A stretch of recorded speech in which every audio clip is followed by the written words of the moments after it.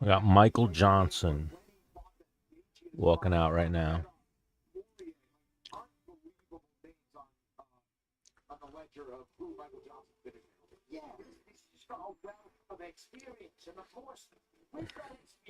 Love Michael Johnson. Big Michael Johnson fan.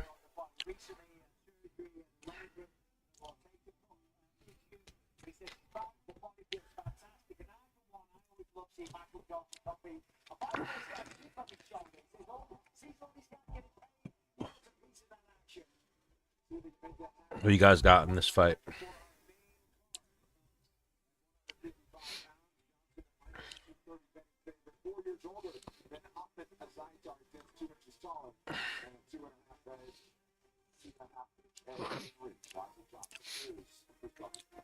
Ladies and gentlemen, this fight is 3 rounds in the UFC lightweight division. Introducing first, fighting out of the corner, a mixed martial artist holding professional record, 13 wins, 2 losses. He's cast like the Menace tall, weighing in at 156 pounds. Fighting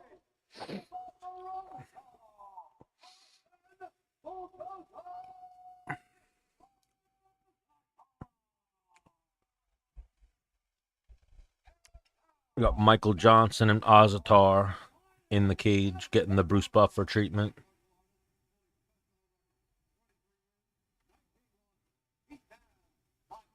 Gotta always ride with the Menace, Michael Johnson.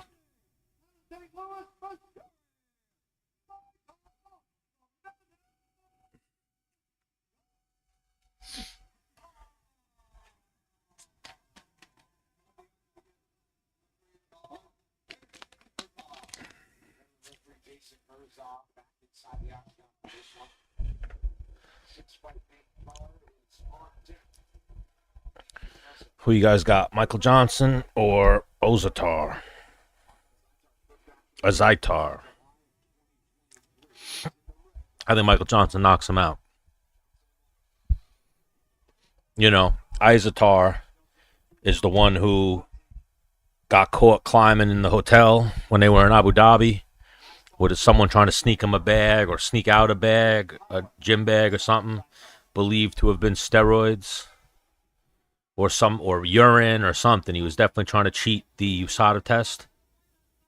Since that incident, the UFC let him go. They brought him back. He's lost 2 fights. And he looks a lot leaner. You know, a lot of the time when you see guys on gear, they're like shiny and they look rock hard. Azatar now looks soft and no longer has that glisten to him. You know, Michael Johnson, though, I always root for Michael Johnson. I'm a big fan of Michael Johnson. I've partied with Michael Johnson, smoked blunts with Michael Johnson. Anytime I see him, it's always cordial, but he always finds a way to lose those fights that he should win. And then I've always heard stories about Michael Johnson in the gym. He's a killer. He's like the guy you don't want to spar. Oh, like, see right there, he almost just got knocked out. But yeah, Michael Johnson's always been game. You know, he has that moment, that Khabib moment. He's beaten Poirier. He's beaten Tony Ferguson. Arguably, he's beaten some of the best lightweights ever.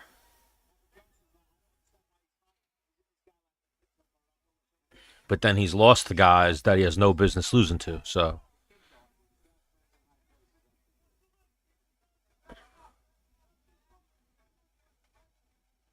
both guys swinging right now.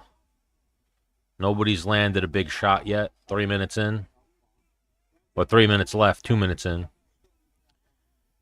I do see Azatar, though, coming close. Like, he's almost catching Michael Johnson on the way out of exchanges. He's throwing that second and third punch, and Johnson's kind of keeping his hands down more than I would like to see him do.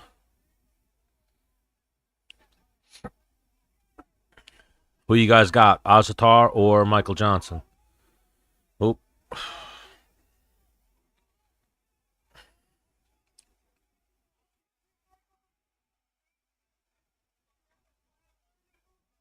Two and a half left. Johnson misses a kick.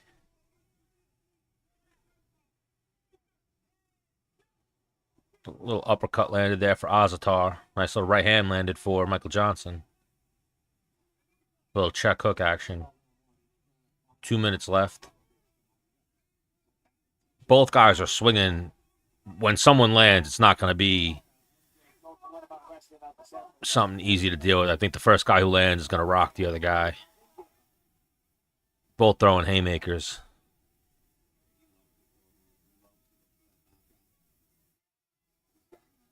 Minute and a half left. Oh.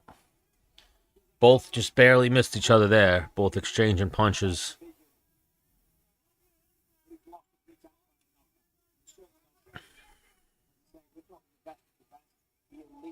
Michael Johnson stalking Azatar right now. Has him backed up against the cage. Both guys doing a lot of feinting, a lot of measuring. Michael Johnson trying to work his jab. Backing him up. Michael Johnson goes for a takedown. Azatar sprawls. Now they're up against the cage. Azatar's got his back to the cage. Michael Johnson's got him up against the cage. Azatar just landed a knee on the break and then a right hand as he exits.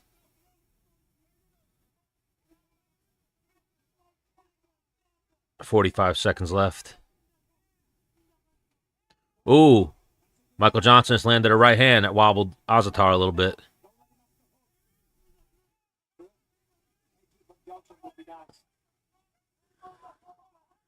Azatar definitely looks a little goofy-footed right now. Michael Johnson's being patient. Oh, he landed another right hook. Azatar just did a little wobble. He might run out of time, though. He's got to fire that straight left.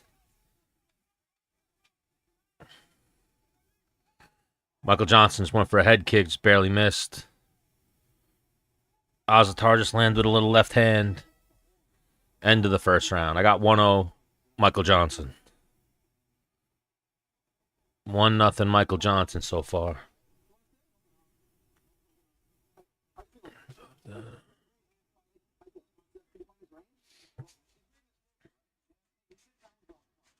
One nothing Michael Johnson so far. So for anybody who smokes blunts, Michael Johnson's a big smoker. Smokes a lot. Smoke a lot of the best smokers under the table. Nice little right hook, right on the ear.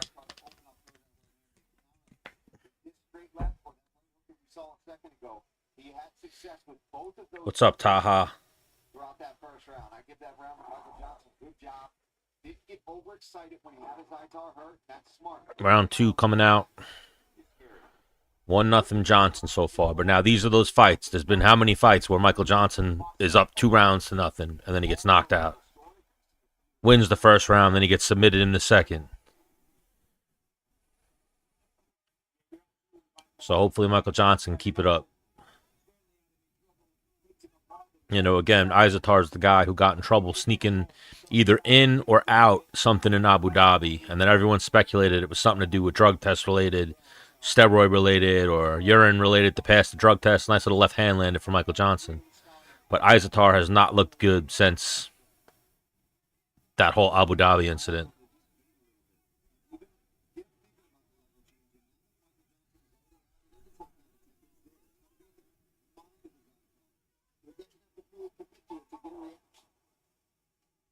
Oh, Azatar landed a little right hand there.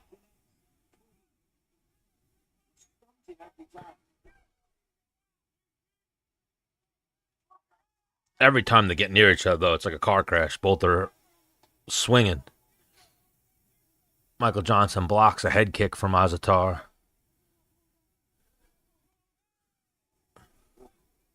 Swing and a miss by both guys. Michael Johnson's definitely dictating the fight. Oop, Azatar just landed a little right hand. Better round right now for Azatar.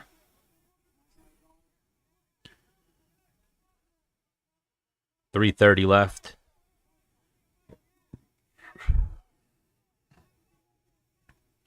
Nice right hand to the body by Azatar. Looks like he's trying to time Eventually moving that right hand up to the head.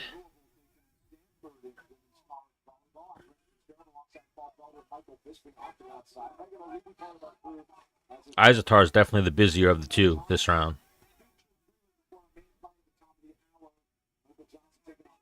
Good jab by Michael Johnson. Izatar answers with a little two-piece, glances the chin of Michael Johnson. Oh, he just landed a... Oh, knockout by Michael Johnson.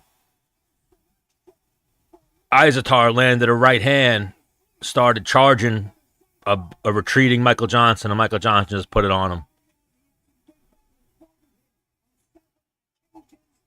Vicious knockout by Michael Johnson. Izatar still down. Actually looked a lot like, I'm going to have to see a replay, but in my head right now, it looked a lot like the Dustin Poirier knockout. Like, knocked him out and then caught him on the way down when he was already out.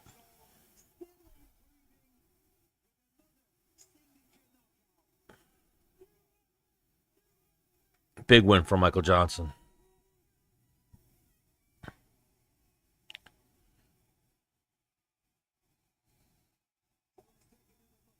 Let's see the replay on this one.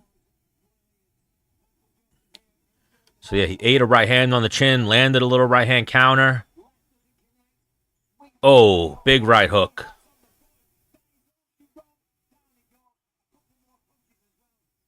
Big right hook by Michael Johnson.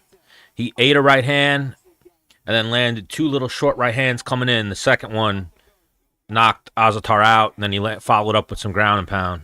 And Izatar is flatlined, out cold. I'm still a contender in this division. He eats a big right hand and immediately answers with that right hook. That's exactly what his corner was talking about. Yeah, they traded punches. Izatar landed a clean right hand, but Michael Johnson landed a little short right hook on his nose, backed up, retreated a little bit. Big right hook right on the chin.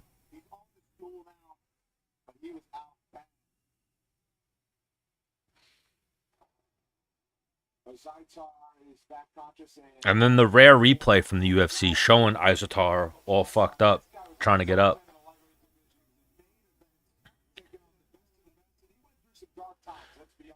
Oof, big win for Michael Johnson there. Very impressive.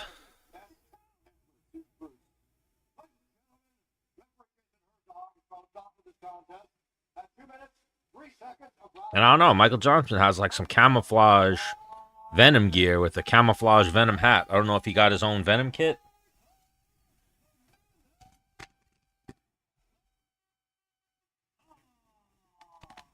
But you better believe Michael Johnson is going in the back to roll up some blunts.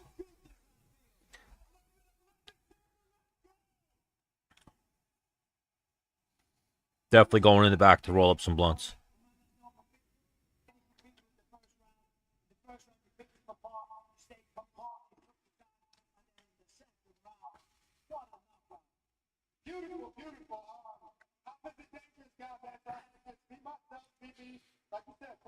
Big knockout win for Michael Johnson.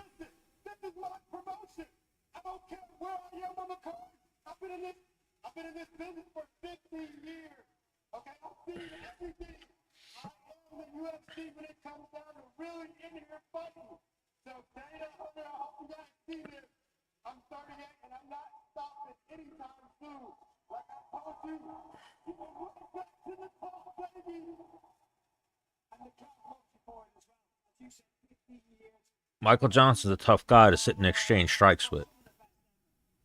Izatar found that out the hard way right there. You know, I will get the mic and call out some people. A teammate out there call out. A teammate I was going to call out.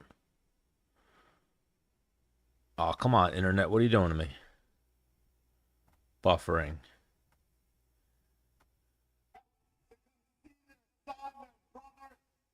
I wonder who the teammate was that he was going to call out.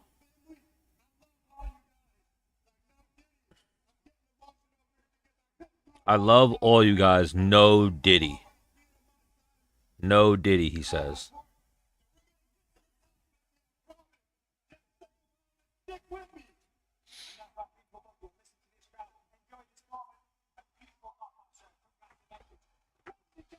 Big win for Michael Johnson there. Who you guys want to see Michael Johnson fight next?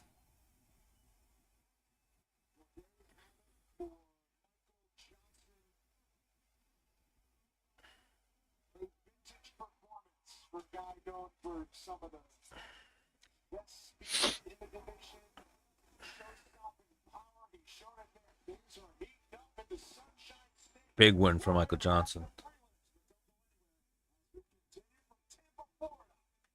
Damn, for Izatar, though, whatever his first name was, I forget his first name, Otto Izatar. That's done. You know, three stoppages in a row since he got off the gear or got suspended for the UFC, came back. He now looks softer, looks less jacked, lost muscle mass. So he was clearly on something.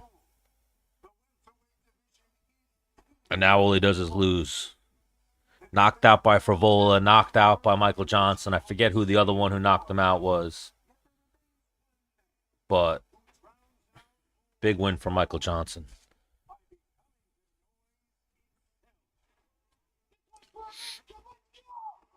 Who you guys got tonight? Colby Covington or Buckley?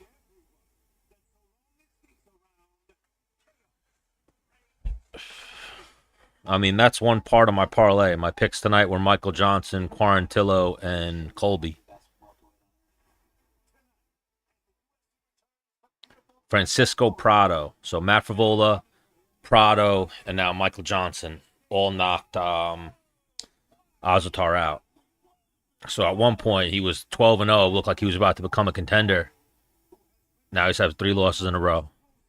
Had the Abu Dhabi incident, and now 3 losses in a row.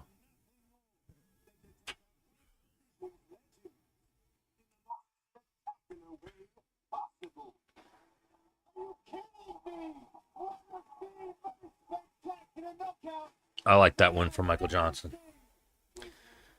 And then, I don't want to see Michael Johnson get, too high, too jumped up of a ranking and get a tough fight because I feel like he always loses those ones. But just give the guy a nice winnable fight against a fellow striker and pay that man his money. Hopefully he gets a bonus tonight. Who you guys got tonight? Colby or Buckley? Thank you for the like, Dopey.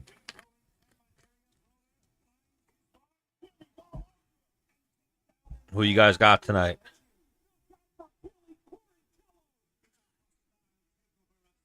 Who do you got in Cub Swanson versus Billy Quarantillo?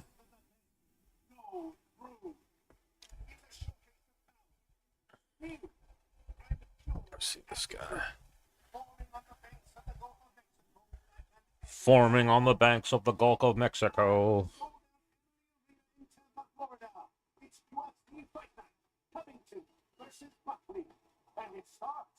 I'm going Colby tonight. I think Colby gets it done.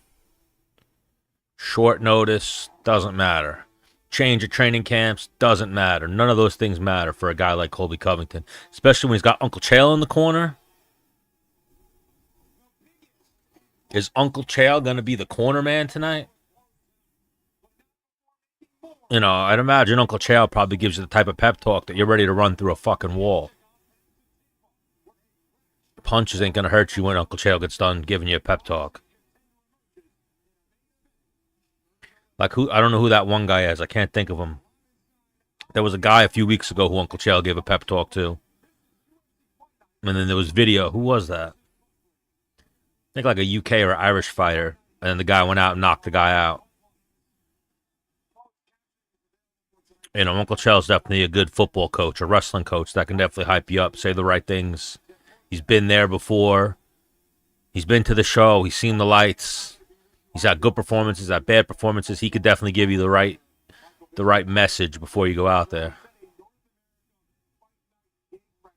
Last month in Edmonton, we snatched that record again tonight. We just keep taking big leaps forward, and we celebrate the finale tonight. What a card it's been. What a card we got. What's his name? Brandon Fitzgerald, Paul Felder, and Michael Bisping on the call.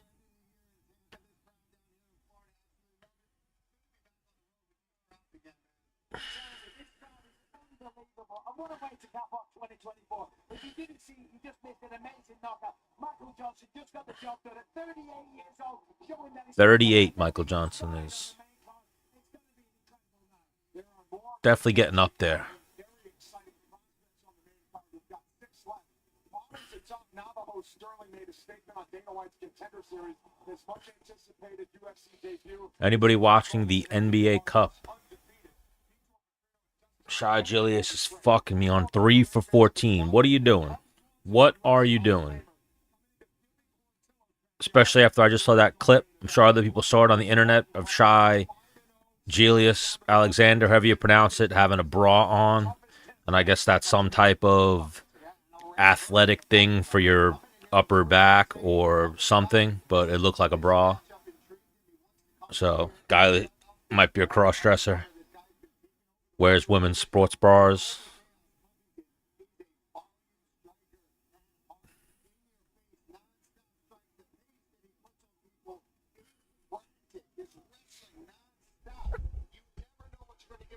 Who you guys got tonight? Colby or Buckley? Colby or Buckley? Who we going with?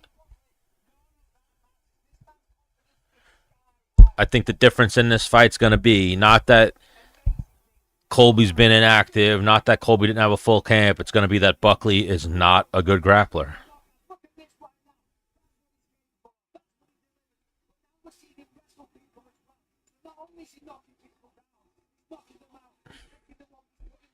If I raise the volume of the fight, they take the video down.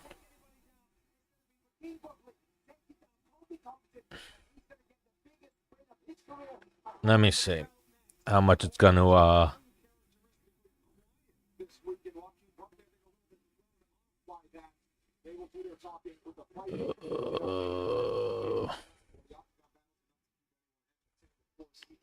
Saturday, that it's in action tonight. A figure fight provides the backdrop for this event as we remember the late great Stuart Scott and what a cause this night. The fight like hell night. Who's the first fight here? What they've done, the money that they've raised for research and everything. Navajo Sterling versus Tuco Tucos. What it does to people, it brings us all together because it's something that we all have experienced in some way or another. And to come here and honor them and honor this foundation and put on this show for everyone that's going through it, for those that are battling it, it's just an incredible night. Such a worthwhile cause, as you mentioned, they've raised literally hundreds of millions of dollars, and it's such a worthwhile cause, and I'm just glad that we still do it every single year. And of course, so what do we got? 1, 2, 3, 4, 6 fight main card. Navajo Sterling versus Tuco Tucos will be the first one. Supposedly, Sterling, really good sparring partner of Israel Adesanya for a long time. Believe he has a kickboxing background, some kickboxing fights, 5-0 in MMA. Huge favorite on this card. You always worry about fights like that. You know, he's only 5-0. To be a minus 900 favorite is fucking crazy. Tucos plus 600 underdog. 2 great gyms, Kill Cliff and City Kickboxing. You know, I mean, for the guys from Kill Cliff and Tucos, hopefully the game plan is get this fight to the floor, because I think right now Sterling is still very unproven at only 5-0. You know he has a kickboxing background. You've seen his striking in MMA. You have yet to see his grappling. Take him to the ground. Yanez fight over 2.5. Let me see. I think so, but the problem, yeah, probably. I like over 2.5.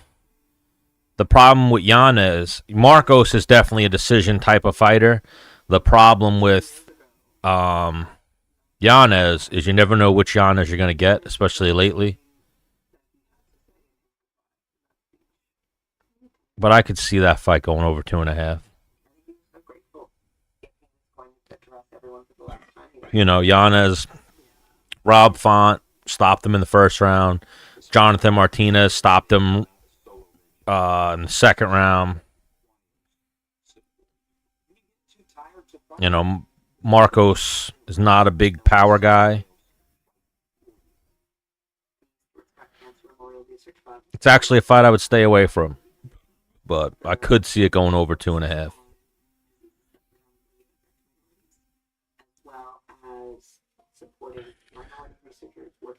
I'm not sure what the odds were on 2.5, but there's definitely better bets I think that you can go with.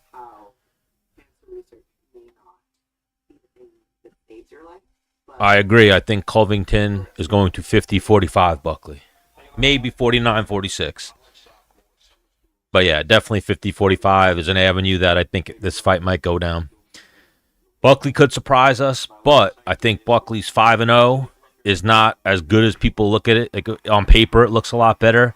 I think Luka had issues going on, still wasn't comfortable getting hit. I think Wonderboy was shot. Wonderboy's been shot for a few years. Wonderboy could beat, the bottom of the top 15. And then even, I don't know if you saw the interviews with Buckley this week. He's like, I learned how to beat Wonderboy by watching his YouTube channel. And then I glanced at it real quick, and you're like, oh, okay. Wonderboy's giving away all of his shit. He's giving away all of his setups, everything he does, and he's still fighting. So you probably shouldn't start doing that until you retire, Wonderboy. Because if you watch all of his videos, you'll see he goes into detail about all his setups, how he does them in fights. And Buckley said he became obsessed with Wonderboy, watched all of his YouTube videos, and then saw everything he was trying to set up in the fight. And then the thing with Buckley is we've seen Buckley's weakness is absolutely grappling. And then we've seen lesser grapplers, I think, do a lot of good work against him in the grappling. And then we've seen granted, people are going to go, it was 6 years ago, but Logan Storley completely dominated him with wrestling.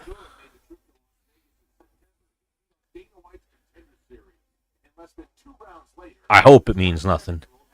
I think that the last time that you saw Colby take a fight on short notice was the Robbie Lawler fight, and that's one of his most impressive performances.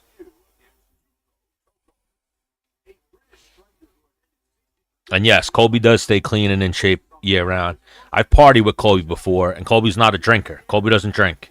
Colby goes out and parties and does not drink. He drinks water. He's just there for, the atmosphere and the good time.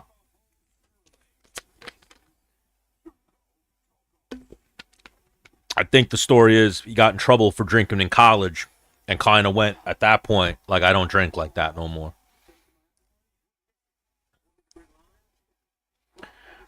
Thank you for the follow, Bean. Or Bin. Bin paid Chino. But yeah, I got Colby tonight. I like the fact that we saw Colby at plus 200. He ended, I think, at plus 170. I think a thing Buckley can, but I think a thing too, Buckley can barrage him and maybe get the referee to stop it, but Colby's got an iron chin. We watch all the times Colby's been hit. And because a thing that happens too, your conditioning is part of your ability to take a punch. So we've seen Colby get flatline, face plant, and pop right back up and be fresh. When you get rocked or knocked down, it zaps your cardio. But if you have amazing cardio, when you get knocked down or zapped, you're going to get up and you're fresh. So I think that's the thing with Colby. He's got a really good chin. And again, you look at Buckley's wins at 170. I think they're more impressive on paper. And they're kind of like Jake Paul beating Mike Tyson. Years from now, you're going to look at it and be like, oh, he beat Wonderboy. He beat Luque. But I think if you factor in how he beat them, what was going on with them when he fought them, they're not as impressive. I could see that. One thing I did see, it hasn't been announced yet, but I know Tapology has it. It's been rumored. Usman was there tonight. They showed a video of him, and he said he's looking forward to maybe talking about fighting one of the people, either guy who wins, but I saw that Usman versus Jack Della Maddalena, if that's how you pronounce it, are probably fighting in Australia in February. Leon is currently without a fight. I saw people saying that they think Leon should fight Ian Gary, but I think Colby's right in the mix for that. Ian Gary, Leon Edwards type of fight. like a part of UFC strategy in booking Colby is Colby moves the needle. Like social media, the numbers go up. I think the viewership numbers are good. So Colby gets a little bit more respect from the company, I think, than other fighters do. I saw that MVP versus Shower Bullet. I'm not sold on Shower Bullet. And then my big problem with Shower Bullet is that he can't fight in America. So it's like he only fights in Abu Dhabi or overseas because he can't get approved by the U.S. Athletic Commission because he has one eye. But MVP's old. And even him, I've never been completely sold on. He's looked actually better in the UFC than I thought he was going to look. I thought his grappling would be more suspect, but interesting matchup. I'd have to lean towards Shower Bullet. He seems like he's good with that level of striker. But even like the last fight, who'd he beat? Armin Petrosian. Take the fucking guy down. Why are you striking with the guy? You're giving him the only chance he has. We've seen that Shower's grappling is suspect. But people keep striking with him. I definitely think it's just one of those things. Same as this fight that's about to happen right now. The guy Sterling has a glaring question mark, possible weakness in the grappling. Force the grappling. Take him down. Punch into a takedown. Punch into the clinch. Like, part of fighting has to be that you exploit the other guy's weakness. It can't be, oh, well, I think I could strike. I'm going to strike with him. He's a better striker than me. What are you doing? You're just gambling, basically, and waiting to lose, waiting to get hit. Like this fight right here, Tuco Tokos versus Navajo Sterling. Both are MMA fighters, but it's a striker versus grappler matchup. Clinch with him, punch your way into the clinch, change levels, make it a dirty fight. Don't sit at range and try to exchange strikes with this guy. Absolutely. I think Gary definitely looked better than we thought. Gary's better than we thought he was. I don't think a lot of people are saying that Shavkat is not as good as we thought he was. I think it's Gary is better than we thought he was.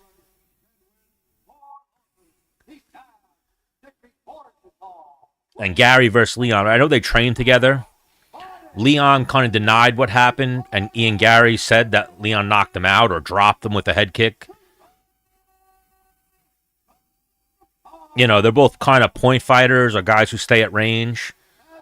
After what the Gary I saw last week, I think he fares better against Leon, but I think Leon's pretty good. Obviously Leon doesn't have big knockout power. He's famous for that kick on Usman. I think just Usman zigged when he should have zagged, got caught. He was winning that fight. It's crazy how that kick changed so much about welterweight. Usman was a win or two away from being arguably the greatest of all time. Now he's definitely second, but he was close to being in the conversation with GSP. Winning that fight. Would have won that fight. Leon would have went to the back of the line because it would have been 2-0 versus Leon because he beat him earlier. Then he gets hit with that head kick. That changed everything. Can't show the fight. They'll take it down. So here's Tukos versus Starling. Immediately, Starling's backing him, Tukos up.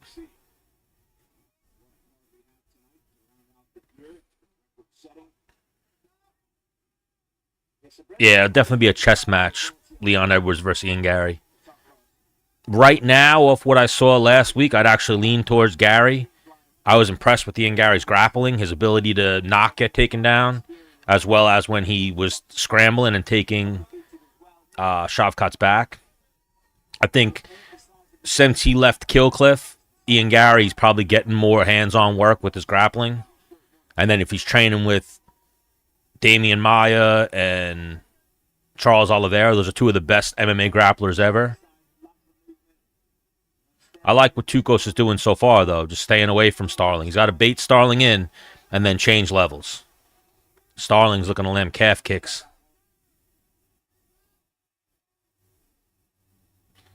Tukos got to take this fight to the ground. This guy's too rangy.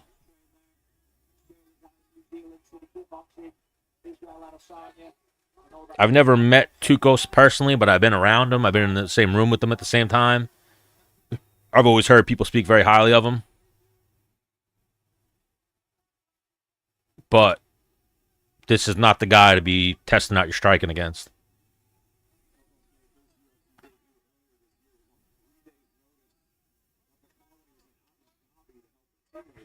And then my favorite is Tukos was the one standing next to, I know Drisket DDP, Dricus Duplessis has trained with the Kill Cliff guys. He's friendly with a lot of the guys. Tukos is like friends with him, so Tukos was standing right next to him when the thing with Sean Strickland happened. When Sean Strickland was like to Gilbert Burns' family, can you just move over for a minute? I got to go talk to this guy. I think Tukos is one of the guys, if you go back and watch the video, is one of the guys trying to break up the altercation.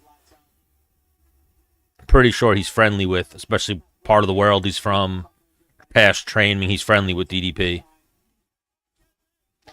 Oh.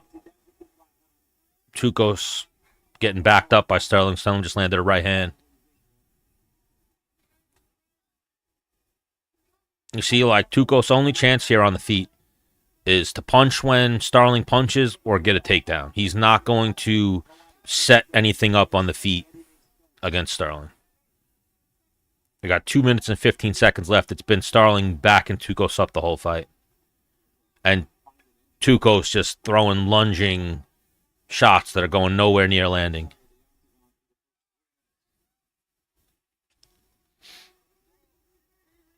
Two minutes left. Right hand lands for Tukos. Right hand to the body. For Sterling, excuse me. Tukos just landed a low kick and then tripped. Got backed up by Sterling. Oh, now Sterling landed a left hook to the body. Is jumping on him.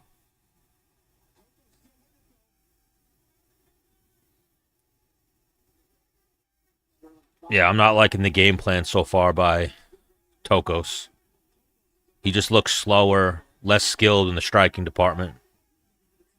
And see, this is what I'm saying. 4 minutes. Oh, now he's getting teed off on against the cage. 4 minutes in, and he hasn't attempted a takedown, a clinch, anything.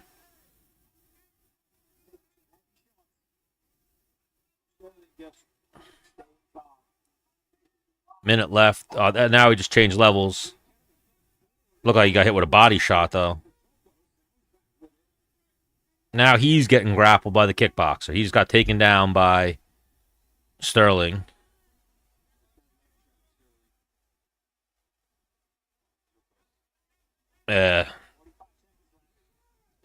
Tukos is looking very outmatched in this fight.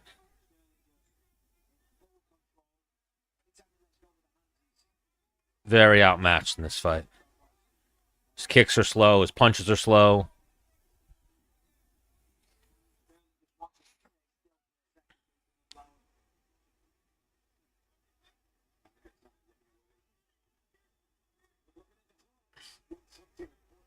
I liked Michael Johnson. I like Billy Q, and I'm going with Colby. Like a fight like this, there's no lock in this fight. You're not going to get any return. Like what? Come on. Tukos just like pulled guard, it looked like. Like just fell down. So that's not looking good for Tukos. I don't think the Tate brothers are there. They're from Romania. They live in Romania. Why would they be in Tampa? Are they friends with somebody that they're supposed to be there? I do think some of the Trump family will be there, though, because it is a Colby Covington fight. I don't know if the Donald will be there, but I do think his kids will probably be there supporting Colby. I wouldn't be surprised if we actually saw Barron Trump come out to a fight tonight for Colby.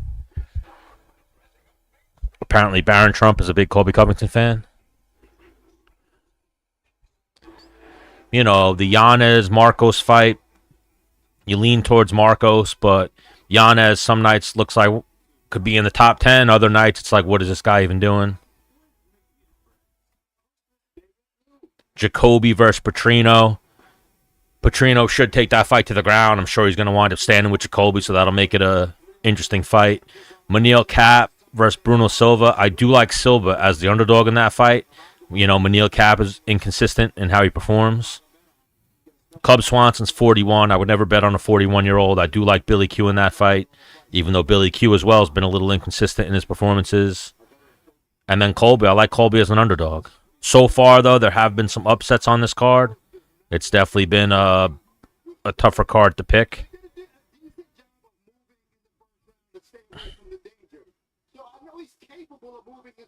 Just a question. Geez, I wasn't mad about your question. I was just asking, is there a reason why the Tate brothers would be there? Is what I don't know. I don't know if you were insinuating that they're friends with Tukos or they're friends with Starling. All right, here we go. Now Tukos got a takedown, or at least went for a takedown. I missed the entry. But, like, this is where he has to be. Not trying to just pick him up and throw him. Let's see some fucking chain wrestling. This guy comes from a very high-level room. High-level wrestling practices. I think Billy Q's good. I think he's had a couple of tough fights. And I think Cub Swanson's small. Cub Swanson's a 35er. Could be a 35er. Now he's fighting at 45. He's old. I think Billy Q definitely has size on him. It's a 3-round fight. The crowd yelled something, so they just muted it. Sterling is fighting Tukos right now. See, like right now, this is good for Tukos. He's got Sterling in a front headlock. Oh, now I just let him back up. I was just about to say how Sterling's looking tired, but now he just got up. He just landed a knee. Tukos needs to get back on that grappling. He's just a punching bag on the feet. Elbow by Sterling. Like, I don't even think Tukos has landed a punch on the feet. Everything he's been throwing has just been slow and very easily avoidable for Sterling. Like, dare I say, Tukos does not look like he has UFC level striking.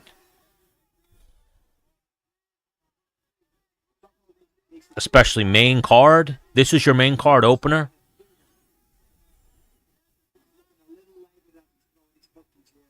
They should have put Michael Johnson as the main card opener. But yeah, I like Billy Q over Cub. Could see the fight going either way, so I wouldn't call it a lock. I actually don't call anything a lock. There absolutely are no locks in fighting or gambling.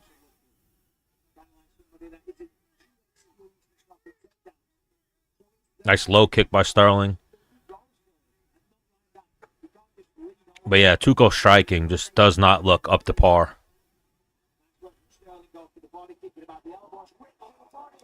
Sterling's done a lot of good body work that it's starting to wear now on Tukos. Tukos just finally grabbed the clinch and pushes Sterling up against the cage. This is what he needed to be doing from the jump. But now he's gotta start showing some chain wrestling, showing some type of ability to get the fight to the ground.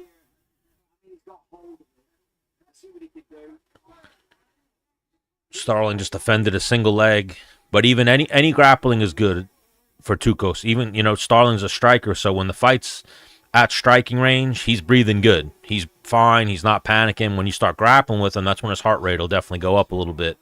Start fatiguing him. The crowd's not liking this fight right now.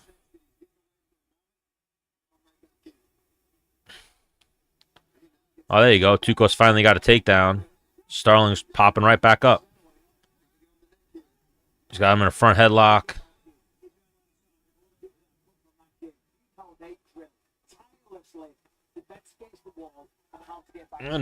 He's got to do something because even with this grappling, he's not going to steal this round. Hasn't landed a punch. He's just been punched around the octagon other than this one grappling exchange. Oh. Tukos just started trying to take Sterling's back. He's got one hook in. Not enough time left, though. 20 seconds. Nice little butterfly hook, and he's back to his feet for Sterling. So, yeah, that's going to save him from possibly losing the round there. There's no way the judges should score 20 seconds of grappling for Tukos. More than likely 2-0 right now for Sterling. who I believe was the biggest favorite on the card, if I'm not mistaken.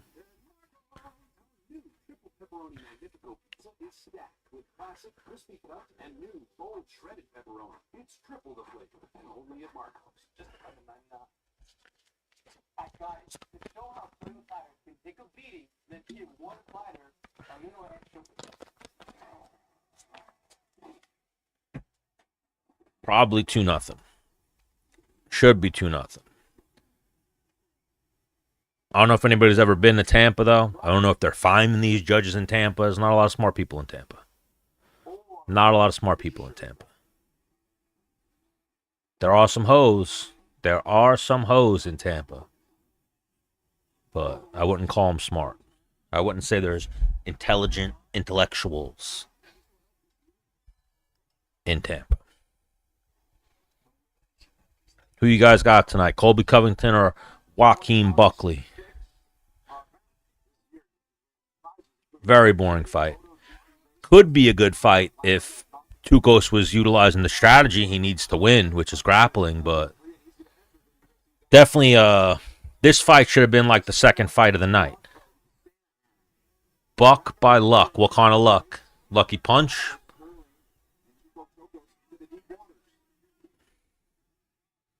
I actually think I could see a good performance by Colby. I think Buckley has a glaring hole in his game, which is his grappling. You know, a lot of that top 15 to like 4 or 5, other than Gilbert Burns, there's not a lot of good grapplers. You know, as you start getting into like the top 7, you see everybody's a really good grappler. Like if it's not, even that, if it's not Colby, it's going to be the next fight that stops Buckley. He's going to run into the issue of grappling.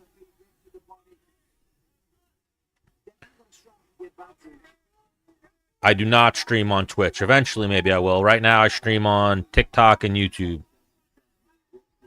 What do you think Tito tapped? Are you saying Tito tapped to Chael's choke? Tukos is doing better at the start of this third round. He's actually landed his first couple of punches of the fight.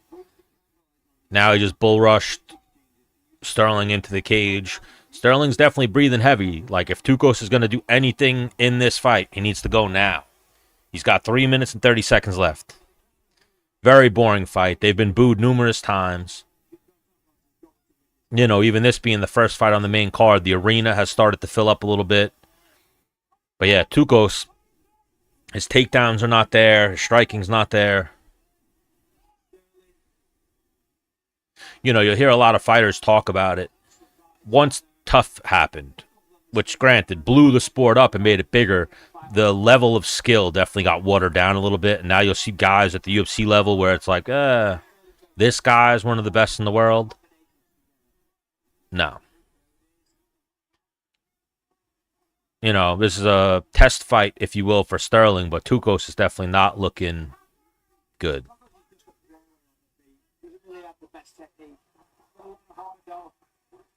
Bisping just said it very well. Does not have very good technique.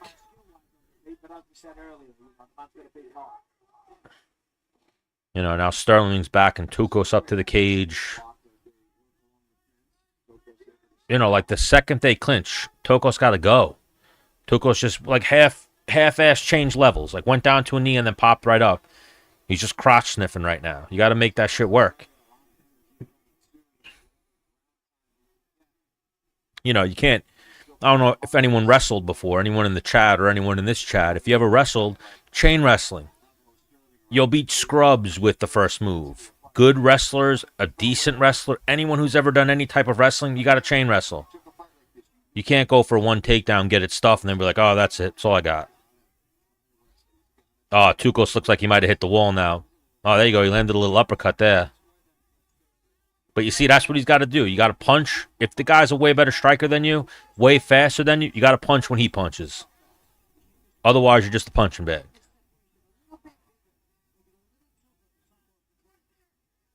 You know, I'm sure a lot of fans, I know myself personally, I hate when I see guys get hit with something and just keep going.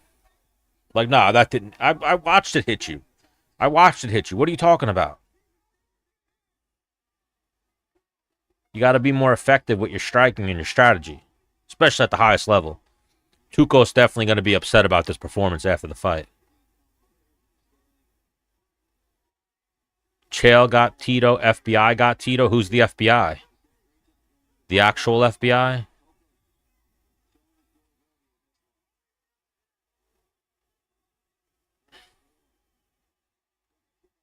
Oh, Tuco's got rocked with a body shot right there. 45 seconds left. All right, he's still on his feet, though.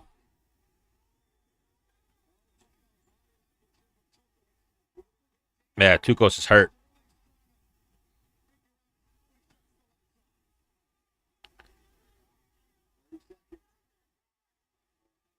Yeah, 25 seconds left. Sterling might finish this fight right now. 20 seconds left. Tucos right now is just trying to hold on, make it to the end of the fight. Changes levels, gets stuffed. And that'll be the end of the fight. It'll end in a front headlock with Sterling on top.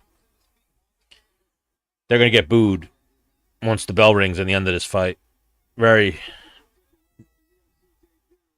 very boring fight. Very terrible fight for both guys. I mean, for Sterling, not very experienced, so he's just gaining experience right now. You could say a good fight for him, but not a good fight for Tucos. Not a good fight for Tucos.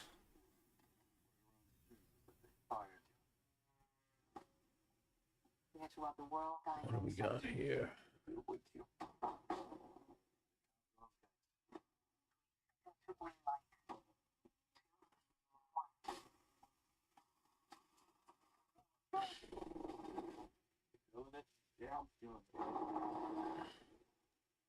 Definitely should be 30-27. Get that shit off my TV, though. You know, Michael Johnson versus Azatar was a lot more exciting of a fight. That fight should have been lower down on the card.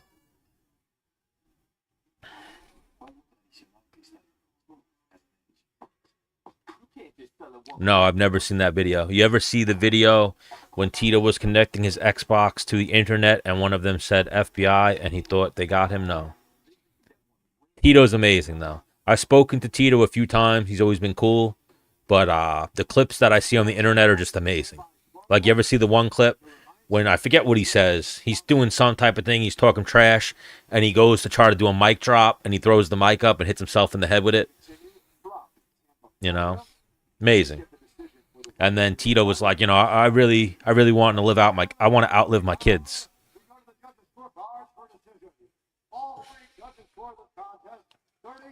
Like, whoever says anything even remotely along those lines that they want to outlive their kids.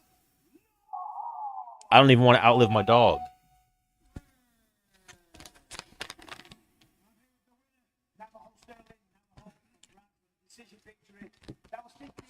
Navajo Sterling. Would you guys name your kids Navajo?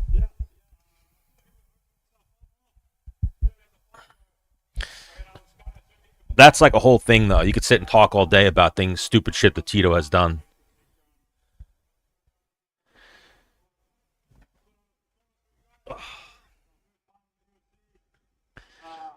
You know, amazing things when Tito was matched up with Chael and they were doing all the interview stuff and, like, Chael fell asleep and started snoring into the microphone.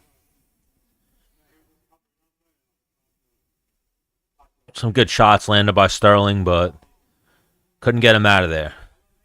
I feel like that's the first time Sterling's gone to a decision, if I'm not mistaken. So, you know, that's good work for a young guy.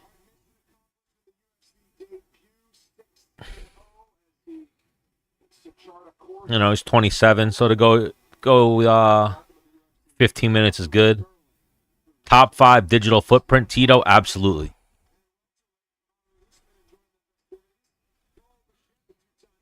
You know, I see a lot of kids today wearing Young LA. Oh, there's the legend Mark Coleman. So I've never actually geeked out of any fighter I've ever met except for Mark Coleman. I met Mark Coleman at Ring of Combat in Atlantic City. And, you know, I watched him when I was a little kid. So to see him, I was like, holy shit, it's Mark Coleman. And then he was humble and cool. But then me, you know, it was Atlantic City. I was in party mode.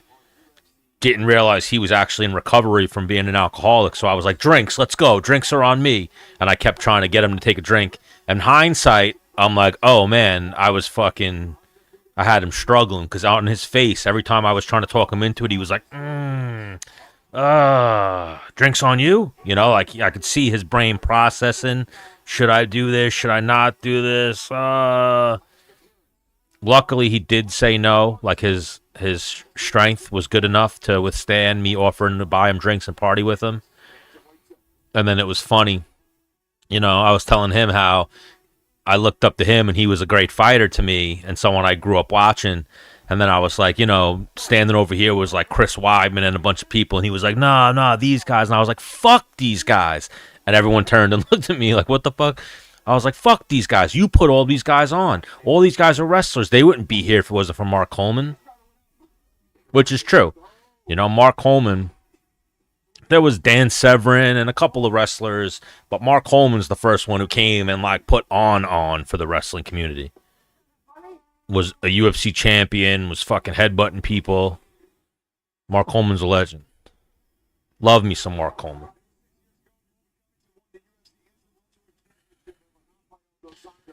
So I am a little worried, or at least it's definitely an arising thing with Colby Covington switching camps again. You know, anytime you see a guy switch camps, it's like, oh, shit. But then when I started hearing where Colby was popping into and switching camps, if you will, in Florida, thing about Florida and Vegas, there's a lot of really good gyms. So, like, you can go any direction, you know, half a mile, a couple miles, and a town over, you'll find a hole-in-the-wall gym, but it's got, you know, world-class talent in it. And I think that's what, or I know that's what Colby has in Florida is. I saw him training with Fight Sports, where if you look up Fight Sports, it's a little small gym with a couple of satellite schools, but it's like one of the gyms is Cyborg Abreu's, the other gym is Jay-Z Cavalcante's. Every one of the gyms has good guys in it, like named jiu-jitsu guys. So I like what Colby's trying to do. Switching it up, build his own little team. Thank you for the follow, Karen. So yeah, I'm not too worried about Colby changing gyms or changing training partners. I feel like sometimes you got to do that. And then the reason he gave was that the schedule wasn't linking up with MMA Masters, but I don't know if that's necessarily true. I feel like it was a lot of same way American Top Team got kind of tired of Colby's routine. I feel like MMA Masters might have got tired of Colby's routine.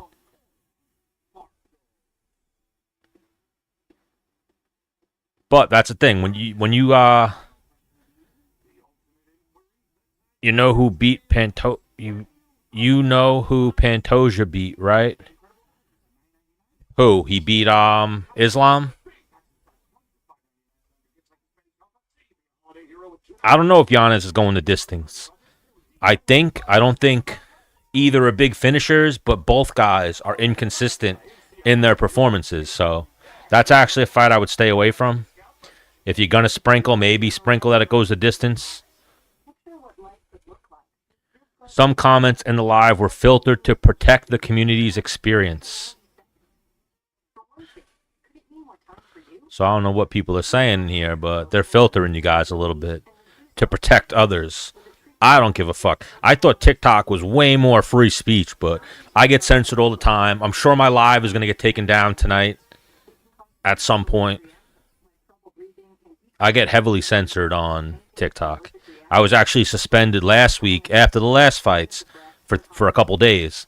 Do I think the only other option for John's last fight is Tom? I don't think John's last fight is the next fight. I think that we have a few more fights from John. If the UFC's smart, this is a $1 billion company. They need to pay John Jones his money, and they will get Aspinall versus Jones, and then they will get Alex Pereira versus Jones. Both of those fights generate insane amounts of money. Terrible if they don't make either one of those fights. And it's similar to that time I don't know if anyone remembers it. UFC, whatever, 282, when I had a back and forth with Dana. That's what I was getting at, is are we really going to let Stipe just retire and go off and be a fireman and not give him a bag of money? Like, you're a $1 billion company. Throw money at these guys, get them in the cage for their last fight, their second to last fight, their last couple of fights, and you'll make your money back. I think the problem that we've now seen, Dana White does not like anybody who asks for more money. Like, his beef with John Jones for the last 10 years has been predicated off of John Jones always wanted more money. So, if you ask for more money, the UFC does not like you. John Jones just happens to be the top of the top of guys who have asked for more money. So it's like they have no choice but to give in to his demands. And I think also I've talked about it, I think the Francis Ngannou negotiations, Dana White's thing with his wife, a lot of things happened right at that time period that they had to give in to John Jones. Just to steal the news. Just to get the shit with Dana and his wife out of the news cycle. Just to get them losing Francis Ngannou out of the news cycle, they had to get John Jones back. So they gave in to his demands. They never give in to fighters' demands. Ever. That's why we've seen fighters leave. That's why we've seen Dana shit on fighters. A lot of negotiations happen publicly. If you ask the UFC for more money, they drop you down a peg. They let you know, like, come on, bro, we don't need you. Yes, Anthony, I saw them clutch up OKC. I think that's where Aljamain Sterling stands. He asked for more money. He tried to negotiate. He tried to tell them, let me wait it out and get better money. And they were like, you know what? We don't like you. We don't fuck with you. Which sucks, because if you look at it on paper, Aljamain's in the conversation of the greatest bantamweights of all time. And the UFC kind of threw that out the window by treating him like shit. You know, he should have gotten an immediate rematch with O'Malley. They knew they already kind of stacked the deck against him with O'Malley. Terrible, terrible. And the thing is, I always talk about it too. Once you hit 35, you start going downhill. And just numbers don't lie. Like, if you look at the statistics of people fighting in title fights after 35, fighters in general fighting after 35, unless it's heavyweight or 205, they don't have that good of results. Aljamain just turned 35. So, like, the time is now for him. And I saw Aljo say he doesn't know if he wants to go through the gauntlet again of working his way up to a title shot. When I actually think he shouldn't have got, being one of the most credentialed bantamweights ever, he shouldn't have got fucking, what was that guy's name? My brain. Who was the first one he fought? He's the guy from Massachusetts. Why can't I remember his name? My brain's completely drawing a blank right now.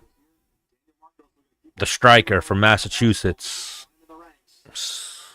The first fight he got at 145, forget who it was. He shouldn't have got that fight, and he shouldn't have got Mosviar.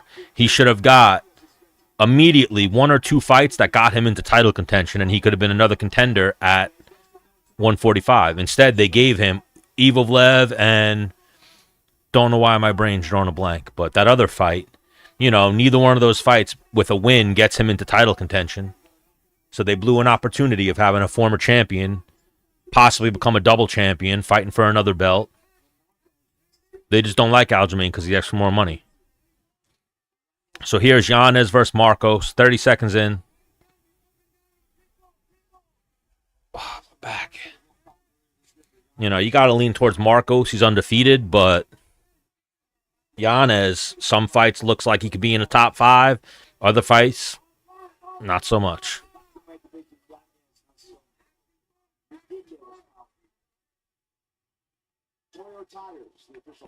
Minute in, feeling out process, couple of calf kicks exchanged so far.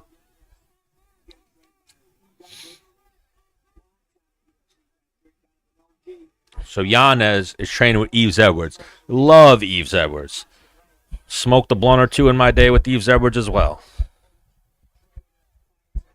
Big Yves Edwards fan.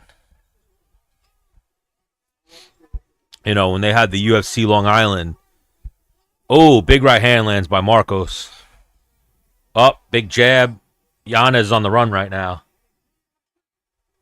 Marcos landed a big right hand that made Yanez kind of do a little stanky leg.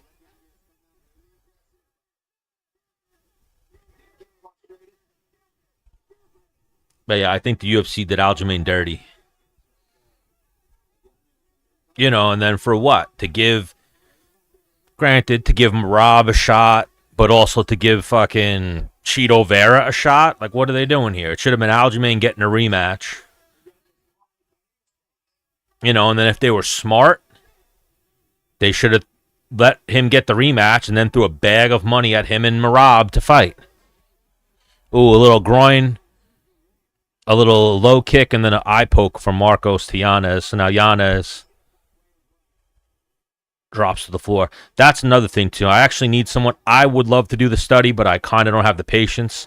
But I need someone out there to do the study of record once you get fouled. Like, usually the guy who commits the first foul is who wins the fight, as well as fighting over the age of 35. Oh, yeah, he just hit him with a low blow and then poked him right in the eye. Hit him with a little 2-for-1. So, I mean, right now, like the odds, he was already losing the fight, but the odds in this fight need to change drastically to Marcos.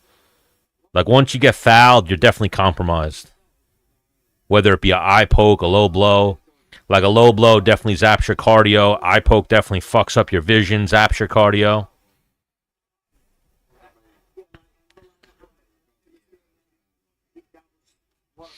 Yep. They definitely made him a gatekeeper, and they didn't like the whole thing with Marab. And you know what's crazy about that is it was kind of the media asking them about it. Like, the UFC never presented a contract for either one of them to fight each other. They were just kind of talking about it because the media would ask them questions about it. And then I guess the UFC hears the interviews, the UFC gets wind of it, and then they kind of go, oh, so you're saying you wouldn't fight somebody? Like, you wouldn't fight a fight if we told you to fight it? Okay. We see how this is going to go. You know, like the UFC, for lack of a better way to put it, they want you to take whatever they say. They offer you a fight, take that fight. You don't want that fight? They have a list of guys, they move you down the list. That's the way the UFC works. You know, you'll see guys like, that's why, I love Conor McGregor, because Conor McGregor never said no to a fight. You know, Dana's biggest, the guys, I know he's a big fan of John Jones, but all the guys that Dana's always been a fan of behind the scenes are guys who never say no to fights. I know that's why he loves Colby. I know that the narrative is that Colby has turned down fights. That's not true at all. That's Ian Gary spreading misinformation and other fighters spreading misinformation. As far as I know and I've been told and I've seen is Colby has never turned down a fight. Colby doesn't turn down anything. You know, like it's same thing as Marab and Aljo. The fight was never even offered to either one, but somehow the narrative became that they both turned down the fight. The fight was never offered to either one. You know, like they're saying Colby didn't fight Ian Gary. From what I understand, he was never offered Ian Gary. You know, if the people want the fight and just think the fight, oh, that fight should have happened or could have been offered, if it was never offered, it was never turned down, you know? I think that happens a lot.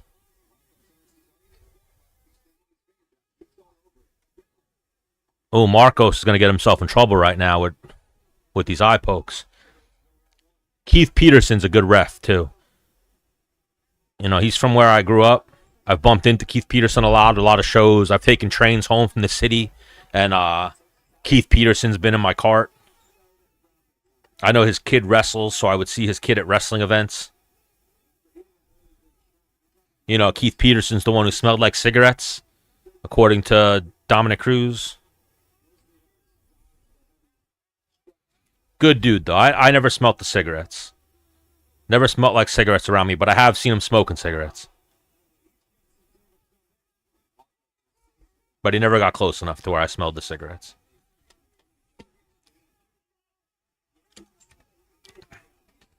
So, we're back in action.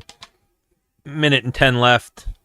I'd have to say this first round, even with the low blow and the eye poke, have been Marcos's.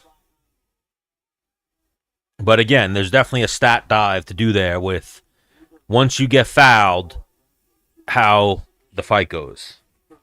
You know. That's why the best fighters you'll see are the ones who just fight without any worry for the rules. And, you'll see even a guy like Chandler, if the referee doesn't call it, it's not a foul. If you see it and, that's clearly a foul. If the referee did not call it a foul, it's not a foul. And then look at the way fighting plays out. You get fouls. You get fouls before you get in trouble. Like Marcos got to kick him in the balls and poke him in the eye. Nothing happened. He gets a warning where if he does it again, there might be some repercussions for it. Good elbow by Marcos against the cage. 10 seconds left, so that'll be a 1-0 first round there for Marcos.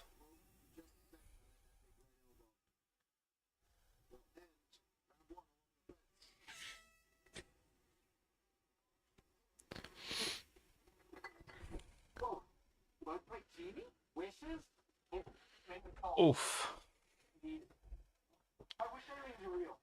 Who you guys got tonight? Colby Covington or Joaquin Buckley?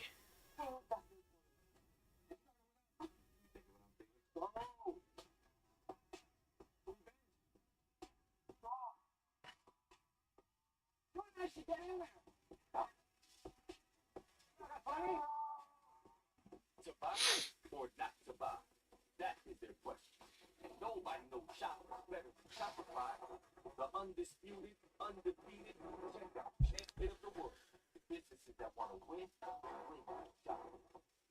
This is the story of the one.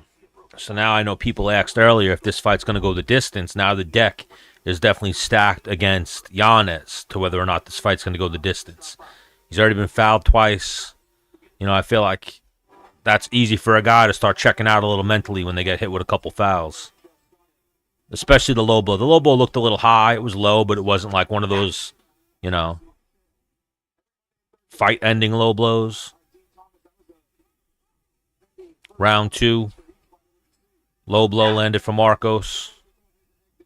Marcos going for a takedown.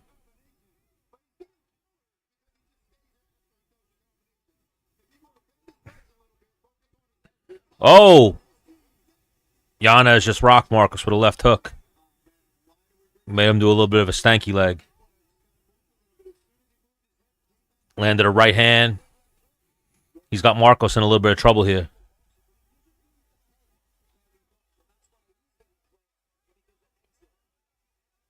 Yeah, Giannis caught him a couple times right there. Minute in. Looks like he cleared his head a little bit. He's definitely, Marcos is standing very upright. He's there to be hit.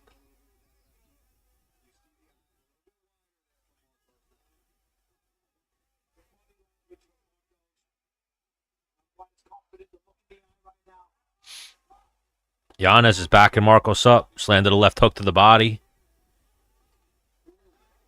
Marcos lands a body shot right back. 3:40 left.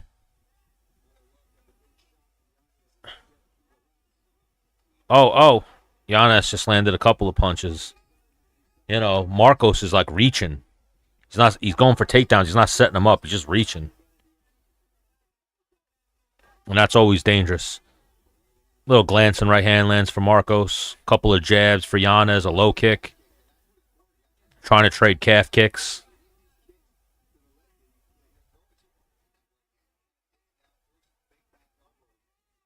Oh, good left hook landed for Marcos. And a right hand landed right in the back of the temple. I almost said back of the head. It looked like back of the head a little bit initially. Oh, another right hand by Marcos. Yanez blocked the head kick.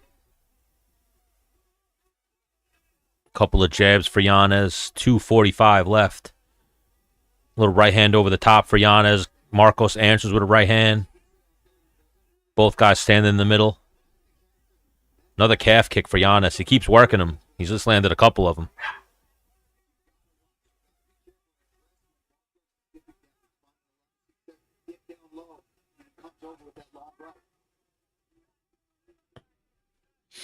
Ooh, flying knee just barely missed for Marcos. Calf kick lands for Marcos. Both guys definitely working the calf kick. And what's crazy about those, They add up, but then it's also like a punch to the chin. Just takes one to potentially change the whole fight. Buffering. Come on, guys. What are we doing here? ESPN. Nice right hand lands for Marcos. Minute and 30 left.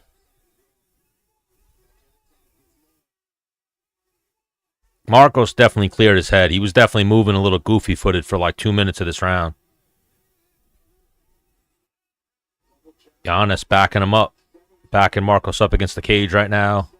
Marcos is circling.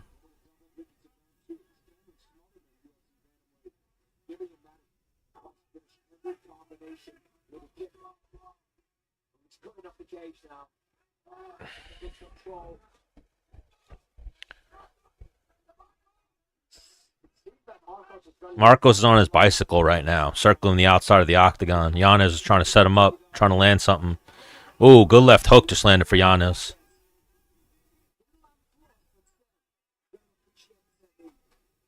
Ooh, good right hand just landed for Marcos. Another right hand landed for Marcos. Giannis doing a good job of rolling with him, but he's definitely getting hit with some clean punches. Another calf kick for Marcos. Giannis is back, working his jab, trying to back Marcos up. Definitely 2 close rounds, but up. Marcos reaches down, tries to grab a single leg. Giannis goes for a guillotine. Marcos backs out, goes for another flying knee. No setup, just got hit with a right hand, left hook. Ooh, just lands a big overhand right. End of round 2. That round was tough. I'm going to have to lean towards Giannis for that one. So this fight might be 1-1 going to the third. Both guys need this next round. You know, again, Tampa, not the smartest people. So if we got Tampa judges, who knows how they're judging this fight? Bunch of fucking idiots in Tampa. Couple of hot chicks, but a lot of stupid people. I'm sure you guys all saw that's where that one guy was from. What the fuck was that guy's name? The boat guy with one leg. That guy was from Tampa.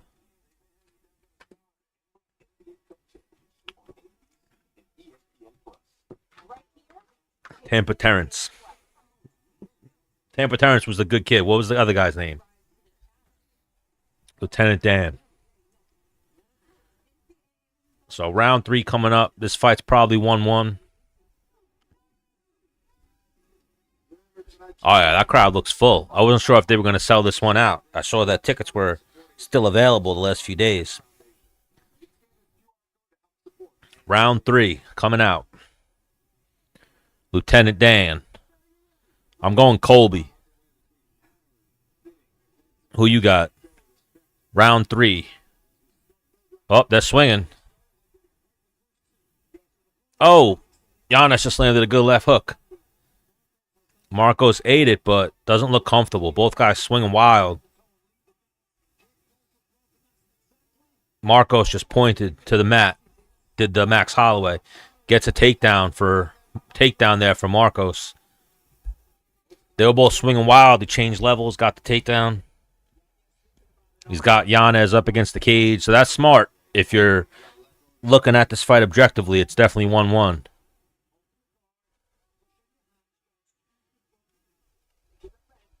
But that first round, too, depends on what the judge's scoring, where he's sitting, what he saw that first round. So now we got Marcos holding Giannis down. Giannis looking to take some deep breaths, get his energy back before he explodes back to his feet.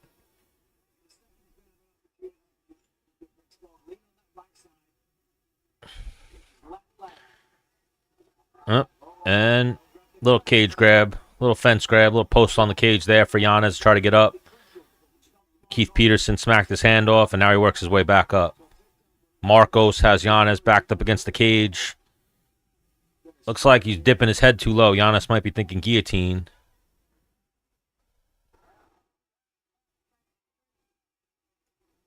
You know, that's exhausting when you have someone hanging on your head like that.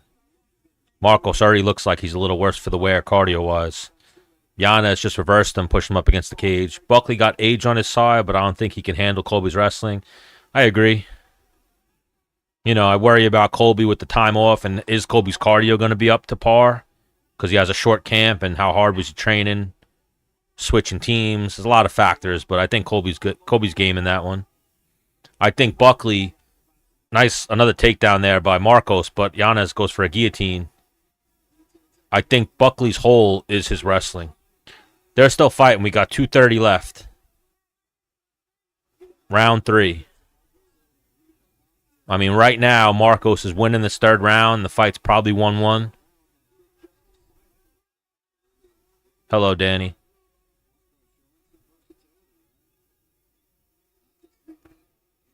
I mean, for lack of a better way to put it, a little bit of lay and pray by Marcos this third round, but he's gotten 2 takedowns. He's been controlling Yanez. I know a lot of people in the chat earlier were asking, is this fight going to go the distance? Is this fight going to go over 2.5? It's there now.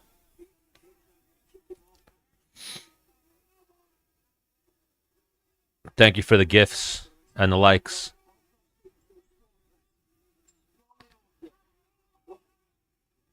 Yanez trying to work off his back, land some up kicks, uses butterfly guard. Oh, he almost had a triangle there, but Marcos pulls out. Looking to pass. Can you free Palestine, please? I would if I could. I don't have the ability to, but talk to Trump when he gets in office.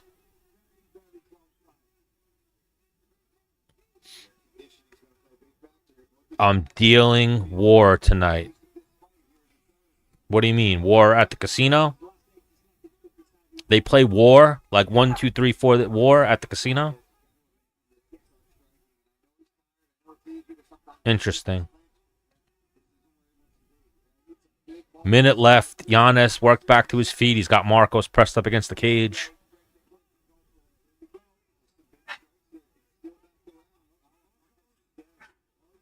My dog's barking at me.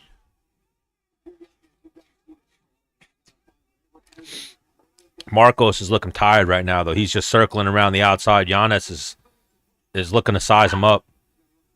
Ooh, a couple right hand landed for Marcos. Joe, come here. Oh, yeah, Marcos is exhausted. 30 seconds left. 25 seconds left. So now the judges, I mean, Marcos' body language is not good right now. In a close fight, a close round, he was just getting takedowns. He wasn't doing anything with the takedowns. I think Marcos, if we're going off the scoring criteria, but Yanez was definitely doing more toward the end of that round.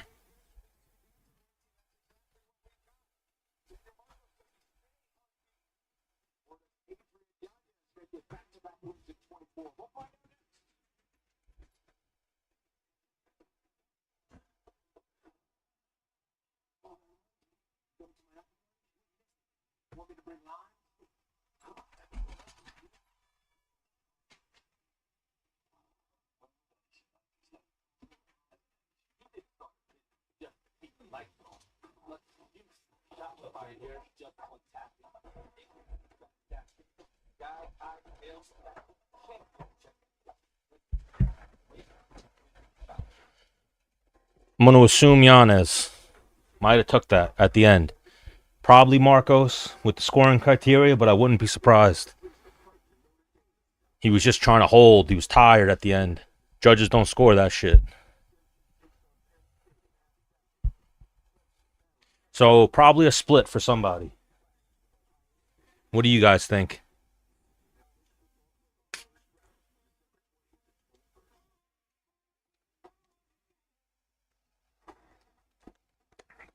And they don't have him in the center yet, so they're doing time.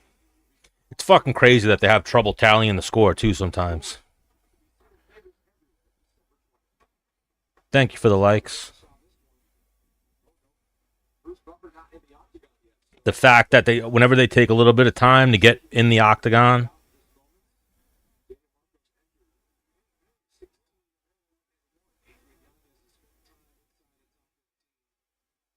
definitely a split for somebody. Leads me to believe that it might be for Yanez. Here's Bruce.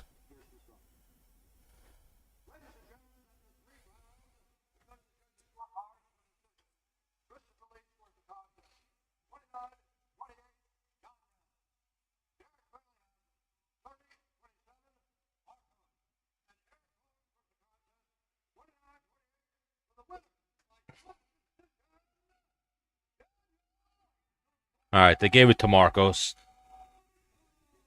You know, those rounds are tough. You can't just go for takedowns and do nothing. If he would have postured up one time, it would have been clear cut for him. But the fact that he was just laying praying is what almost cost him that fight right there. So Marcos wins the split decision. They're in Tampa, like I said. Bunch of fucking idiots in Tampa.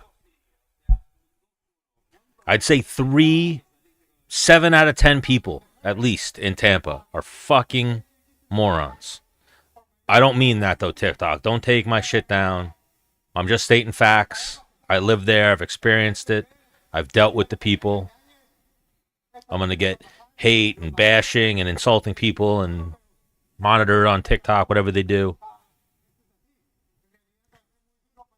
for stating facts, for stating things that are true about Tampa.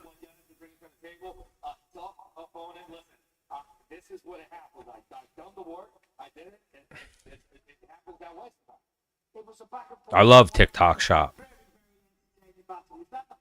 Love TikTok Shop. Don't let me become rich because I'll buy the whole TikTok Shop.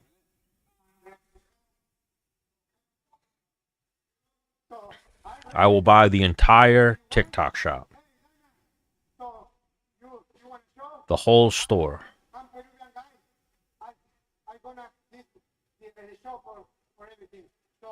Has anyone in the chat ever bought anything from the TikTok Shop? Say that after you. Why? Because they'll keep me up. Love me some TikTok Shop.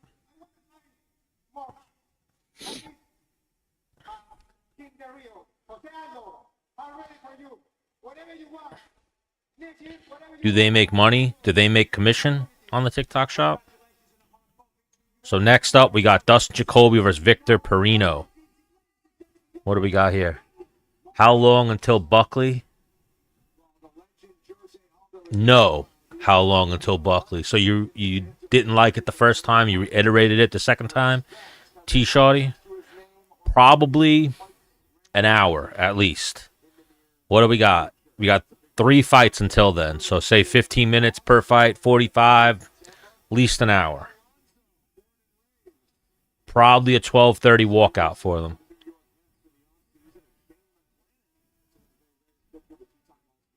Probably a 12:30 walkout for Colby and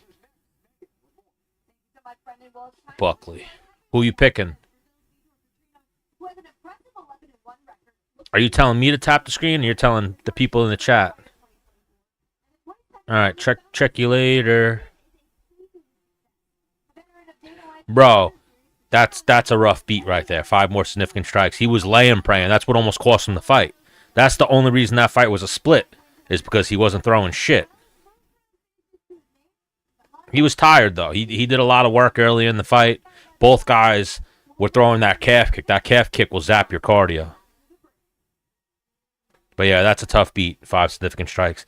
That's always a tough bet, I think, because then the people counting the strikes, I don't feel like are always counting them accurately.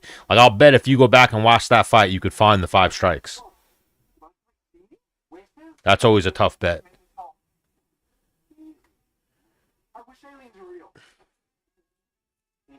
No was the answer to your TikTok Shop question, so you've never bought anything from the TikTok Shop? I'm always tempted. I see a lot of good shit. I was contemplating the other day buying a cotton candy machine for my niece and my nephews. I remember one time for my little cousin's birthday party, we had a cotton candy machine. We made garbage bags. Before we returned the rented cotton candy machine, we made garbage bags full of cotton candy. But this was in Florida, so the humidity, when we all of a sudden we went in and the bags were all shrunk, and they turned back into sugar. But yeah, they got some cotton candy machines on their TikTok shop. I see a lot of crazy shit on there that I'm like, how the fuck do they sell this? Luckily, though, for my Tampa bashing, I did not get a warning. Hopefully it doesn't happen.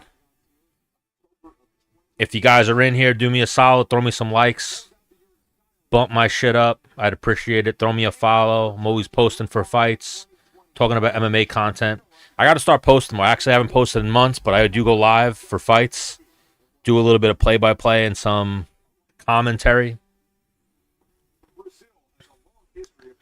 Up next, we got Petrino versus Jacoby. Clear path of victory for Petrino here. Take the fight down. If he strikes with Jacoby, 50-50 fight. Both are then capable of knocking the other guy out. And now you could even say, what are you talking about? We saw Petrino get choked out by Anthony Smith. Anthony Smith's got pretty good jiu-jitsu. I feel like if you look at all the grapplers, you could almost say Anthony Smith's one of the elite grapplers at that weight class. So getting caught by him isn't too bad.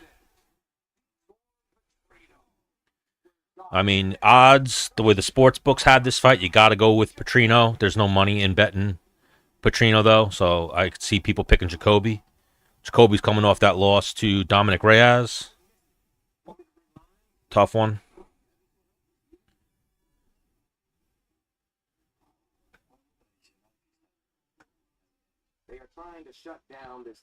Who you guys got tonight? Colby or Buckley? Colby or Buckley fight is probably like an hour away before they make the walk. Do this. First, scan the QR code to go to getfridayplans.com. Then, you select if you need generic Viagra or Cialis, the quantity you need, and the dosage. I'll pick 100 milligram. Thank you. Pumping out Viagra commercials on ESPN2. You're better than that, ESPN. 87 cents for each 100 milligram generic. You're better than that, ESPN. 20 milligram Cialis is the same price. The prescription and Who you guys got tonight, Colby or Buckley? Billy Q or Cub Swanson? Scan the QR code or go to getfridayplans.com now. Oh.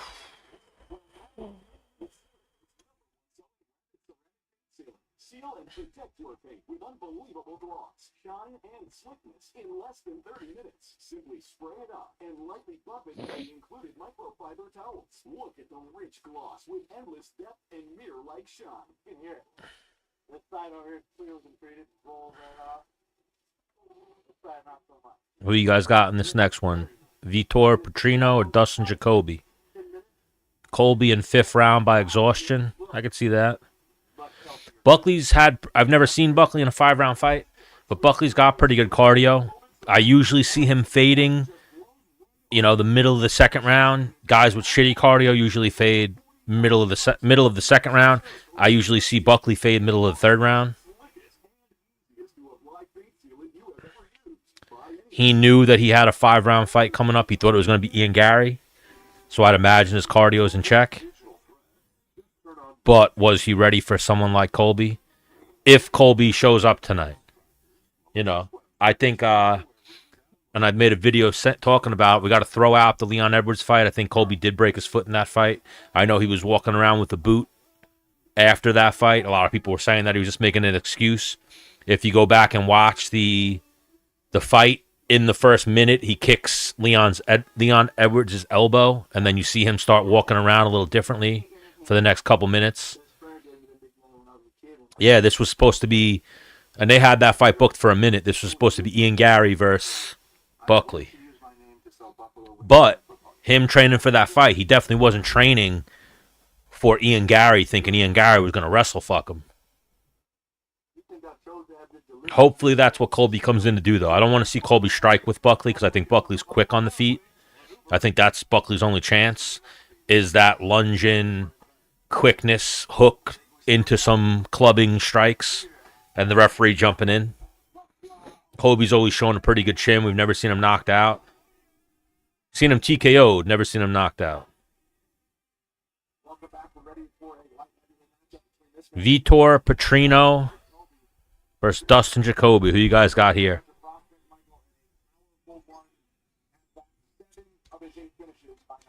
Vitor Petrino looks like he eats D-balls in his cereal. Guy's yoked.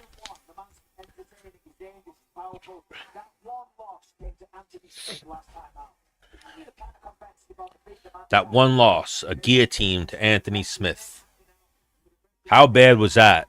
Anybody, you guys watched that last UFC, the Anthony Smith-Dominic Reyes fight? Felt bad for the guy.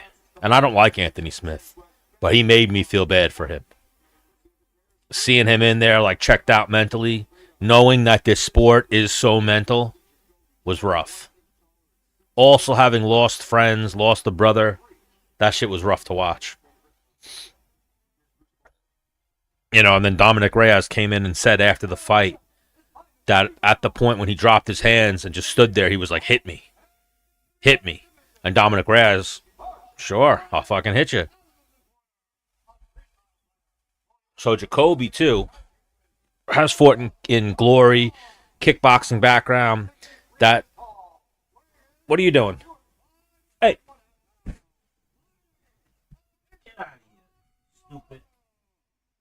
What are you doing? Don't be doing that.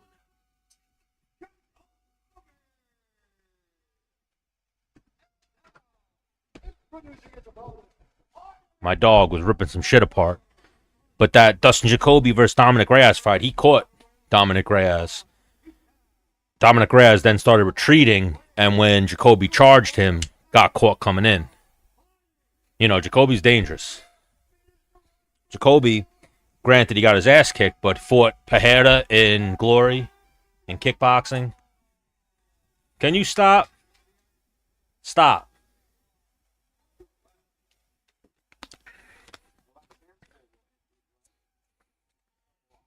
So Jacoby versus Petrino is about to start round one.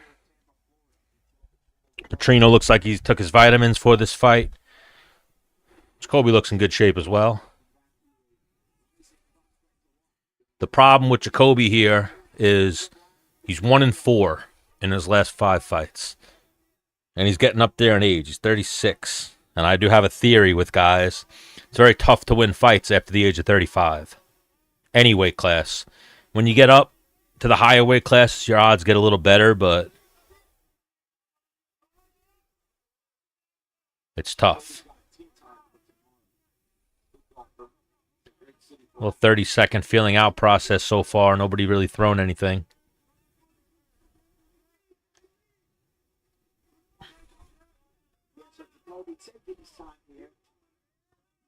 Little jab by Petrino.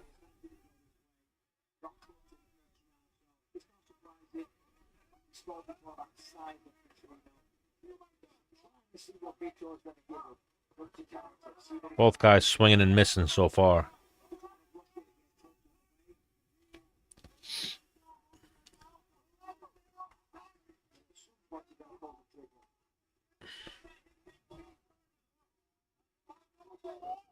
Both guys standing in the middle of the cage, though. Nobody's backing the other guy up. As I say that, Petrino backs up.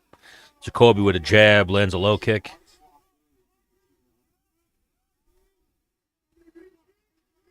Big jab by Petrino.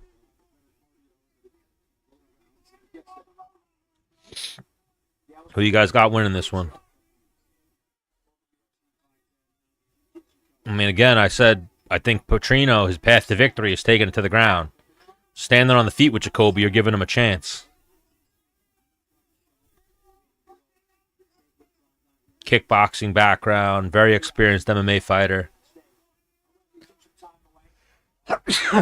Oh, fuck.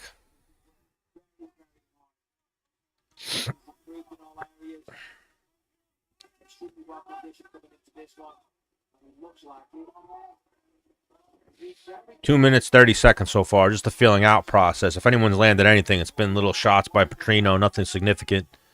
2:40 left. Good jab by Petrino. Now he's got Jacoby backing up and he's dictating the pace a little bit. But I feel like Jacoby's a good counter fighter, so he's just timing him, getting his range. Petrino throws a kick that misses. Head kick.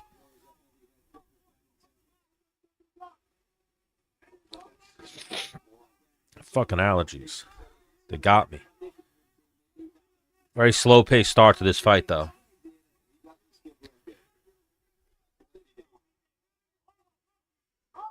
Oh, little buffering action.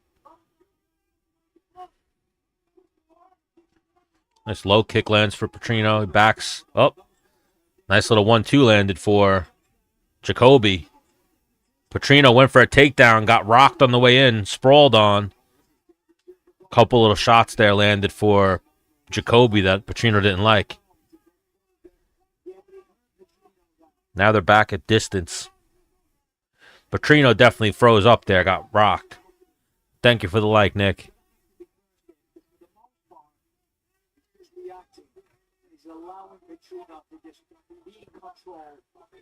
So a little bit of action there. Other than that, a very slow-paced first round. Nice low kick by Jacoby.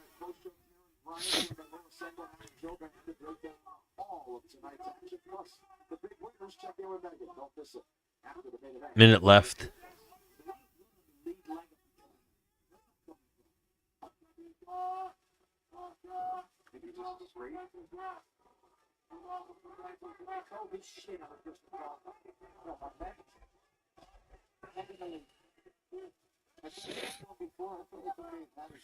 Very slow pace right now. They had that one little dust up. Superman punch misses for Petrino. Jacoby circles off. Low kick misses for Petrino.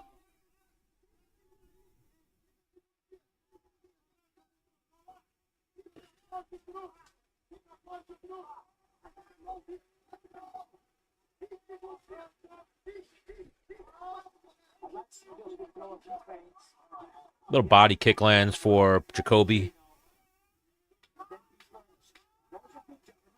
Good jab, just busted up the nose of Jacoby a little bit.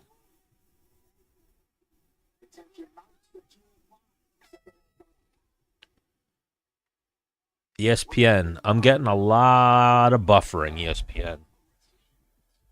Lot of buffering. Going full-blown Netflix on me tonight.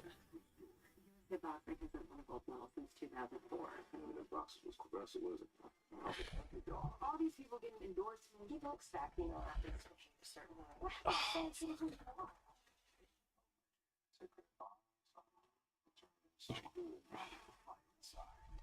What you guys got tonight? Colby or Buckley?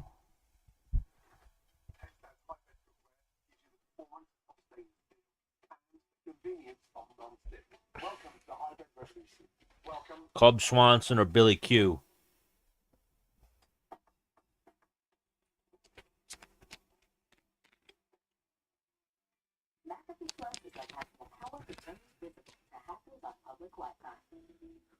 Get all-in-one protection with McAfee Plus. Buffering, man.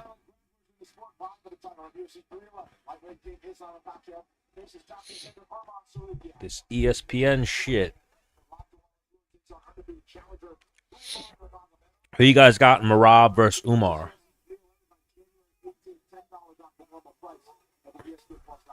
Round 2. Petrino, Jacoby. Starts just like the first round was looking. Petrino stalking, Jacoby circling. On his bicycle, trying to move around the octagon. Both guys throwing 1 or 2 strikes at a time. Good jab lands for Petrino.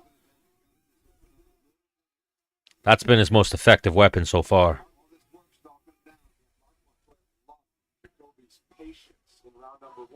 Up. Good right hand landed for Petrino. He threw like 6 punches there. Both guys trade jabs.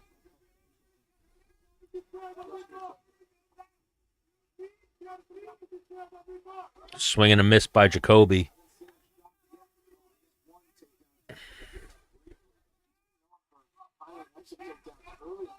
Petrino backing Jacoby up. Jacoby's definitely staying at range. Like he either felt the power or anticipates the power and doesn't want anything to do with it. Swing and a miss by both guys.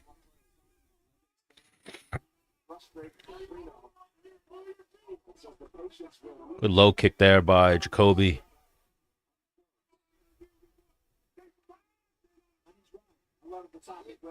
Little 1-2 landed by Petrino.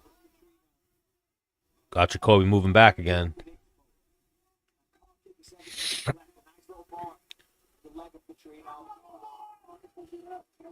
That's been Jacoby's best weapon so far, is calf kicks, low kicks.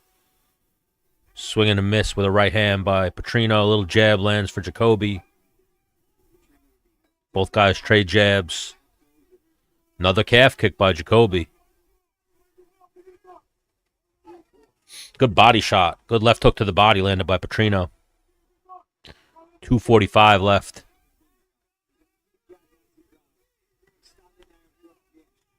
Another calf kick by Jacoby. The leg of Petrino is definitely starting to show some welts, some redness, some marks. Good body kick by Petrino. Tries to go up top to the head. Jacoby blocks it.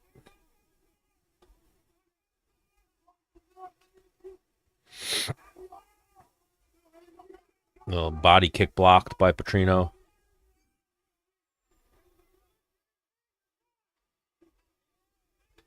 Ooh, good right hand landed by Petrino. He just rocked Jacoby with that. Jacoby gets his footing, though, quick and starts backpedaling, lands a jab as Petrino charges in. That was the best punch of the fight, though.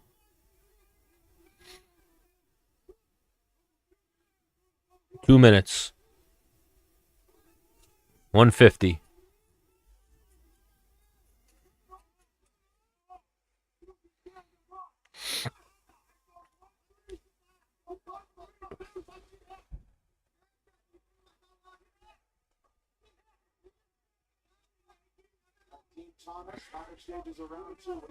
Got 130 left. Petrino stalking Jacoby as Jacoby circles.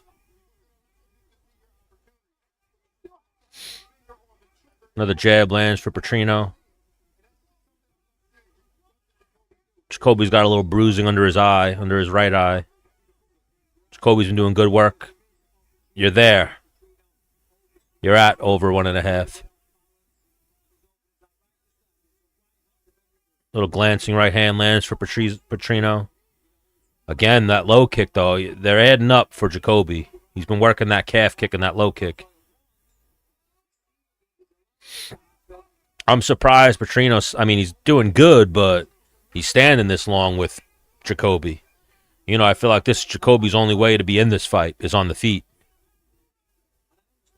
You know, Jacoby's weakness, is, if anything, is his grappling. Good 1-2 landed. Oh, good jab lands for Jacoby.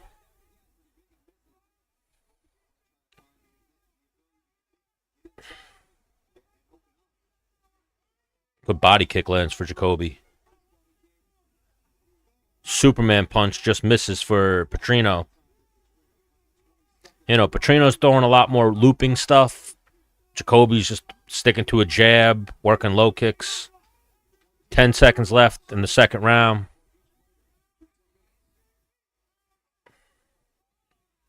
They're both laughing at each other, waving each other on, hugging it out at the end of the second round. So I got to think it's 2-0 Petrino right now. Very slow-paced, uneventful fight. I think Covington will have to win a boring fight to win. I mean, might be boring, entertaining to some. I like chess matches and grappling, but I think Buckley is not that good of a grappler, so yeah, I think it could be boring. Could be a lot of like wall and brawl and Colby in wrestling position, just ear muffin, you know, punching the ears and the back of the head, the side of the head. We'll see though, you know. No training camp. Couple weeks training camp, switching gyms. The greatest thing tonight that we'll see, though, I think Uncle Chael is going to actually physically be in Colby's corner. So I want to see Uncle Chael giving him some pep talk in between rounds, and let's see what Uncle Chael sees, because Uncle Chael is definitely a great analytical mind. Not to mention, I think the pep talk and the pre-fight speech that Uncle Chael will give you will have you ready to fight anybody. So I think that's something we might see tonight. We're not going to see the pep talk, but we'll see Uncle Chael in the corner. Round 3. Jacoby's got to move if he wants to win this fight. I'm sure there's definitely people out there who bet him as the underdog, but oh, there we go. There's a takedown attempt by Petrino. And Jacoby defends the single leg. A little bit of a scramble, and now Jacoby's got Petrino pressed up against the cage with double underhooks. Using his head to control Petrino. And now they break. Back at distance in the middle of the octagon.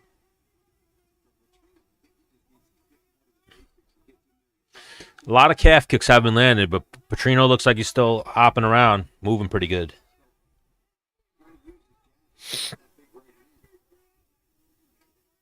Nice little check hook lands for Petrino.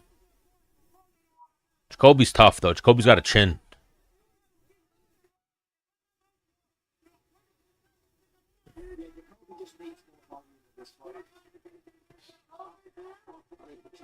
.30 left.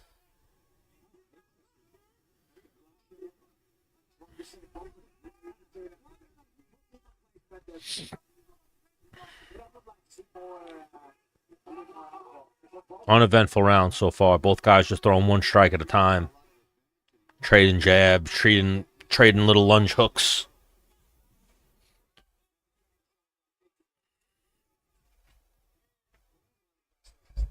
Up. Good low kicks landed by Petrino. Good body kick. Showed a takedown, but it was immediately defended. Ooh, good right hand landed there for Jacoby. Leads into Petrino, grabbing a body lock, getting a takedown. Jacoby stands right up. Petrino tries to mat return him, and Jacoby stands back up. Now they're up against the cage, kind of in a wrestler's position. Kind of where we're probably going to see Colby and Buckley later.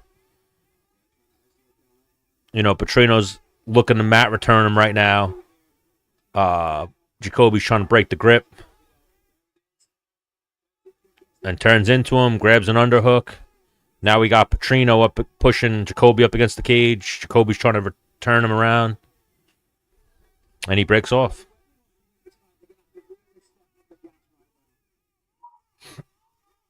I mean, Bisping's making it like it's 1-1. I definitely think it's 2-0. I think Jacoby needs to go for broke if he's trying to win this fight. I think Petrino can kind of just do what he's doing and hop around and coast, keep throwing jabs. Little glancing right hand for Petrino.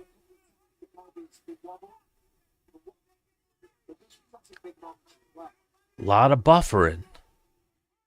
ESPN is going Netflix on me tonight. A lot of buffering. Lot of buffering.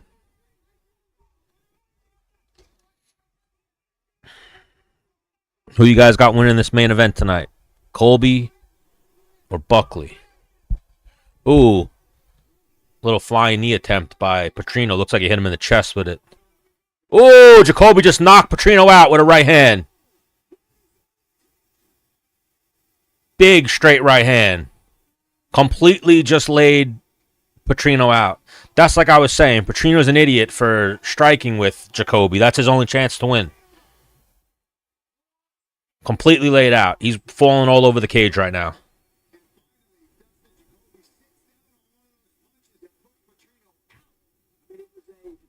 That's terrible. That's what Jacoby needed, though. He was definitely down 2-0. Big right hand.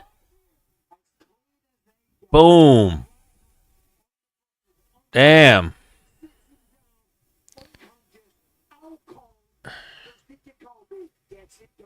Look at that.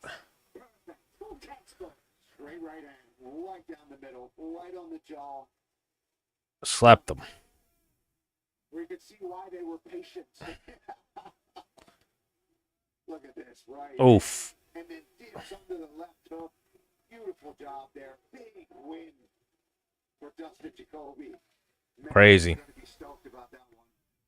His third Terrible. by knockout. Miles Stunner, Lee Miles, I mean, from 1-4 in his last 5, but that erases all of that. Tough for Petrino now. Petrino's now lost 2 in a row to these old school guys. He got guillotine choked by Anthony Smith, who's close to the way out. Now he gets knocked out by Jacoby, who's close to his way out. Guys learning hard lessons on the job. Damn.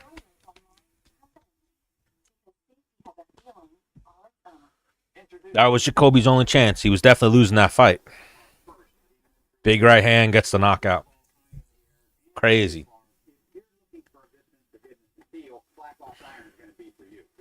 Crazy.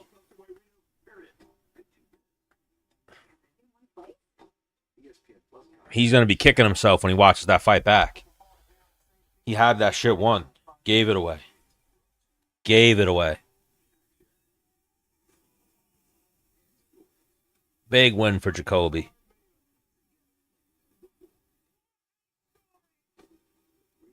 Definitely going to be kicking himself tomorrow. Tonight. Probably as soon as he walks in the back and they fucking tell him, you were up on all the scorecards. You blew it.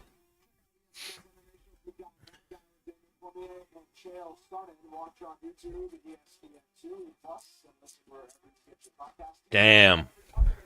His odds in that third round were probably fucking crazy. There you go. I'll give you one of these.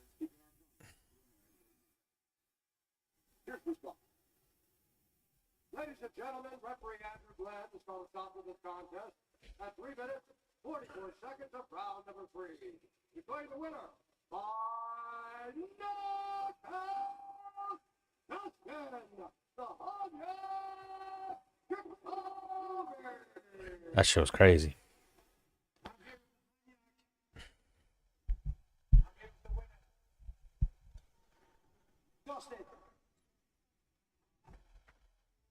Give Bisping his fucking interview.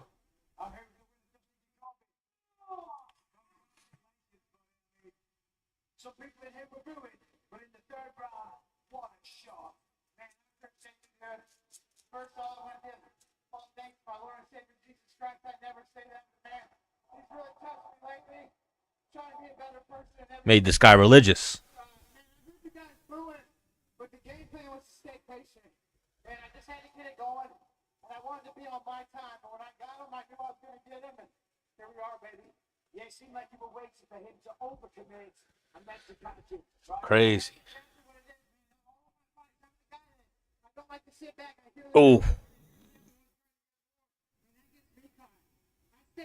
Oof. My team.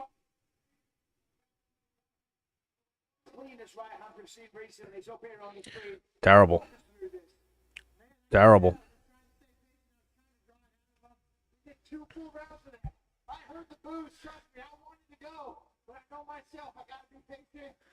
He had that shit. Thank you for the follow, yay. Oh, man. He should definitely get a bonus for that. He should definitely get a bonus for that. So far, I got Michael Johnson and Jacoby getting the bonuses. Maybe a I don't even think we've seen the fight then. I was going to say maybe Marcos and Yanez, but that third round was terrible. So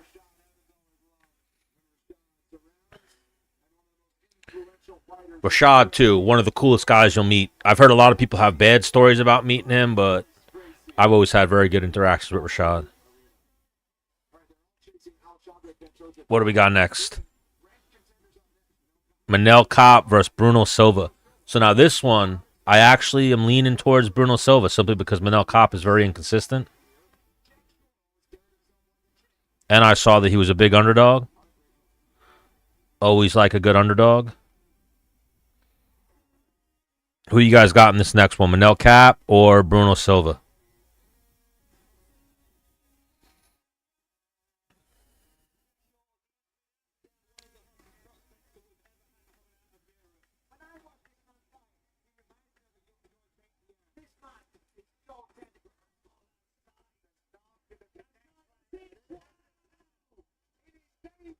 Jack Shaw gets the stoppage victory. I feel like I'm ready.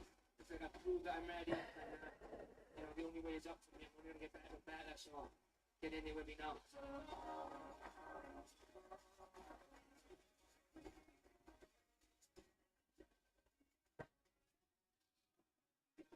Gotta always check the parlays.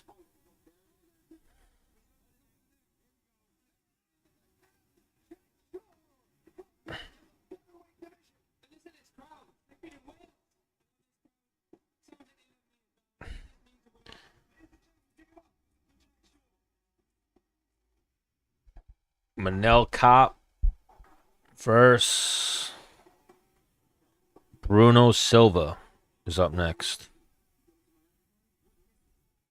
But yeah, there's definitely still some bonuses up for grabs.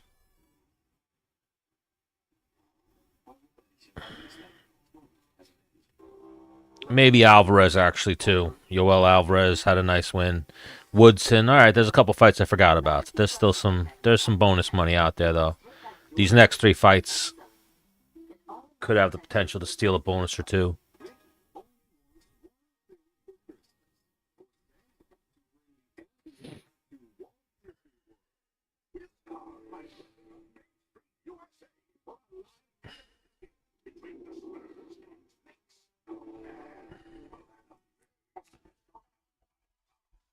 Ooh. The problem with Manel Cap is very inconsistent in his performances. Sometimes he looks like he could be a contender for Pantoja. Other times you're like, what's this guy doing in the UFC? The legacy of the great Stuart Scott supporting his cancer research fund with the V Foundation. Got a true love and he has trained mixed martial arts as he battles cancer. You can scan this QR code to help support and save lives.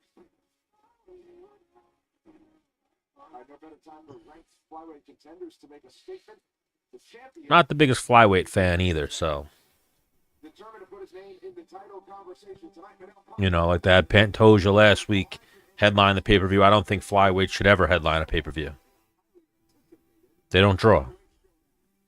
The thought process of the average person is this guy's fucking tiny. Flyweight contenders Manel Cap and Bruno Silva meet tonight. But beyond the prospect of moving further up the 125-pound ladder, Not a lot of marketability. We saw it with DJ. DJ was so unappreciated. Arguably the GOAT, one of the GOATs, couldn't sell pay-per-views. Couldn't draw big numbers when he fought.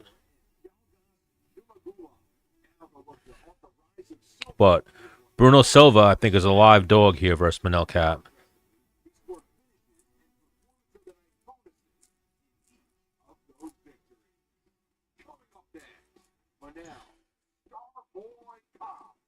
takes on Bruno Bulldog Silva. Bruno Bulldog Silva. Want me to bring lines? Wouldn't miss it, Steven.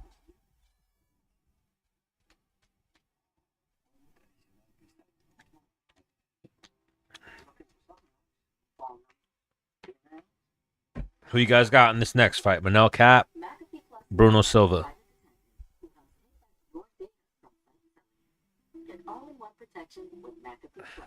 The goose, the grime, the gunk. How do you get it off? Here for Abracadabra, the contractor strength wonder cleaner that removes the toughest stuff on the planet like magic. Abracadabra is strong enough for my job site. I just want to see the Colby fight. Just get to the fucking Colby fight already. You gonna make me watch flyweights? You're gonna make me watch fucking flyweights? Billy Q and Cub. All right, I'll watch that. But flyweights? You're gonna make me wait for commercials and then flyweights? Come on, bro. Just put the fucking flyweights on already. You gotta be watching abracadabra cleaning commercials. Remove stubborn gum in your hair. Just get on with this fucking fight. Who you guys got winning Billy Quarantillo versus Cub Swanson? You know, Cub Swanson's an OG and a legend. This will be a hometown fight, though, for Billy Q. So Billy Q is from Tampa. I believe grew up in Tampa, trains in Tampa. That's where I know Matt Frivola knows him from, is from being in Tampa. They trained at Matt Arroyo's gym. Forget the name of Matt Arroyo's gym. But he's in Tampa.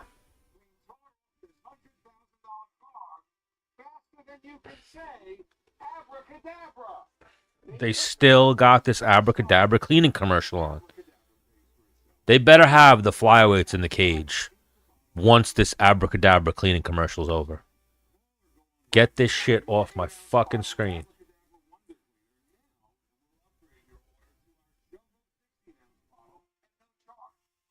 So these next three, I'm going to say Silva, Billy Q, Colby.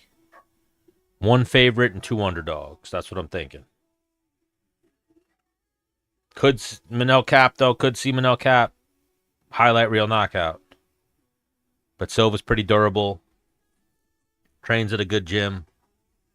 And Manel Cap is terribly inconsistent. Terribly inconsistent.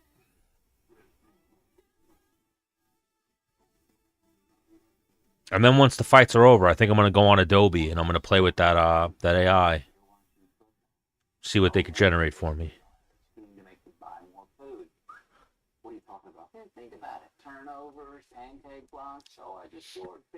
All right.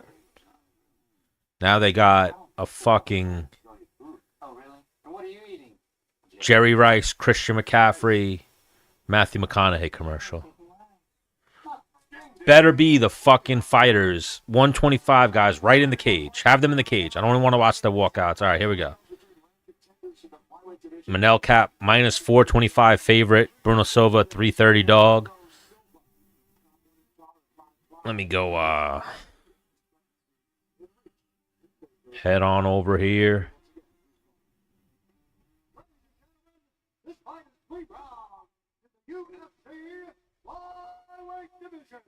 Introducing first, fighting out of the blue corner. A mixed martial arts, total professional record, 14 wins, 5 losses, 2 draws. Put $20 on Bruno Silva. He stands 5 feet 4 inches tall, weighing in at 120. Let's see what happens with that. Fighting out of Chicago, Brazil, Bruno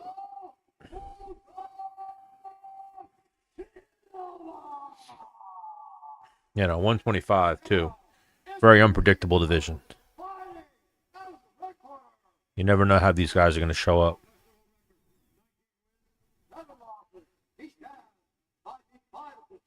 You know, it's crazy they got rid of Mokaev because of his beef with Manel Cap. You know, like people are always like, oh, why'd they get rid of Mokaev? It's because him and Manel Cap wouldn't stop trolling each other to the point where when they saw each other, it was on. And they have, I forget which one of them. One of them headbutted the other one. I want to say Manel Cap headbutted Mokaev. Then Mokaev tricked him into taking a picture with him. And then when he went to take the picture with him, he sucker punched him. Something along those lines. Like they both suckered each other. And I guess the UFC just looked at Mokaev's sucker as the worst of the two. Then I think they had a difficult negotiation with him, i.e. he asked for more money, so they were like, fuck Mokaev. Ooh, big right hand landed for Silva. Started off 15 seconds in. You know, it's tough, Manel Cap. He's got to keep his hands up. Ooh, good right hand landed for Cap. Both guys so fast. 30 seconds in, they both checked each other's chins. Manel Cap definitely looks like the more comfortable, the two on the feet. Good calf kick by Manel Cap. You know, he's very fast, Manel Cap. His problem is he drops his hands a lot.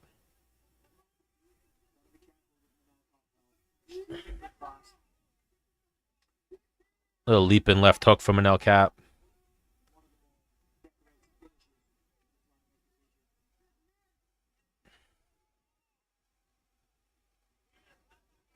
Little feeling out process. 3:45 left. Again, that little leaping left hook. He's getting closer and closer with it.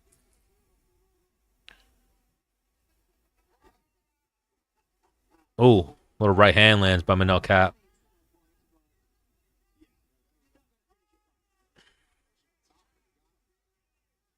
Oh, straight left hand lands from Manel Cap. Switches his stance.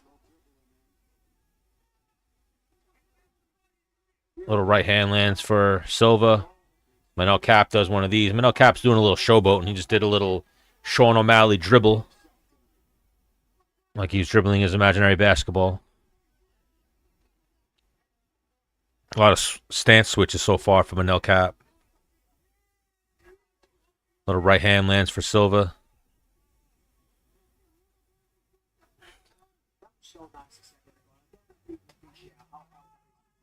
Little straight left hand lands for Manel Cap. A lot of showboating so far from Manel Cap. Another right hand lands for Manel Cap. Oh, nice right hand landed there for Silva. Made Manel Cap do a little wobble. Oh, little cup check. Little cup check on a front kick by Silva. Just kicked Manel Cap.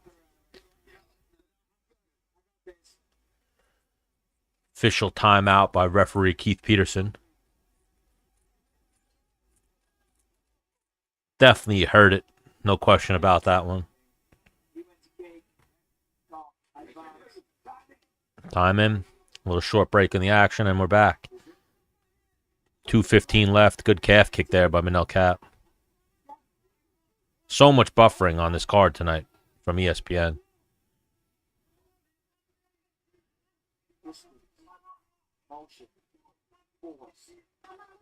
Oh, another little straight left hand lands.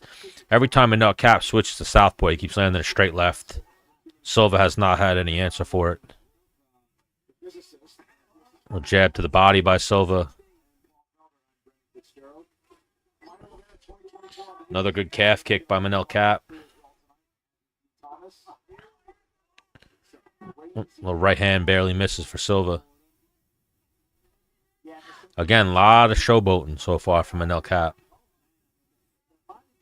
Up. Silva was in on a takedown. Manel Cap defended it. A little overhand right for Manel Cap. Or for Silva, excuse me.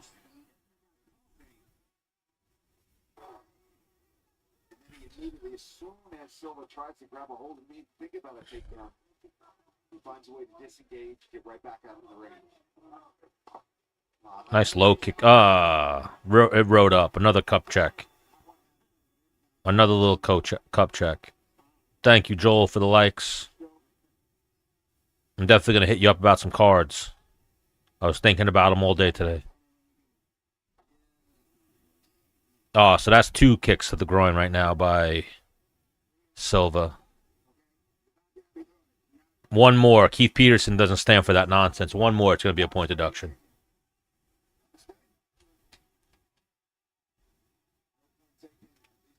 One more is definitely a point deduction.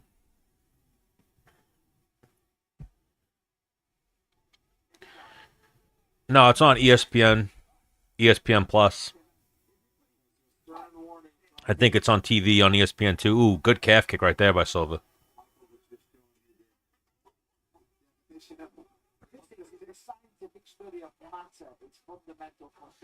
Both guys pour him with their fingers open. It's only a matter of time for another eye poke. Ooh, good knee to the body by Manel Cap.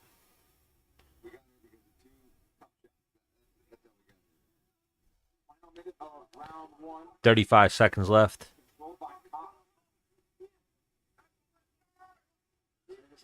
Definitely a good round for Cap so far. He's looking like he's going to go up 1-0 on this one.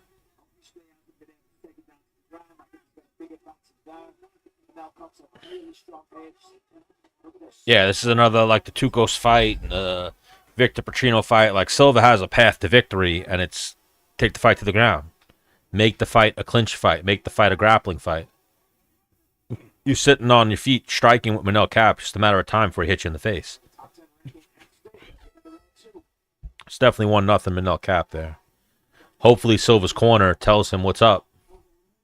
He needs to get this fight to the ground. He needs to start working some clinch work, some grappling, shoot some takedowns.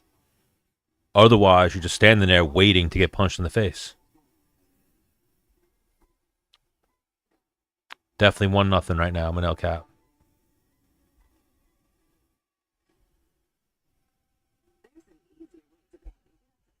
It's always tough, too, when you live bet somebody and then you see them fight like an idiot. You know, it's not even so much that I was looking at Silva. I was looking at how inconsistent Manel Cap is.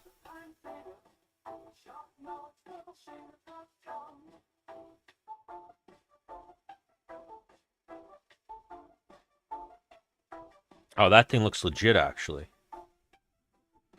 It is called the Pitbull Skull Shaver. Oh, is it owned by Pitbull? It's called the Skull Shaver. It might be owned by the rapper Pitbull. I didn't see him in the commercial, but I saw the words Pitbull. Round 2, Manel Cap, Bruno Silva.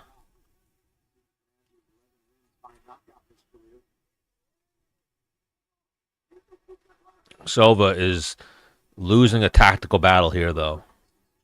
Nice right hand lands by Silva. Nice low kick by Manel Cap, but it's like, bro, take the fight to the ground. Tried it. There you go. He shoots for a takedown, gets stuffed. Spam him now. Go for it. Set up another one. Set up another one. A couple strikes into a takedown. You're just waiting to get punched here on the feet. Oh, a couple swings and misses by Manel Cap. He's got Silva backing up on the defensive. Nice little leaping left hook for Cap lands. Look like it cut Silva open a little bit. Oh, he's got just ate a right hand. And he's getting, see, look, ate another right hand. He's getting taunted by Manel Cap. Went for a spinning back fist, got punched right in the face. Now he's just covering up, getting punched on his arms. Gotta set up a takedown. Gotta set up a takedown. Oh, now he's done. There's his third low kick. Now he's gonna get a point deducted. It's like, bro, you're on the feet, getting punched in the face. Only thing you keep landing is low blows. Just grapple. Just try to get the fight to the floor. Nothing else. No striking. Just trying to get the fight to the floor. Because this one actually hurt him. You're absolutely getting a point deducted now. Take the fight to the floor. You're getting fucked up on the feet. What are you doing? You know, at a certain point, your IQ starts getting questioned. Then it's like, oh, so you're an idiot. Like, what are you doing? What are you doing? You're literally taking CTE willingly. You can't shoot one takedown, get stuffed, and then be like, I'm not wrestling no more. Oh, fuck. Oh, he can continue. He's just milking it. He's taking his 5 minutes, making sure the point gets deducted.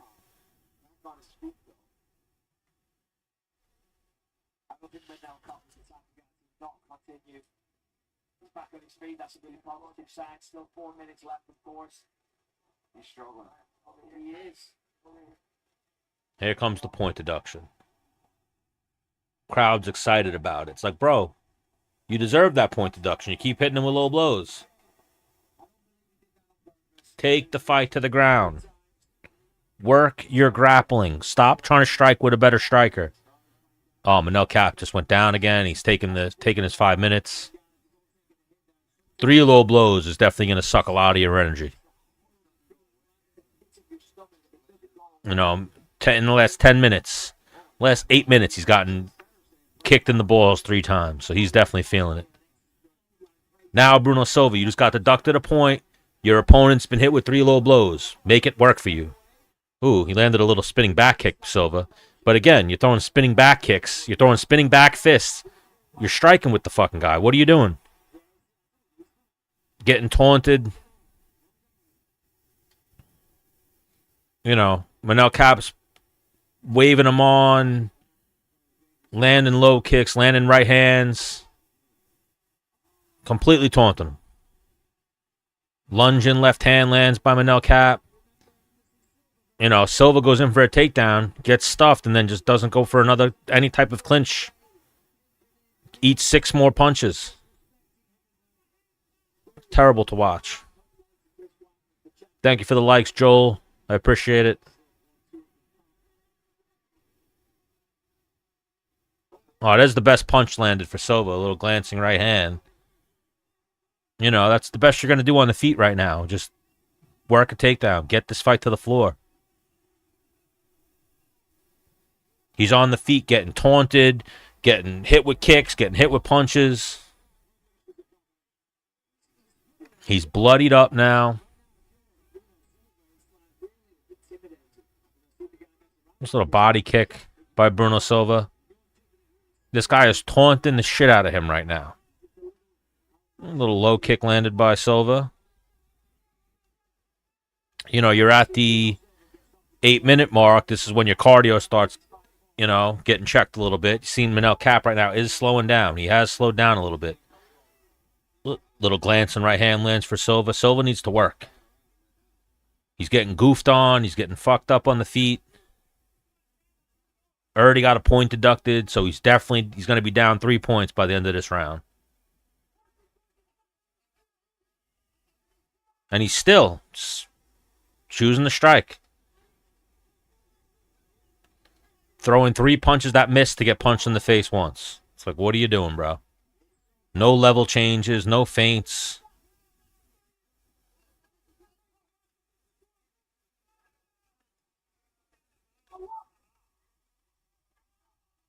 Terrible. Another right hand lands for Manel Cap. Silva circles out.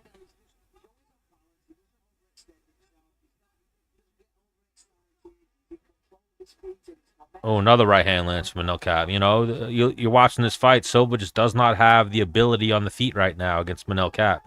Manel Cap's too fast, too good at counters. Every time that Silva leads with strikes, he's getting countered. Hit with hard shots. There you go. Now he abandons it. He gets the takedown and fucking abandons it to land a knee to the body. He was just completely in on the hips on Manel Cap, and he chose to throw a knee instead. Manel Cap lands a calf kick.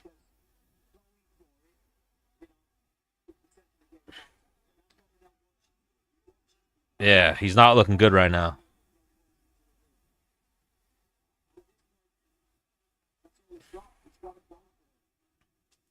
Good body kick by Manel Cap.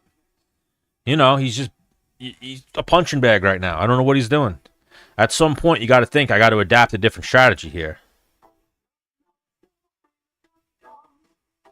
He's definitely down 0-2. He got a point deducted, so he's down 3 points right now. And it's not go for broke, swinging crazy strikes. You're going to get knocked out. You're going to get hit again. If I'm not mistaken, this is a black belt Brazilian, too. Not attempted any takedowns. He's given up on takedowns real quick. He needs to be spamming takedowns, doing anything he can to get this fight to the floor right now. Now, though, his thought process is probably going to be, because we're so sweaty, I'm not going to be able to grab a submission. I just got to knock him out. So we're probably going to see a lot more of what's been going on in this fight now here in this third round. It's not going to look good for Silva. You know, he got 3,000. He kicked Manel Cap 3 times in the balls. Use them. Use those 3,000 now. You should be taking that. He's definitely zapped. He's tired. You kicked him in the balls 3 times. And instead, you're just letting him fight his fight.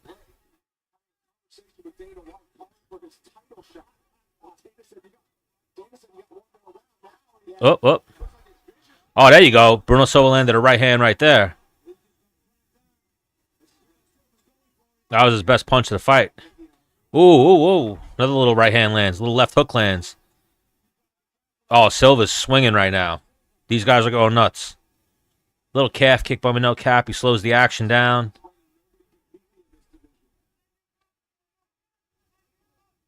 I mean, at this point, I guess that's his only chance is to go for broke. But it's going to take more than 1-2 punches. He's got to throw combinations. Try to catch Manel Cap in an exchange, but he's putting himself at risk there too, so. He's got Manel Cap's nose bleeding at least now. Just ate a right hand. Right hand lands for Cap.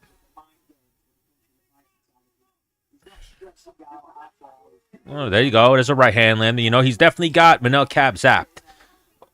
A lot of the power, a lot of the speed. I mean, he's still fast, but I think Manel Cap's cardio is definitely redlining right now. And now he's just getting teed off on. Something must have hurt him. Yeah, I think Bruno Silva's hurt.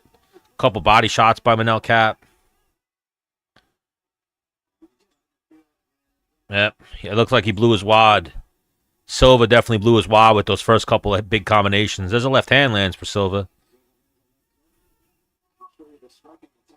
There's a little right hand landing from Manel Cap. Good body kick. That hurt him. Was that a low blower?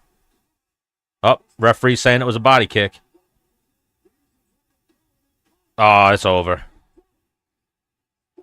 So Manel Cap ends it with a body shot, follows up with a combination. Terrible. Terrible performance by Bruno Silva. You lost me $20. Piece of shit.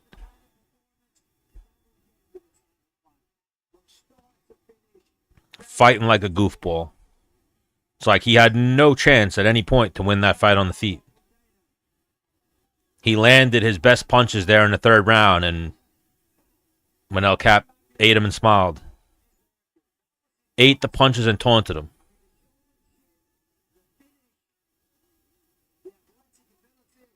Manel Cap is now sitting cage side, telling Dana White he wants a title shot at Pantoja.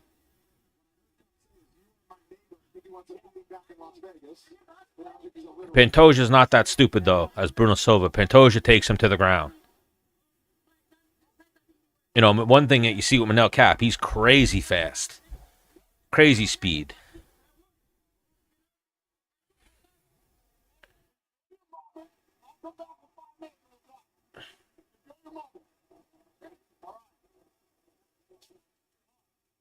He was begging Dana White for a title shot. Dana White said, just stop, enjoy your moment, and I'll come in the back and talk to you after this fight. Yeah, there's the shot. Controversial cup shot. Yeah, might have been a low blow. But his reaction, you can't react like that and expect the referee to save you. But ultimately, he was going one way in this fight the whole time. Manel Cap's speed, just too much. I don't know. I landed a lot of body as well. Sometimes the toes kind of hook up above the belt. Borderline. Man, he just You can't react like that to a borderline strike. You know, the rule is protect yourself at all times. You can't think you get fouled and then stand there, start eating punches to the head and body.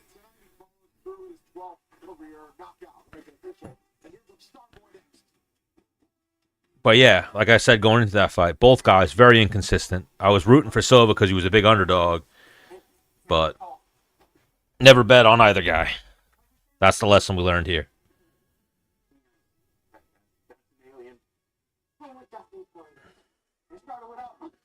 Who you guys got in this next one? Billy Quarantillo or Cub Swanson? This one should be a good fight as well.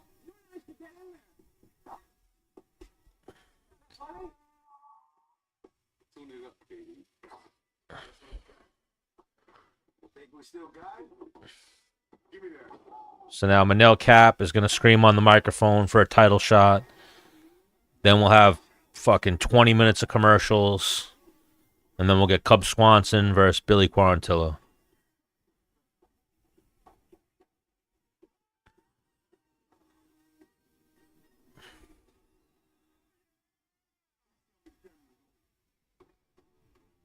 Who you guys got in this next one? Billy Quarantillo or Cub Swanson? Standout performance tonight for Menace. Let's make it official with Bruce. Ladies and gentlemen, referee Keith Peterson is calling stop to this contest. Referee Keith Peterson. You know, not a big Manel Cop fan. I do not like guys that showboat that much in the middle of a fight because it'll work against Bruno Silva, but you do that shit against the wrong guy, and you're going to get clipped for doing some dumb shit.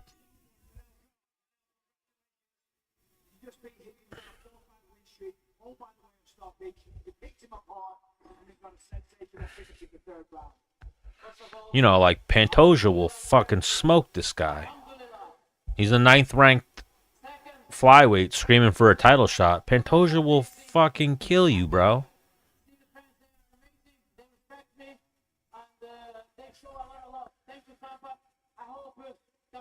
Yeah, but Anderson, his showboating reminds me of Anderson Silva. Anderson's one of the best to ever do it. And he eventually paid for it. He got knocked out for showboating.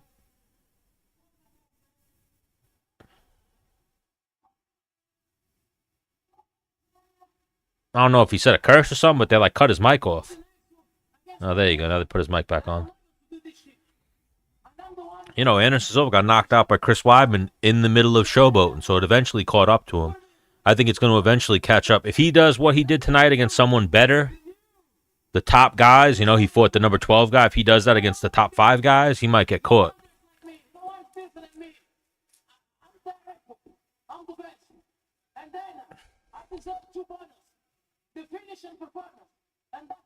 Oh, he does not deserve 2 bonuses. He does not deserve any bonuses compared to some of the other finishes tonight. You know, his finish was a borderline low blow followed up with some strikes. There were some vicious knockouts. Like Jacoby definitely could deserve a bonus. Michael Johnson could definitely deserve a bonus. There are way more impressive finishes tonight.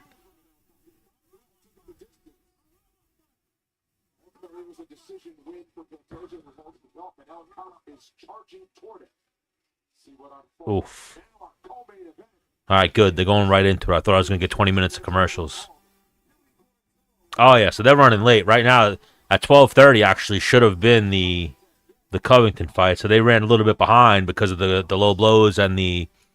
So in the Marcos fight, they had the low blow and the eye poke. That was a few minutes. And then in that fight, they had 3 groin strikes. So now we got Cub Swanson versus Billy Quarantillo. What you guys got in this one?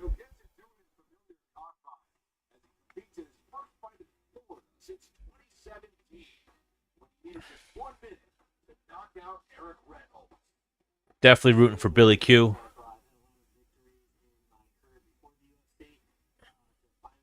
This is a hometown fight for Billy Q in Tampa. You know, Billy Q's friends with my boy Matt Frivola. I've met Billy Q a time or two. He's always been very cordial.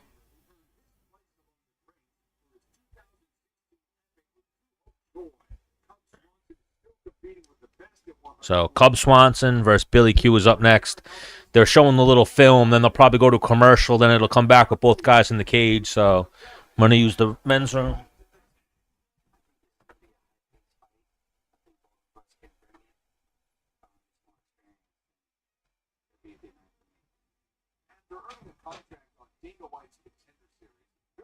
Was an instant hit with UFC fans, all-action style, and bonus sweet victories over Gabriel Benitez and Alexander Hernandez to have everyone eager to see what the next step will be for Billy Q. I think people like my style because it's exciting. I can strike with you. I can wrestle. I can push a pace for 15 minutes, and that's what you're in for tonight.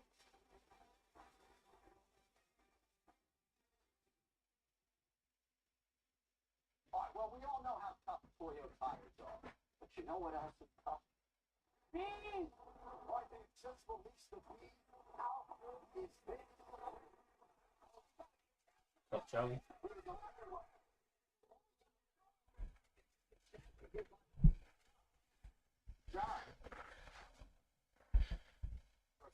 I've never seen this bee commercial that they got going on right here.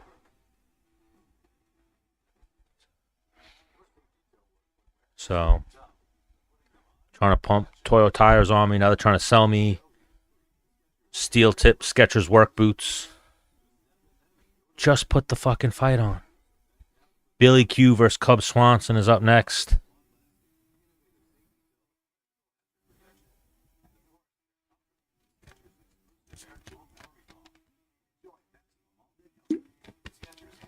I need a Sam Reinhart goal. Panthers are slacking, losing to the Calgary Flames. Sam Reinhart's hitting a little bit of a slump. I could use a Sam Reinhart goal tonight.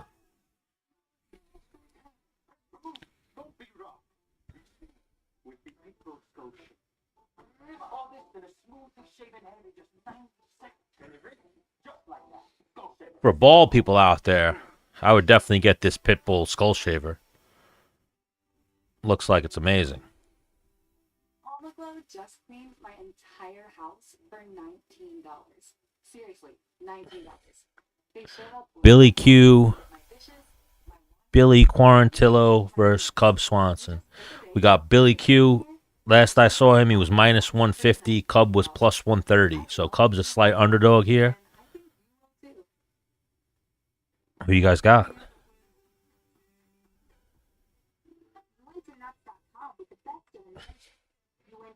You know, Cub is old. Cub's 41. So definitely up there in age to be fighting, especially at what are they? 145? 41-year-old, 135-pounder. You know, everyone down there is going to be fast. Speed's probably the first thing to go once you start hitting your late 30s, especially at 40, 41.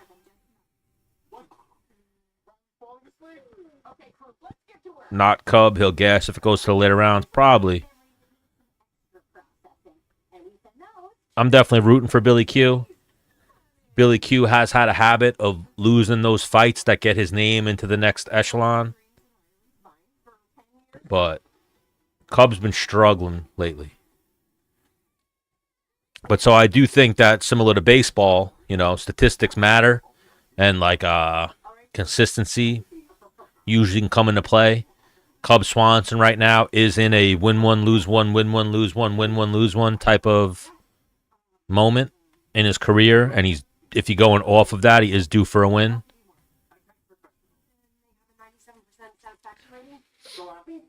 You know, what did I see? Since 2017, though, Cub Swanson is 4-7. You know, so he's definitely been getting it more than he's been giving it, which is tough.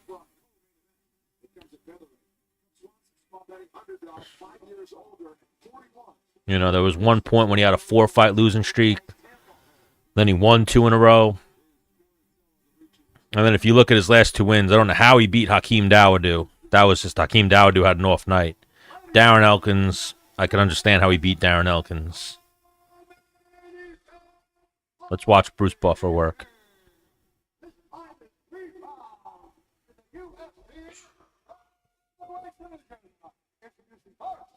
You know, Cub's in that group.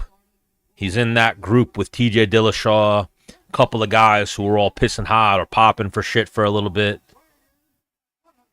And he's 41, still doing it, and he maintained his muscle mass.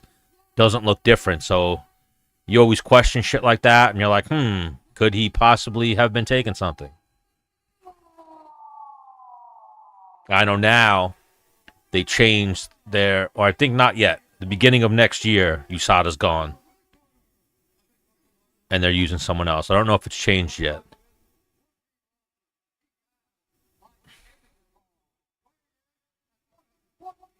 Second most pro fights among active UFC featherweights with 43.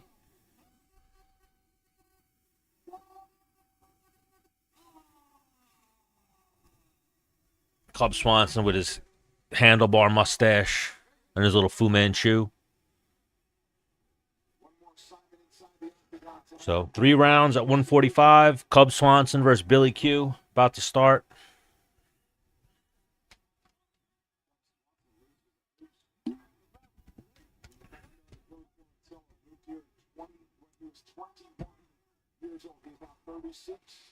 Lives about 15 minutes from the arena.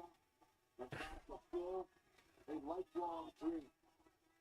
Little feeling out process to start off the round.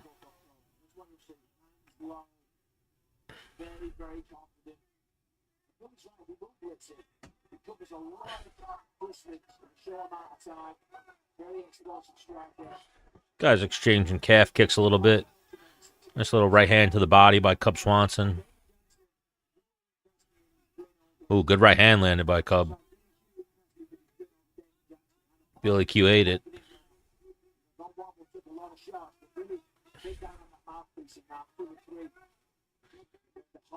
Cub definitely looks like the faster of the two so far. Another right hand lands for Cub.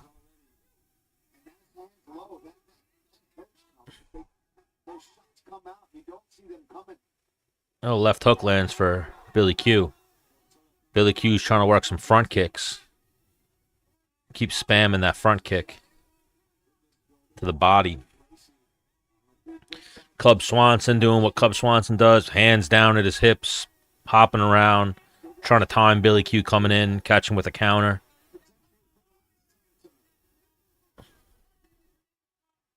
They did just say this was potentially the last time for Cub. So Cub might have talked about retirement before this fight.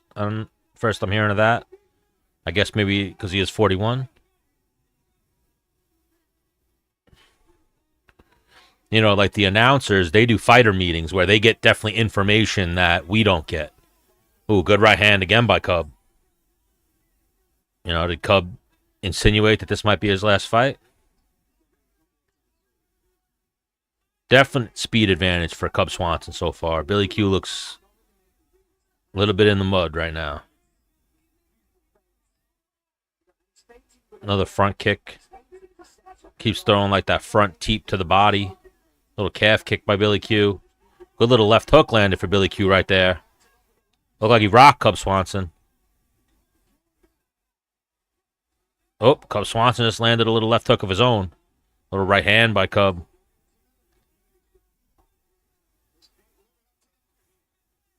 Both guys are swinging. Ooh, big right hand by Cub. Looked like he hurt Billy Q with that. Oh. Yeah, Billy Q looks rocked right now. He's not reacting good to Cub's attacks. Another little calf kick by Cub. Those are adding up.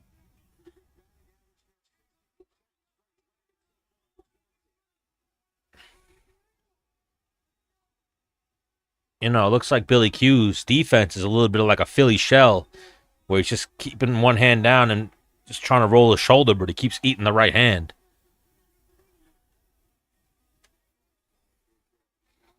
Cub Swanson's working these low kicks, though. They're going to add up. Oh, there's a little right hand landed for Billy Q.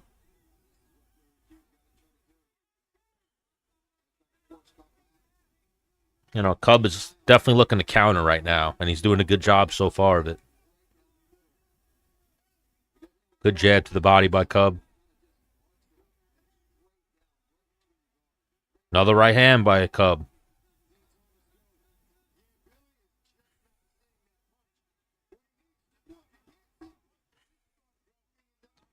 Ooh, little left hook landed for Cub. Not looking good right now for Billy Q. They just said Cub's landing at a very high percentage. We got 4 minutes gone by, 1 minute left. Definitely a little knot, though, forming under the eye of Cub.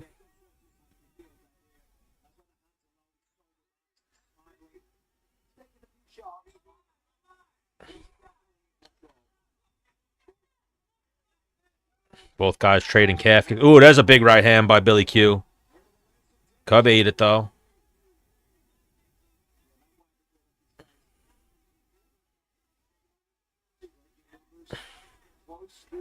Both guys trying to time each other. Good low kick by Billy Q. Little left hook by Billy Q. Another right hand by Cub. Ooh, big right hand by Billy Q. He rocked Cub with that one. Cub taking some deep breaths. Billy Q going for a takedown. And he gets it at the end of the first round. 10 seconds left. Won't be able to do nothing. Cub going for a Kimura that he's not going to get. Good little left hook to end the round for Billy Q. Poof. That's going to be a subjective scoring round. You know, I'm going to lean towards Cub. Billy Q definitely came on toward the end. Might have landed the more effective things, but Cub for the first 4 minutes was landing straight right hands almost at will. So I could see that round going either way. Who do I think is in better shape right now after that first round? I would say Billy Q.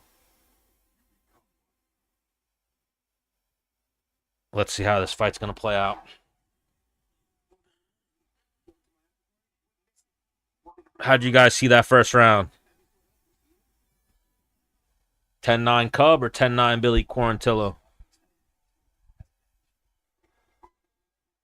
Good fight, though. Great fight so far.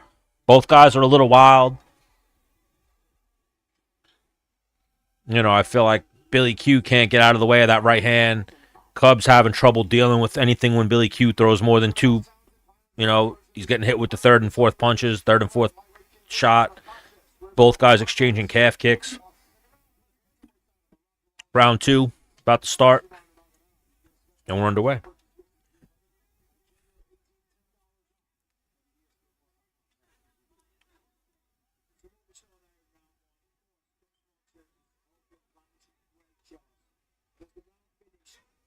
So taking a little bit of day. And that's what happens as you get older. 41 years old, the amount of price on his hand. Billy Q backing Cub up with a jab. Little front kick to the body for Billy Q.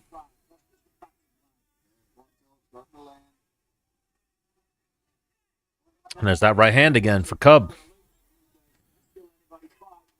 Both guys just traded hooks. Looked like Billy Q got the better of it. Billy Q pushes Cub against the cage, looking for a single leg. Lifts it.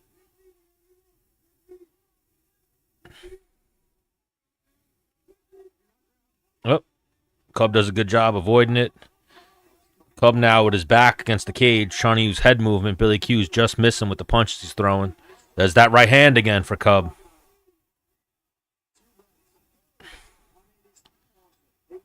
Like Billy Quarantillo can knock it out of the way of that right hand. Now they're in the clinch, middle of the octagon. Now they break.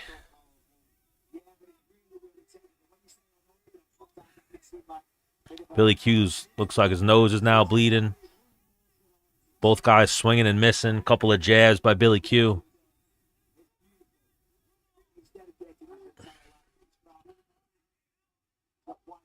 Oof. Good knee just landed for Billy Q, right on the chin. Cub ate it well. Good right hand for Billy Q. Cub's looking like a monster so far, but I see the fight wearing more on Cub than Billy Q right now. 2:45 left. You know, the thing here, too, is Cub's 41. Good elbow over the top by Billy Q. A little uppercut. Oh, Billy Q just landed a little left hook, little 1-2. Cub's trying to clinch to stop that little barrage. He's got double underhooks right now. They break. There's that little right hand again by Cub. Couple of jabs by Billy Q. Just misses with a right hand. He's got Cub backpedaling, but Cub's sizing up that right hand. There it is. Just glanced him with it.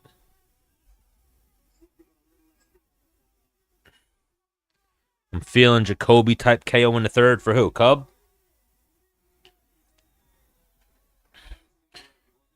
Billy Quarantillo pushing Cub against the cage. Went for a little single leg. Cub avoided it. Now Billy Quarantillo's got Cub pressed up against the cage. Just changed levels. And he gets the takedown. He's looking to circle to the back. Cub's trying to pop up to his feet. Billy's got him in like a wrestler's position. Cub stands up. So now they're up against the cage. Billy Quarantillo's got a little body lock on Cub. He's trying to kick out Cub's feet. Trying to throw in a hook. Lets go and just starts throwing punches. Lands a couple, and now they're back at distance throwing punches at each other. Both guys are just missing with something big that's going to alter the fight.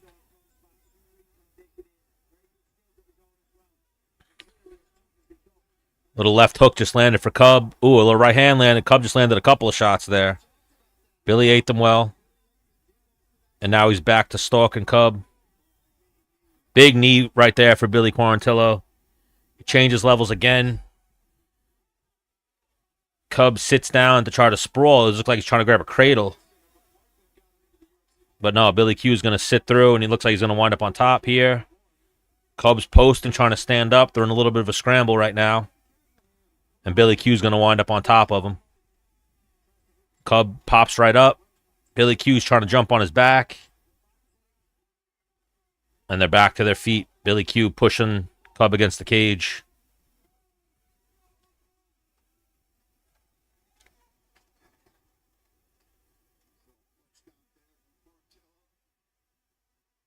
Now they're back at distance. End of the second round.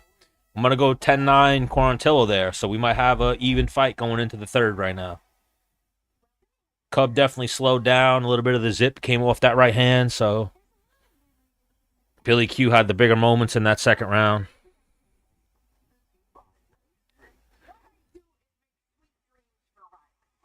Who's wearing who down? Cub's definitely the faster fighter. I feel like he's slowing down a little bit. Billy Q seems like he's slow and plodding, but he's starting to land. He was definitely way more effective in that second round. All right, Tina. DA, who you got tonight, Colby or Buckley?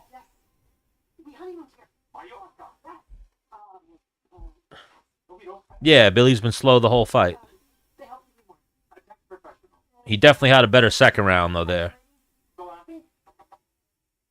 Yes, Billy's definitely wearing Cub down. Cub's old, you know. And I think that the announcers said something along the lines of that Cub might have said this is his last fight. So if Cub loses, wins or loses, we might see Cub take his gloves off. So probably a tied fight right now. It's going to come down to whoever wins this third round. Good calf kick to start out the round for Billy Quarantillo. Cub looks like he got some of his energy back. He'll definitely have a little zip for the first minute or so. Another calf kick by Billy Q. Does that right hand. Little head kick just buzzed Billy Q's ear, but he ate it. Cub swinging wild. Misses, swings and misses. Billy Q tries to return the head kick, but misses. A couple of jabs by Billy Q. There's the right hand again. Billy Q ate it, though. Another calf kick. He's trying to catch Cub with a little check hook when Cub leans in. There's a little right hand for Billy Q. Cub landed the right hand again, but I think the power's gone, so now he's got to find the right spot. Buckley's got 5 rounds to KO. Oh, he's saying he has 3 rounds before he gets tired? Yeah. I think Buckley's live in that fight the whole fight. Buckley's always shown pretty good cardio. We got Billy Quarantillo's in on a takedown right now. Cub's trying to use a guillotine to stay on his feet.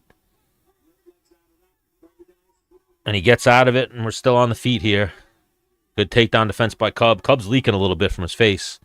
Both guys got bloody noses. Another right hand for Cub. Oh, Cub just knocked Billy Q out with a leaping left hook. Right hand. Damn, that was a Jacoby moment. Left hook, right hand. Just knocked Billy Q out. Fucking crazy. Crazy. Fucking crazy. Let's go check that one out. This is hot wife. Kendra Perez. She used to work for the UFC.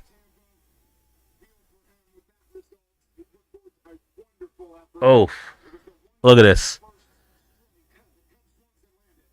Left hook, right hand. Boom!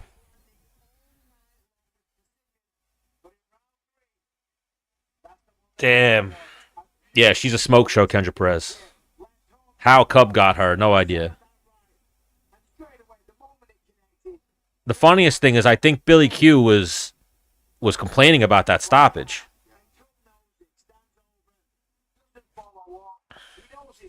He knows it's over. He knows folks. He's good with. Look at this. Oof. Clean right hand. And that is the punch that Cub had been landing over and over again. Throughout this fight, he got tested and pushed. Damn, Billy Q. Round two. Still landed some good shots and then came out great corner and like that telling him, listen, you gotta be great for Damn, Billy Q. Oh, yeah, though. Kendra Perez is a smoke show. Good for you, Cub, for landing that. You know, the thing with Kendra Perez, too, you see her, she's aging very well as well.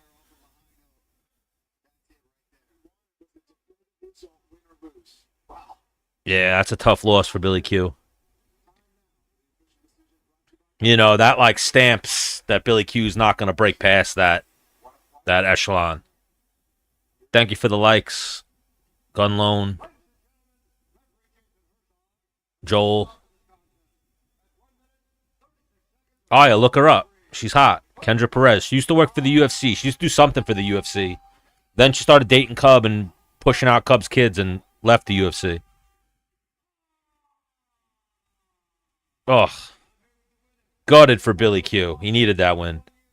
Big win, though, for Cub. I wonder if he's going to put the gloves down or if he was only going to retire on a loss.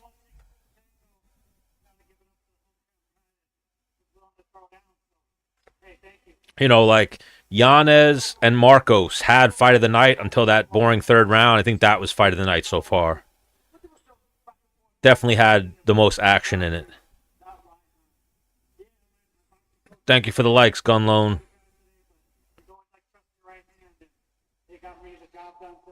You know, Cub most finishes in WEC UFC history. Jose Aldo, Max Holloway, Cub Swanson's number 3. And again, he's plowing Kendra Perez, so he's wifed Kendra Perez up, so kudos to that guy.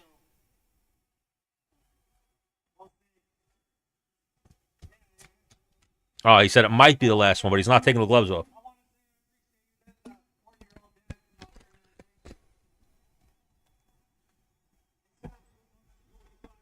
Big win for Cub. That'd be a good one to walk off on. You know, like if the UFC gives him another fight and gives him a step up in competition, I don't know if he does that again. Like if he's going to retire, if he's well off financially and doesn't need to fight again, that's definitely one he should take his gloves off right now and take his moment.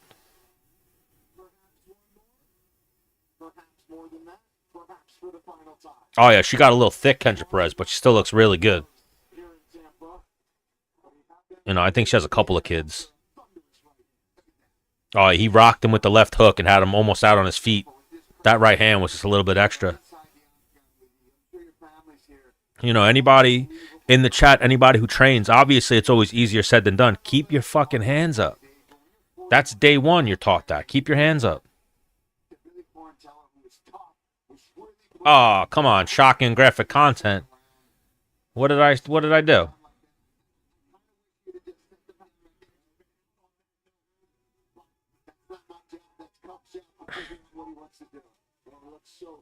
Terrible, terrible. They threw restrictions on me like they always do, so I'll probably end this live and then restart it for Colby versus Buckley. Oh my goodness, Uncle Chael's gonna be in the corner. Uncle Chael's coming out as the corner man. Love to see it. Absolutely love to see it. You know, I knew it was going to be a matter of time before they throw these restrictions on me.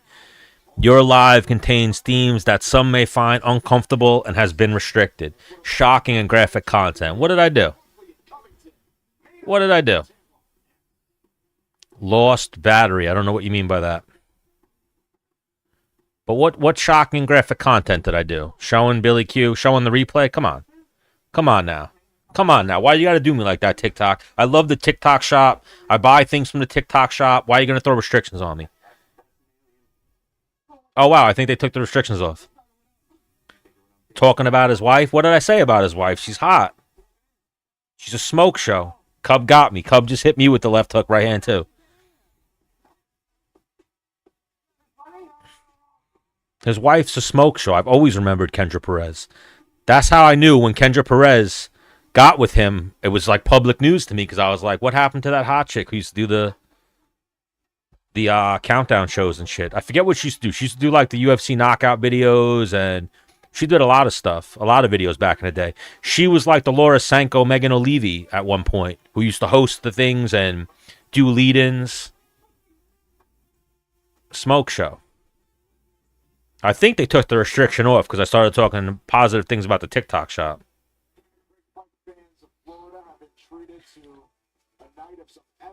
I mean, he's 36 though for Billy. Now he's 6-5 in the UFC, so I think it shows that he's not going to reach that next level. Still can fight for money though and make a good payday and be in entertaining fights. Hopefully he gets a bonus tonight. You know, like when you get a loss, an L like that, once you get bonus money, you're like, all right, it's not as bad. But yeah, Colby versus Buckley coming up next. I'm not sure if they took the restrictions off, but I think they did, so I don't got to restart. Let me see. Let me see. Let me see. Let me see. Let me see.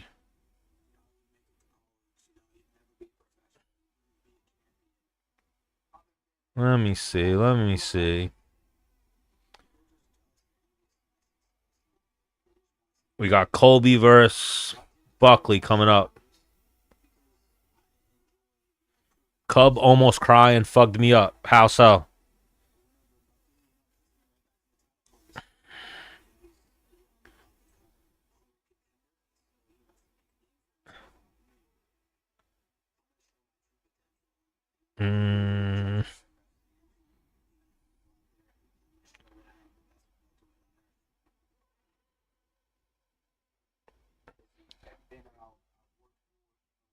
Yeah, these sons of bitches got me restricted.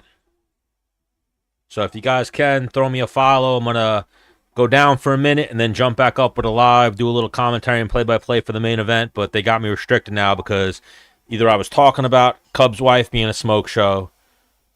Earlier, maybe they got me because I was talking shit about people in Tampa, because Tampa's, a bunch of lowlifes. I always say a bunch of things that are possibilities. What else did I say? I said a bunch of things.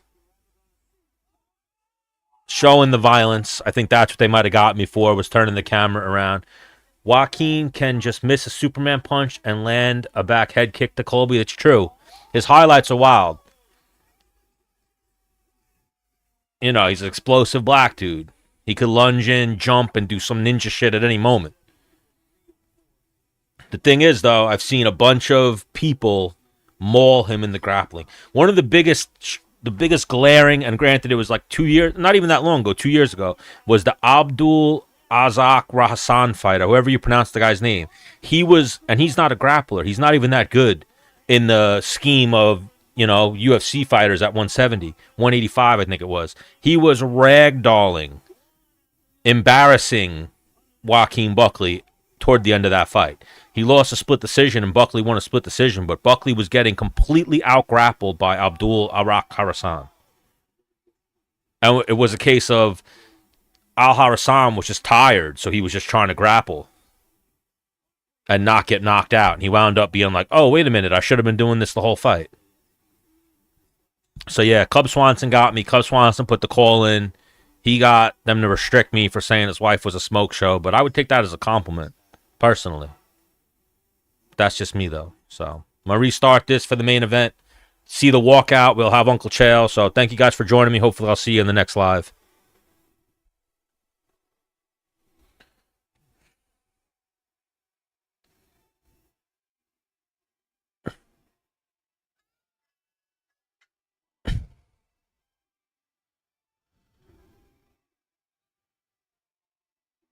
They always get me on TikTok. Always get me on TikTok. They're very sensitive, apparently, so they're always getting me with something I said. I'm staying on YouTube. YouTube don't care. YouTube keeps me up. I appreciate you for joining me.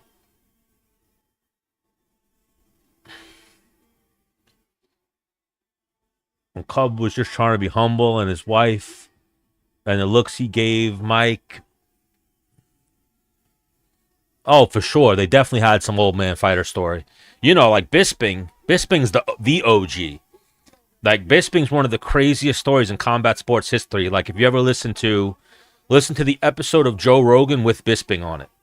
Bisping won a championship with one eye, and then you hear about how Bisping had to like skate through situations with doctors, skate through things with regulators and all types of shit just to get in the octagon. Bisping's like a marvel in modern combat sports that he wound up winning a championship with one eye. Which always makes me wonder about the guy Shav, what's his name? The guy who's about to fight MVP, the guy with the fucked up eye. That's why he can't fight in the States. Because he doesn't have that Bisping in him, that jovialness. Like I'm sure Bisping, when he was talking to the commission and whoever, was probably talking, making them laugh, saying shit to them to make them be distracted by the fact that the guy had one fucking eye. Shower Bullet, yes. I couldn't think of his name. I always get a lot of those Russians confused. Shavkat, Shower Bullet, Chimaev. Like, my brain always has to focus to get the name out right. But yeah, Shower Bullet. He's never going to fight in the States because of his eye.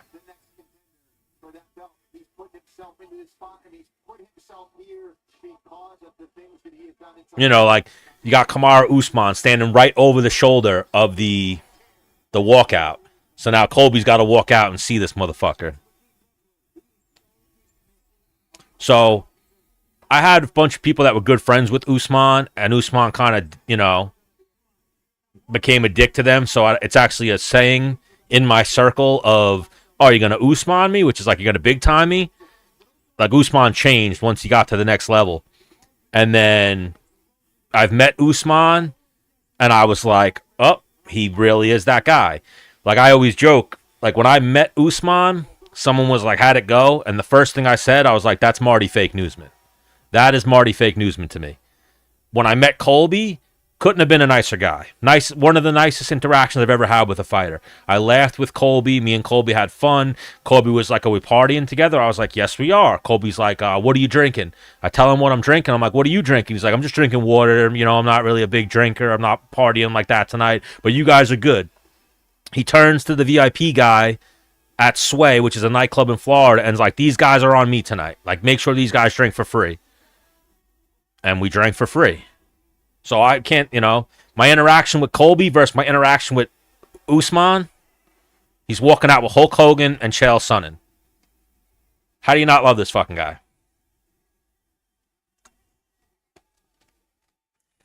Yeah. You know, my friend was like, how'd it go with Usman? And I was like, Marty Fake Newsman. Marty Fake Newsman. Big time me. Said what's up to me, but like initially walked past me. And I had to like name drop for him to turn around. Colby was like, we partying? Like, what are we doing? And so I have a friend who looks like Colby, looks identical to Colby. He's a professional poker player named Dave Castronova. Looks identical to Colby. He's a couple years older, but he looks identical to Colby. That they became friends through playing poker together. And so after Colby would do crazy shit, speak about Brazilians and be a wild man, my friend Dave would be walking around the casino and people would be like, you're a piece of shit. I saw what you said about Brazil. And, you know, anytime Colby said something crazy, my friend Dave would get heckled for it because he looks like Colby. And he'd be like, what the fuck was that about? And then a couple days later or whatever, he'd find out that Colby just said something. Colby just did something. Very funny shit. But yeah, Colby's a good dude. He gets a lot of flack and has a bad reputation, but I can't say bad things about him. Big Colby fan. At plus 200, I like him in this fight. Who you guys got, Colby or Buckley?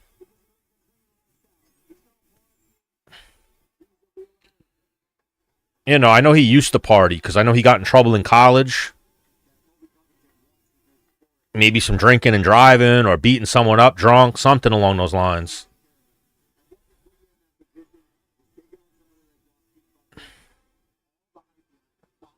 He definitely had some type of situation when he was in college with alcohol that I know, you know, stepped him back on drinking.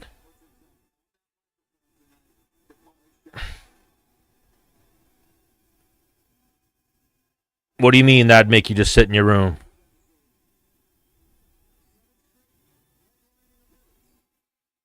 You know, like this is some entrance. Like, how do you top this?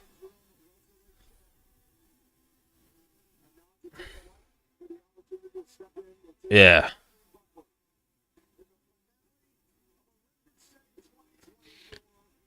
I hope Colby. I'm rooting for Colby right now.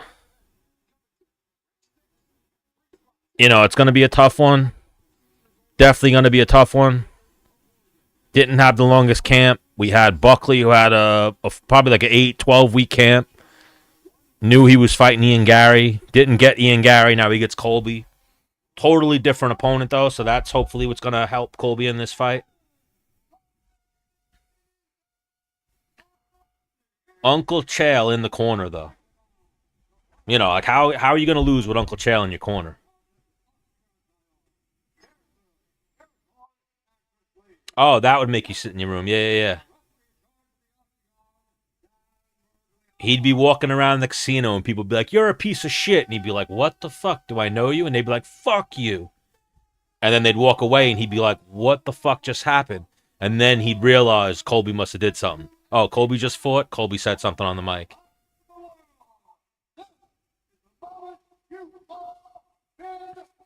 And I'm telling you, though, like, doppelganger. Same hairline, same face, doppelganger. Like, if you said they were brothers, you'd be like, "Oh, wow, you guys look a lot alike." Like, I could totally see it.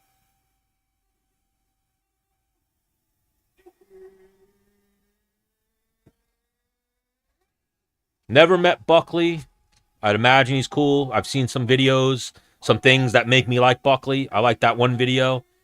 You know, granted, he kind of got trolled in it, but where he walked up to Darren Till and Kamzat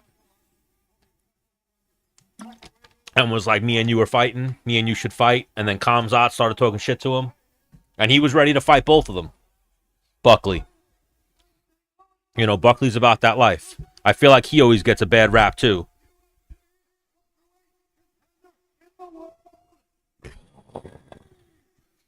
Is this Buckley's night or Colby's night is the question. Buckley looks ready to go.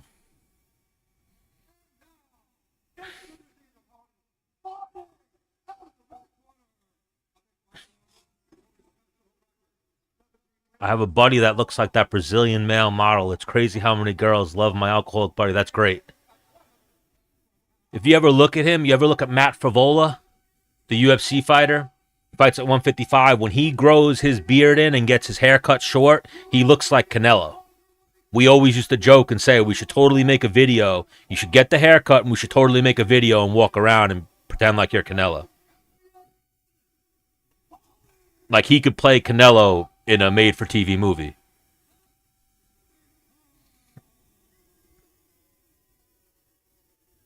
Oh, Chuck's the man.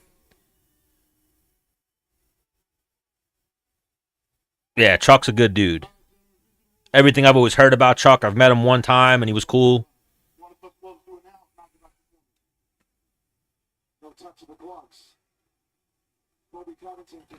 Yeah, Buckley's funny. Buckley's a character. I'm not mad at Buckley. I'm just a bigger Colby fan, so I'm rooting for Colby in this one. But the short notice worries me.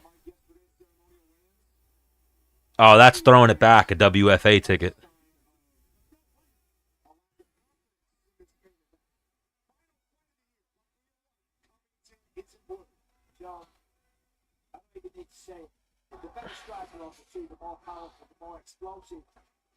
Little feeling out process. Colby tries to spam a little head kick in there. I hate when Colby throws that head kick.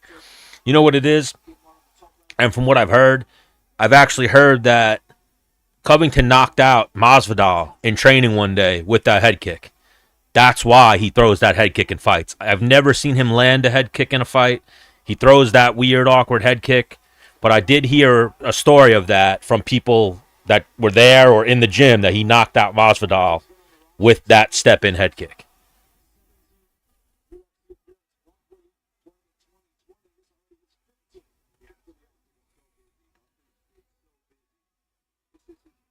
But yeah, that could be a collectible one day, Joel. A Chuck Liddell autograph on a WFA ticket, especially if you find the right collector. That's a piece of MMA history. I don't like that Colby's staying on the feet so much. Oh, yeah, Chuck's big. Imagine Chuck in an alleyway. You ever hear that story at UFC 38 when they got into the brawl where Tito Ortiz got into the fight with Lee Murray and Chuck laid out like 8 people? Definitely a weird filling out process right now. Both guys just keep lunging. Minute and a half in. Oof. Buckley just missed with that one. You know, Colby looks very straight up right now.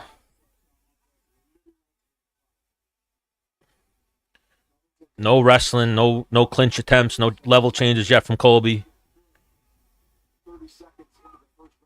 Every time they close distance, there's a little takedown attempt. Nice sprawl by Buckley. Every time they get close to each other, though, Buckley is swinging. They're saying Colby's got a little eye raspberry. I don't know if it's from a headbutt or a little clash or from a punch that landed. I didn't see anything significant land so far. Colby's bleeding.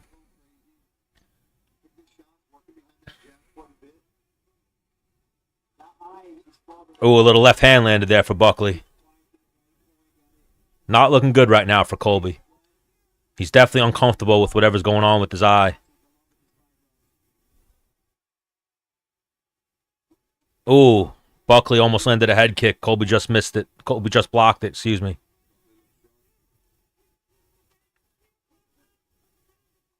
Yeah, Rampage is a character too. Rampage, good left hand landed by Buckley, backing Colby up. Rampage tried to steal my girlfriend once. Didn't happen, but he tried to. Ooh, a little uppercut landed for Colby. Colby's having a lot of issues with his eye right now.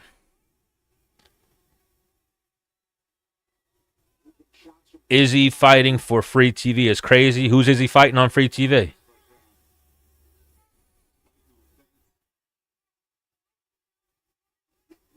Yeah, I was at a Bellator like 10, 15 years ago when Rampage was in Bellator. And probably 10 years ago. I'd have to look up the year. Little left hand lands for Buckley. Colby keeps throwing that head kick. Rampage beat Joey Beltran. And then on his way out, he saw my girlfriend and was like, you're coming to my after party. And tried to get my girlfriend to come to his after party. She was like, I'm going to bring my boyfriend. He was like, bring him. And then we'll lose him in the crowd. And I was like, this fucking guy's hitting on my girlfriend. Oh. Colby's in on a double leg right now. Buckley's doing a good job right now of defending the takedowns, though. Rampage was wearing a giant chain fighting with the limo driver. That's great. Colby's leaking right now. In this takedown attempt, he just made a little puddle of blood. Buckley's doing a good job defending the takedowns. Colby's got to start chain wrestling. Good takedown defense there by Buckley.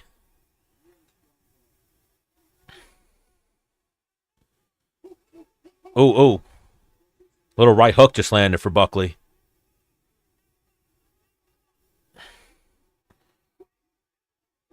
Little leaping left hook. Glances Colby. Colby's looking up at the clock. 20 seconds left.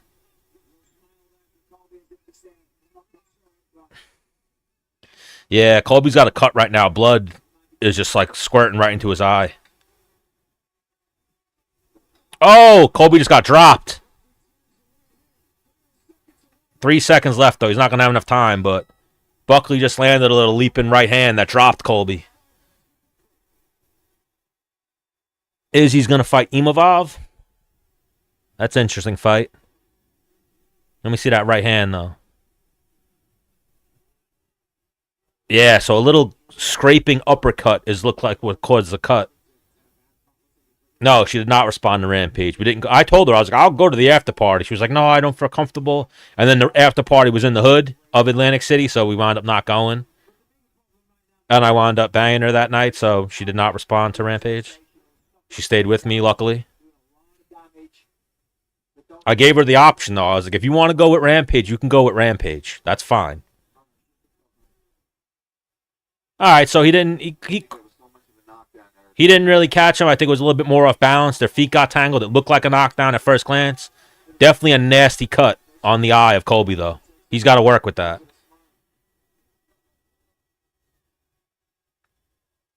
closed down a bar with Matt Hughes. Matt Hughes, I heard, was cool. A little bit of a dick, like a frat boy dick, but he was cool back in the day. I had some mutual friends with Matt Hughes. And then he used to hang out with my buddy Dennis Bermudez. And Dennis always said that Matt Hughes was cool before the train accident. Then I have a friend who used to train in Iowa back in the day, and he said Matt Hughes was like cool, but was like a doucher. You know, like the douchebag captain of the wrestling team. Start of the second round. Definitely a 10-9 round for Buckley. Couple of jabs by Colby. Colby shoots another takedown, shooting from way too far out. Buckley avoids it. Ooh. Buckley landed a couple of body shots. Yeah, once she denied it, I treated her to Universal Studios. Absolutely. You know, I had to deliver at that point. It's like, you could have went with Rampage. You chose me. I gave her the option, though. You always got to give her I gave her the loyalty test. I was like, if you want to go to Rampage's party, you can go to Rampage's party by yourself if you want.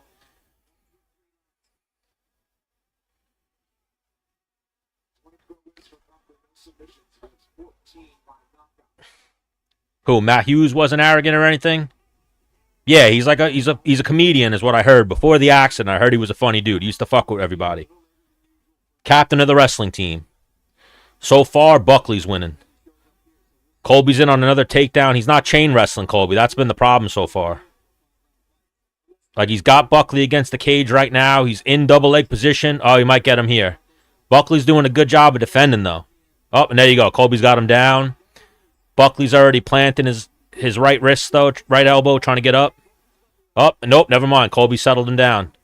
So Colby's got his first takedown. He's on top of Buckley in side control. 3 minutes left in the second round.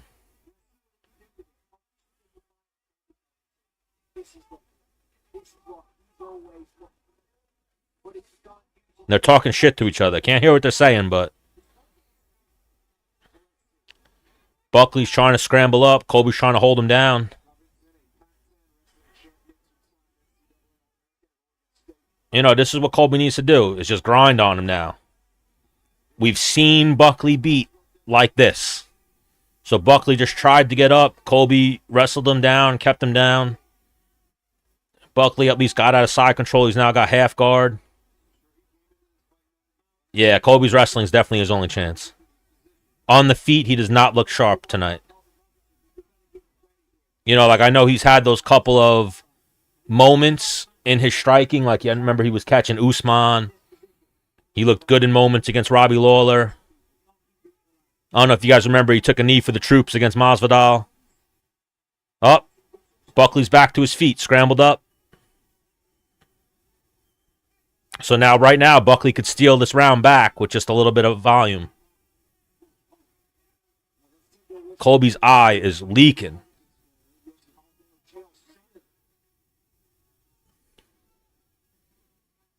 And now they got the corner cam on Chael P.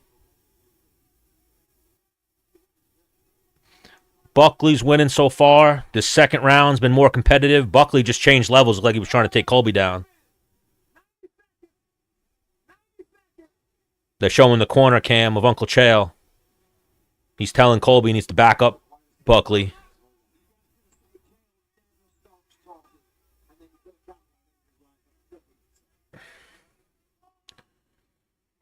You know, I don't think Colby's going to take this second round off of just the takedown, that little bit of control, with how much his eye's leaking.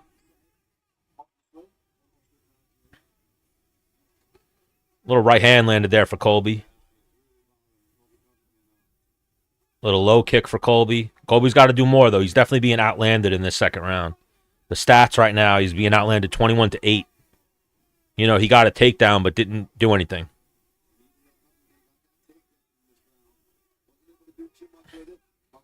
And the question is going to be, does Colby have the cardio he needs? Ooh, a little right hook landed for Colby there. Buckley's swinging, though, so hard. He's got to let land with one. Couple of jabs landed there for Buckley.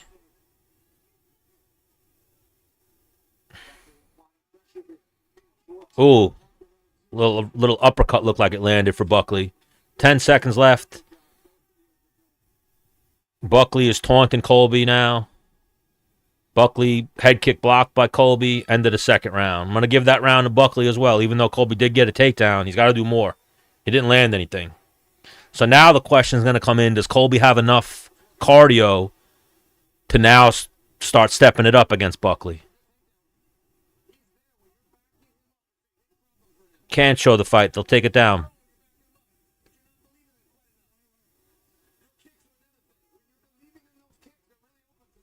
Oh, yeah. Chael's like the main corner, man. Chael's telling him straight up. You got to do more. Colby is wearing it, though. He is bloodied up. His eye, his gash. He has a nice right here cut that's growing. A lot of blood.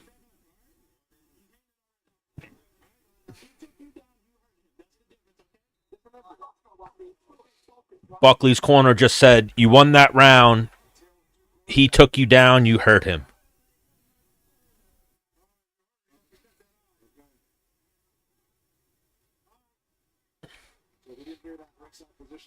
Oh, Uncle Chael, too. I got great stories of Uncle Chael. He's always been very cool to me. I got no bad things to say about Uncle Chael.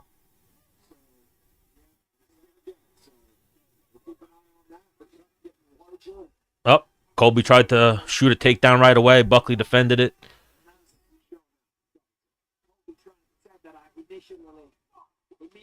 Ooh, a good little two-piece to the body by Buckley. Buckley looks fresh for the start of the third round here.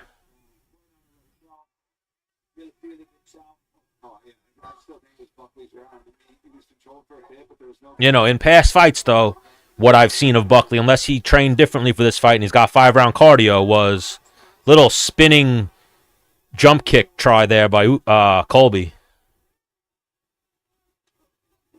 Oh, there's a good punch landed by Buckley. A little right hook. Colby ate it, but he's wearing it well. Colby just shot a takedown and got sprawled on. Now he's in half guard. Oh. Buckley just transferred to mount. Colby rolls over it, scrambles up, and he's back up. Oh, they're trading now. Both guys swinging. Another little right hook lands for Buckley. Little left hook. A straight left just landed for Buckley. Colby's wearing it. Colby is wearing it. I've never met Tim Silva, but I know people who have. They said he wore the championship belt when they met him. Oh, Colby is leaking right now. 3:20 left. Oh, right hand, straight left just landed for for Buckley. He's backing Colby up right now. Colby looks a little winded, so now you start wondering is how much did he actually get to even train for this fight if he's winded right now. You know, Buckley's looking fresher. Colby just shot in, got sprawled on, pulled half guard, now trying to create a scramble. He's in on a leg right now. Buckley's sprawling on him. Colby's in on a single leg.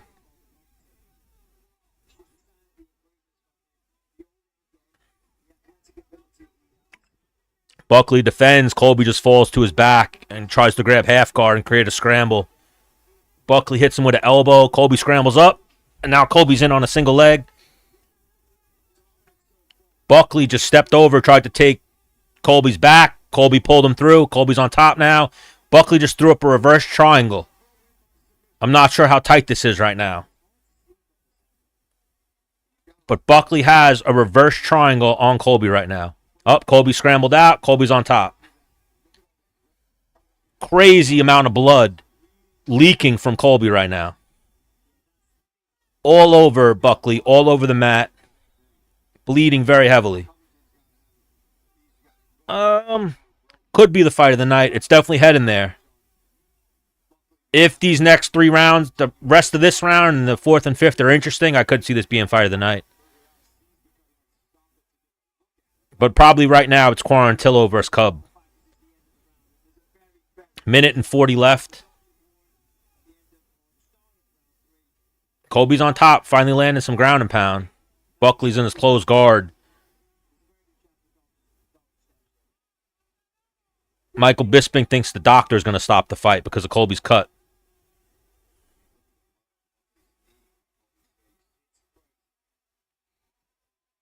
Colby is definitely leaking, though. He has a very bad cut. Hopefully they don't stop this fight. That'd be terrible if they stop this fight.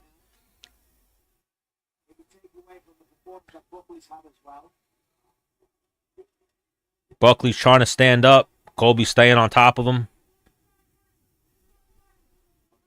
You know, this round's going to be a tough one to score. This one's definitely going to be subjective. We got 45 seconds left. This round's definitely going to be subjective to how you score in the round. Colby did do some damage with a little bit of light ground and pound. Buckley landed the only shots on the feet. Buckley worked his way back to his feet. He's got Colby pressing him up against the fence right now. Colby changes levels again. Looking for a takedown to solidify the round. I mean, significant strikes. They're saying that Buckley outlanded him 25-5 right there in that third round. Oh, come on, Dan Miragliotta. Get the fuck out of here. Dan Miragliotta just stopped the fight to have the doctor take a look at the cut. Oh, and it's a woman, too. Oh, it's a woman. She's going to stop this fight. And that's the fight. That's terrible. Terrible stoppage. Terrible stoppage. Yeah, it's over. It's going to be a third round TKO for Buckley. I saw someone in the chat actually call that. I want to see the cut. The second that it was a woman doctor, you knew where that one was going. Now they just wiped it and he's fucking fine. That's terrible. You know, a woman doctor came in. What's up, genitals? Oh, genitals. Funny.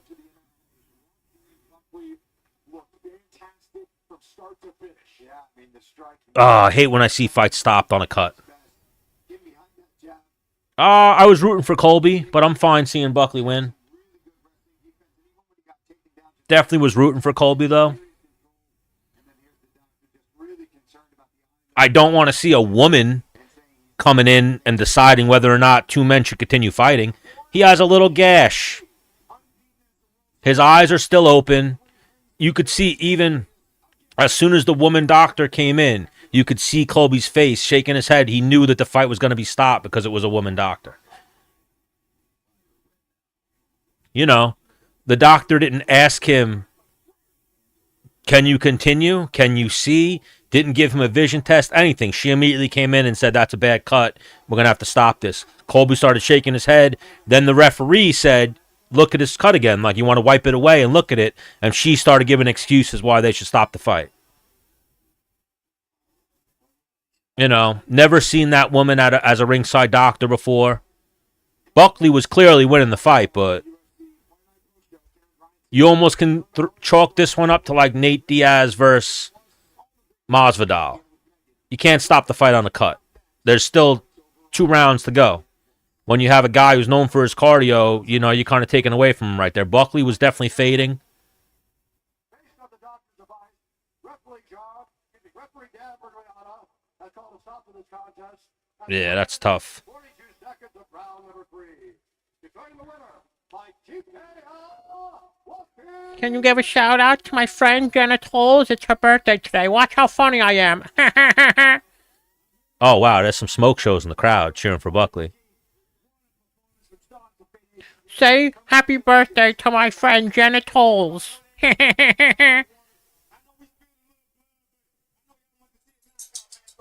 Watch what I do here, my friend Genitals.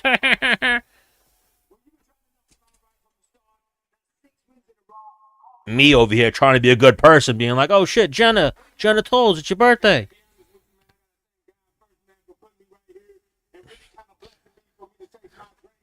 So yeah, terrible performance by Colby, though. He didn't put a scratch on Buckley. Not a scratch on Buckley.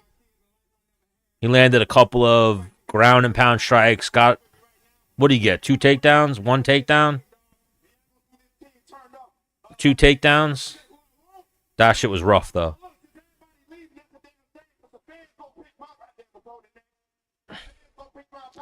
I never think that they should stop fights on cuts unless it's really bad. That wasn't really bad. That was a cut.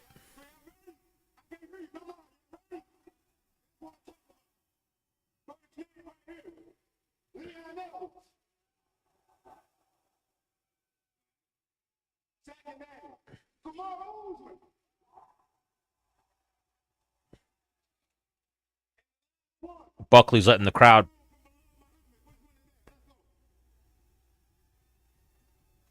I mean, the loudest. Buckley said he wants the crowd to pick his next opponent based off their cheers. And it seemed like they cheered for Bilal the loudest. Or Usman. The doctor said he was going to lose his eyelid. Doctors told me I was going to lose my leg one time when I broke my leg. He was not going to lose his eye right there. Stop. Definitely was not going to lose his eye.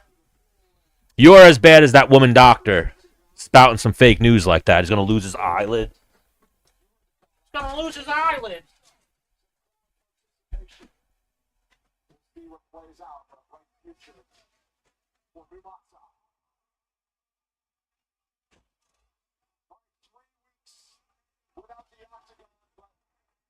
Chance to celebrate the holidays with your loved ones. We return on January 11th from Las Vegas. Mackenzie Dern, Amanda Ribas in a rematch. That UFC 311 two-title fight, including the pound-for-pound number one. You gotta help him. You gotta help him. He's gonna lose his eyelid. He's gonna lose his eyelid. Help him. Help him.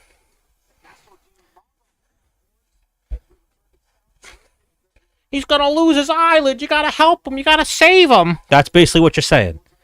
Let the fighters fight. I don't think Nate Diaz should have been stopped versus Masvidal. I don't think that fight should have been stopped.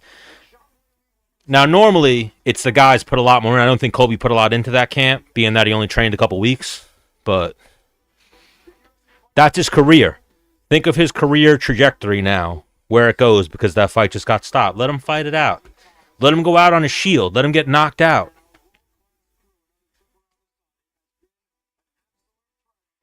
You don't bring in an inexperienced fight doctor to come in and stop a fight.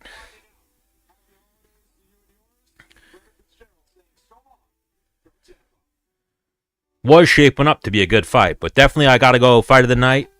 I'm going Billy Q versus Cub. Buckley, third round, TKO. Doctor stoppage.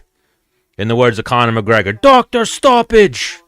It was a doctor stoppage. Tell him. Tell him. This is my dog. Joanna Jones-Jacek.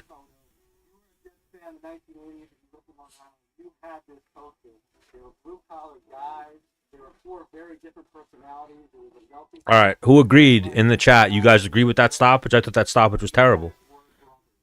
I like people to go out on their shield. I don't want the doctor involved. Get the doctor out of there, especially when they're an inexperienced female. The second I saw a woman doctor walking in there, I knew that fight was done. It was a cut. It wasn't that bad. It was not the worst cut we've seen. It was not even... Did you see Michael Johnson's KO? I did. That was great. Very happy for Michael Johnson. It's subjective. Was it a bad cut? I don't think it was a bad cut, but I like fighting. The doctor coming in and saying, we have to save his eyelid. Yes, only a woman would stop that fight. Similar to when Nate Diaz fought Masvidal. If that fight was in Vegas, the fight wouldn't have been stopped. They had an inexperienced fight doctor come in and go, oh yeah, that fight's bad. He's going to lose his eye. It's like, no, you just don't know. You haven't been the doctor for enough fights. Let the fight go. Michael Johnson should definitely get a bonus tonight. That was a good KO. That woman doctor should definitely get a L tonight. They should take her money away. Exactly. I think the fight was stopped too early because the doctor wasn't aware they're at a fight. It's a fight. The brain damage she was taking in the fight was way worse than the cut. No, she was a fight doctor.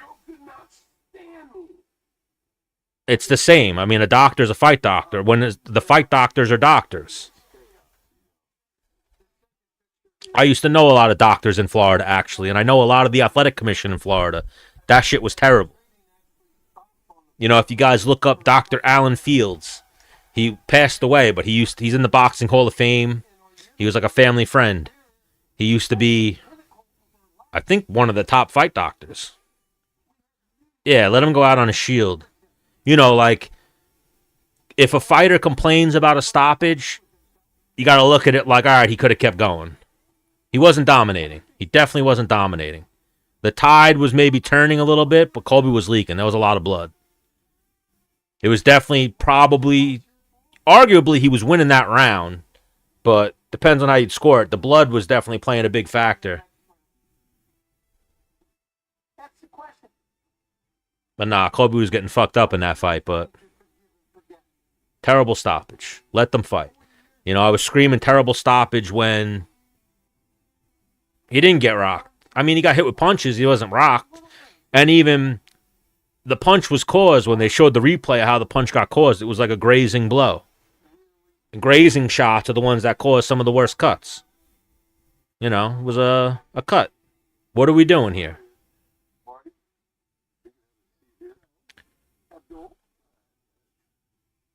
No, Colby did not win in the first. Colby lost by TKO in the third. A bad doctor stoppage. As someone was saying, they saved his eyelid. Yeah, he lost every round, but the judges could have scored him round 2 off of it, or was it 3, takedown in control, but he was getting outstruck bad every round. Right before they stopped the fight, they showed the graphic. He got outlanded in that third, I think 25-5.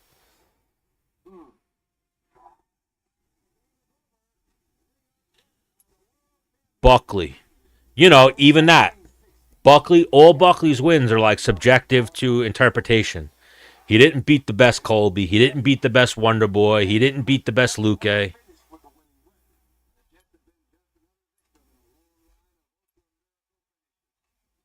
He's not going to go blind. For someone whose name is Facts Matter, he's going to go blind. What are you talking about?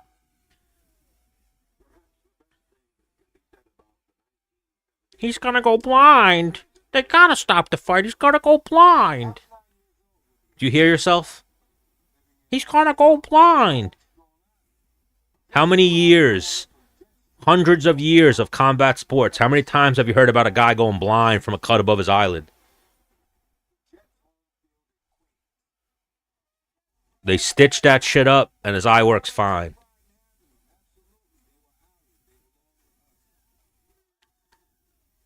Bisping went blind, not from a cut. Bisping went blind from a head kick to the eye. From his retina detaching and then his eye dying is how Bisping went blind. It was from Vitor Belfort's head kick. Always a first. It's been hundreds of years, over 100 years of combat sports. I don't know. Colby's in a tough spot now. He's got to fight another Buckley type, another up-and-comer. He's a gatekeeper. Unless they give him, another big fight, which they could do because he draws. I feel like when he does fight, people tune in.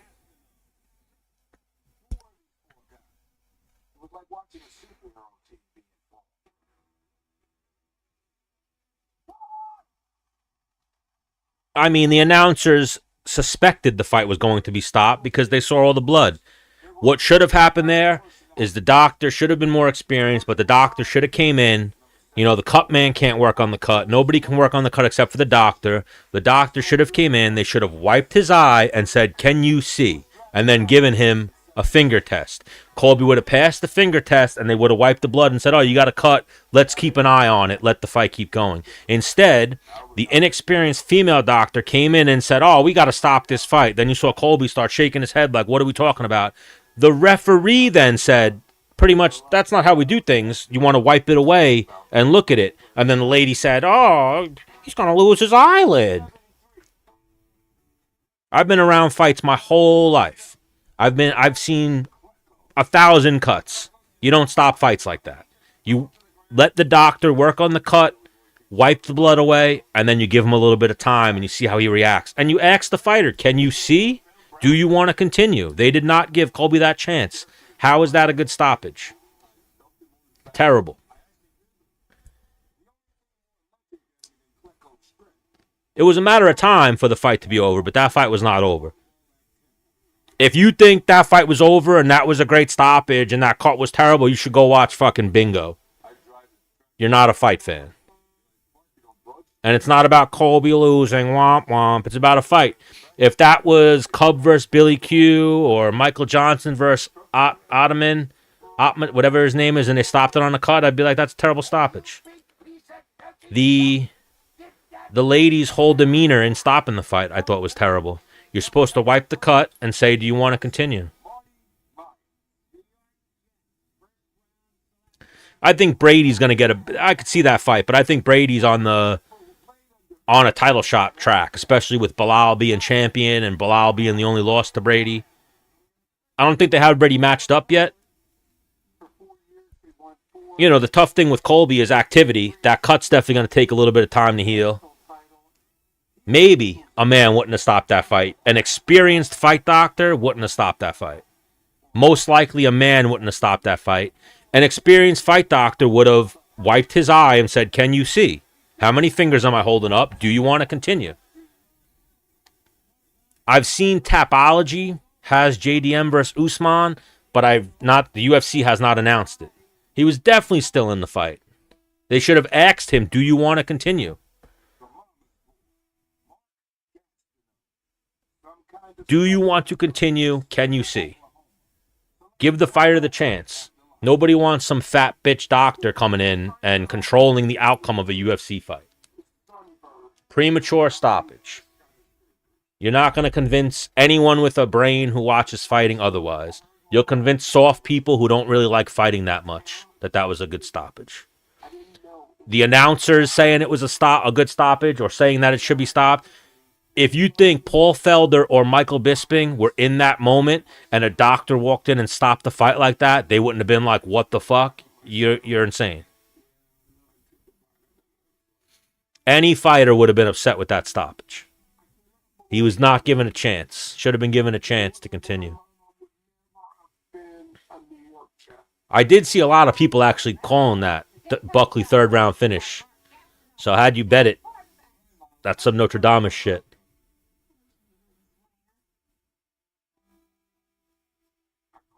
Hit or miss. I've had bad interactions with doctors too. So I guess they could all be men. I wouldn't be opposed to it. Okay. Because the fact that she was the only one that would listen to me. Yeah, the tide was definitely moving towards Colby. He was starting to get him down, but he was still eating a lot of punches. I'm not saying he would have won. He probably would have just got beaten up more, but I think he would have, Buckley won. Third round TKO. The doctor stopped the fight on a cut. The inexperienced female doctor. Trying to save his eyelid, guy. What are you talking about? I can't believe someone actually wrote that comment. A guy. I got to check that. I should have checked that guy's account to see if he was a man or a woman. He's trying to save his eyelid. What are you talking about? Way worse cuts. What was that other fight? And they didn't stop it. Remember fucking Tyson Fury had a vagina on his eyelid and they let that fight go. Oh, Buckley was landing some good body shots. Colby plays a lot of poker. He's got a good poker face. His eye was definitely split open and it was a cut, but you don't stop fights on a cut. And any fight doctor, you're supposed to come in, wipe the eye, ask the guy, can he see, and ask him, do you want to continue? Then you say, okay, keep an eye on it, and you let the fight restart. That's what's happened 999 times in other fights. Then you have the one time that a woman doctor walked in and ended the fight as she was walking up to the fighter. Oh, no, you got to stop this. You got to stop that fight. Dan Miragliotta even said, wait, do you want to wipe the eye and look at it? And she gave him another excuse of why the fight should be stopped.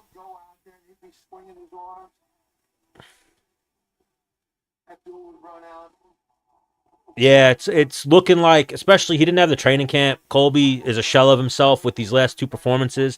I took the Leon Edwards fight with a little grain of salt and tried to buff it away because he did break his foot in that fight, supposedly. And then you see the moment when he supposedly broke his foot, but he laid an egg that night, didn't perform. Laid an egg tonight, came in on short notice. Bad doctor stoppage. But definitely tough times right now for Colby. And again, I look at things always from every angle I can. I think Buckley is not getting, how can I put it, like the notoriety he should or the wins he should. He's getting like not the best Wonder Boy. He's got a win over Luque, but Luque like was afraid to get hit. He just had a brain bleed. He's getting Colby on 3 weeks' notice. Like I'd like to see Buckley get a young name on a full camp. I think he is, but he isn't. You look at some of Buckley's losses, and that's where you see that he's suspect. Like even tonight, Colby on a camp, and even in that fight, you saw some of the holes for Buckley. He has a hole in his grappling. He definitely has a hole in his grappling. It's just a matter of time before someone exploits it. No, he lost at 170 before. He lost to Logan Storley at 170. He was out-grappled by Abdul Azak Harasan, who can fight at 170. He's been out-grappled by some 170-pounders.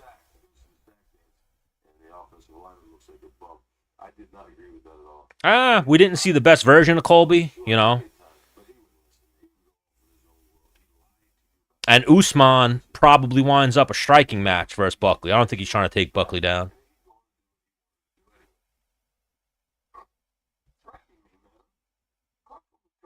Jack Della Maddalena, he seems like a guy who's still in the unknown too. Him versus Buckley would be a good fight, but they're both strikers. They both need to face grapplers.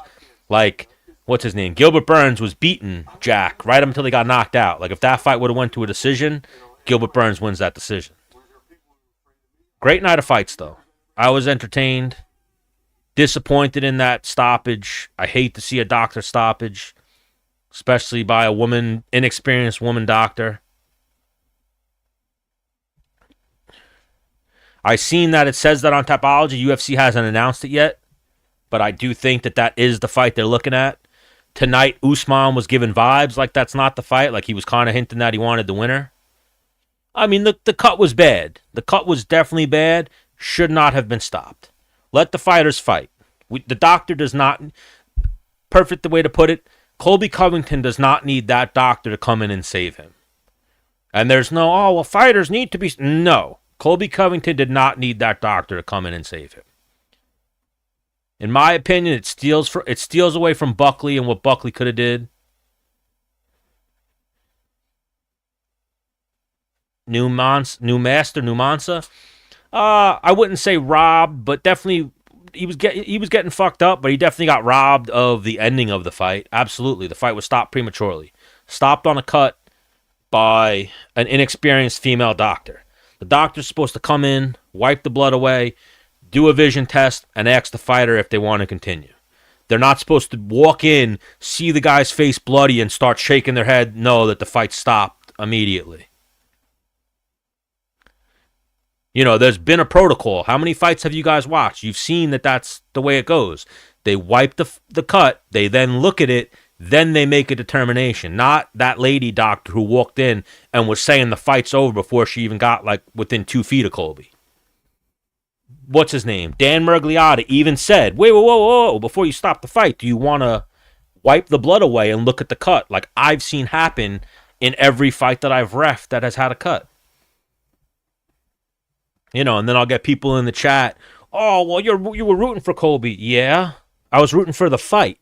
I was being entertained by the fight, and I did want Colby to win. But at the same time, I don't want to see a fight stop like that. That shit's garbage.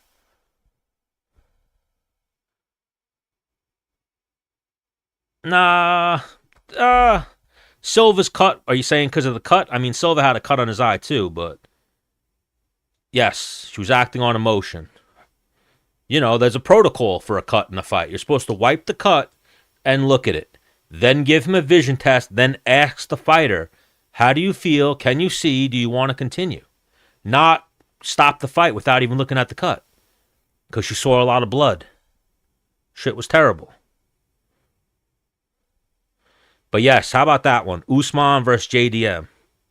Thank you for the gift. Oh, the 3 nut shots? You can't stop the fight on a foul. I felt like Silva was the one who dropped the ball there. He got 3 nut shots in, definitely zapped the power bar of Manel Cap, and then didn't do anything. Was swinging like a fucking wild man.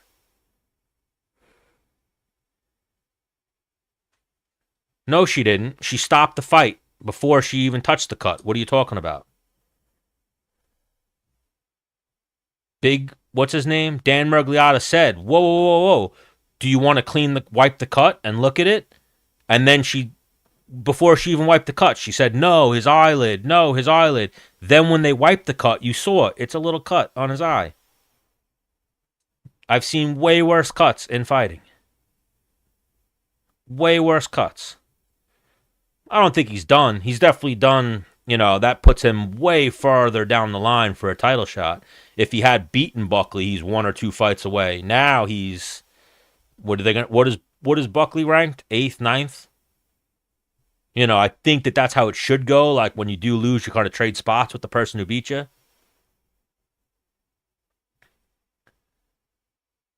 It didn't look like he was going to win, but stylistically, he probably could have come on in the 4th and 5th round. I think he did good in the 4th and 5th round against Leon Edwards with a bad foot. I'd have to think he could have did something as Buckley started slowing down. Just terrible stoppage. Nobody's going to convince me that was a good stoppage. I've seen too many fights to know that was not a good stoppage. For all these, granted, Colby didn't put a lot in because he took the fight on short notice, but for what these guys go through so much shit, that's a good take. No other MMA YouTuber is talking about how the cut lady didn't do a vision test to wipe the blood. Most people don't like Colby. I'm looking at it even from a bipartisan, impartial view. That's what a doctor's supposed to do. I knew a lot of fight doctors in Florida, and I've always been friendly with a lot of doctors in New York, and I've paid very close attention to what happens when they're working on a cut.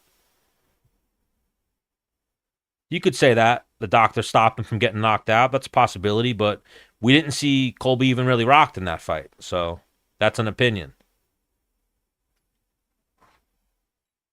He definitely stopped him from losing a decision, maybe.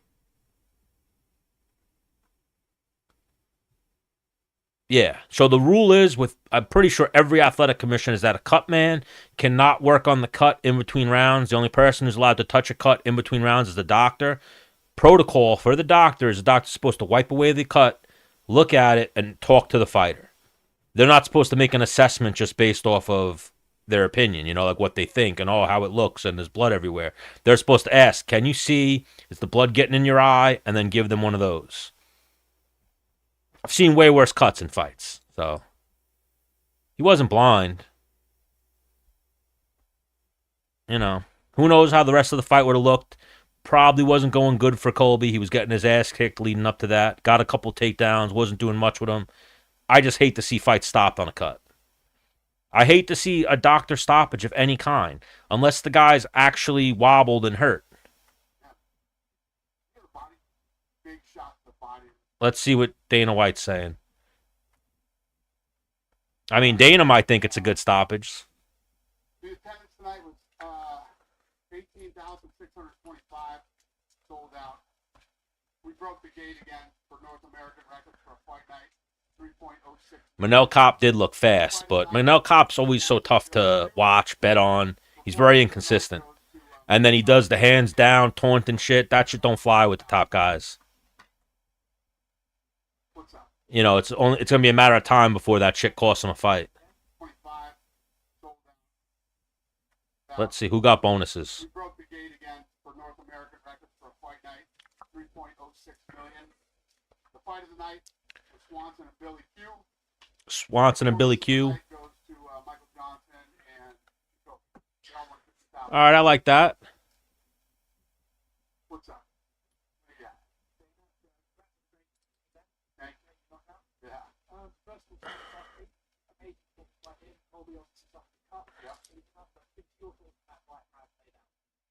I was curious to see how it would go if it went 5 rounds. If it went later in the rounds. No doubt about that fight doesn't get stopped in Vegas. That fight. Dana White just said that fight doesn't get stopped in Vegas. Fight shouldn't have been stopped. So how many fights has Dana White seen? He owns the fucking company. If he thinks the fight shouldn't have been stopped, maybe the fight shouldn't have been stopped. And then when they said, could Colby have gone on or should the fight not have been stopped, he said 100%. Shouldn't have been stopped. Yeah, listen, you go in and beat Colby Covington. Manel Kopp is not world class. Love him or hate him, the guy's a dog. I don't think he's... Yeah, Dana just said that about the cut, yeah. I don't think Manel Kopp is world class. I think he has a hole in his grappling. He showboats too much. He's got too many losses to be considered world class. I think Pantoja, like Bruno Silva tonight, should have tried to take Manel Kopp down. Should have spammed takedowns, struck more into setups. I think Pantoja gets it done against Manel Kopp. That alone tells you that the cut was bothering him. The cut was bad. It was bothering him. It was that. I feel like with Colby that he should have sort of been too hard on himself after, right? Because the cut was bad. No, I've not heard of Craven Moorhead. And literally, as soon as the corner would fix it, he's waiting to walk back out and he rips it open again and makes it start bleeding again. So that alone tells you that the cut was bothering him big time. Look at the Adrian Yanez fight, I don't know if you saw that, but he got kicked enough and punched the eye at the same time. Referee did take a point. Situations like that, would you like the referee to be a bit more involved and take points if you are involved and kind of influence the fight like that? I mean, He's definitely a good fighter. I don't know about world class, though. Definitely worthy of taking. So I woke up this morning at 4 o'clock in the morning. We did. Let's see. The Korean Zombie. Everyone in the chat right now, do you think Manel Kopp is a world class fighter? Is Manel Kopp elite at 125?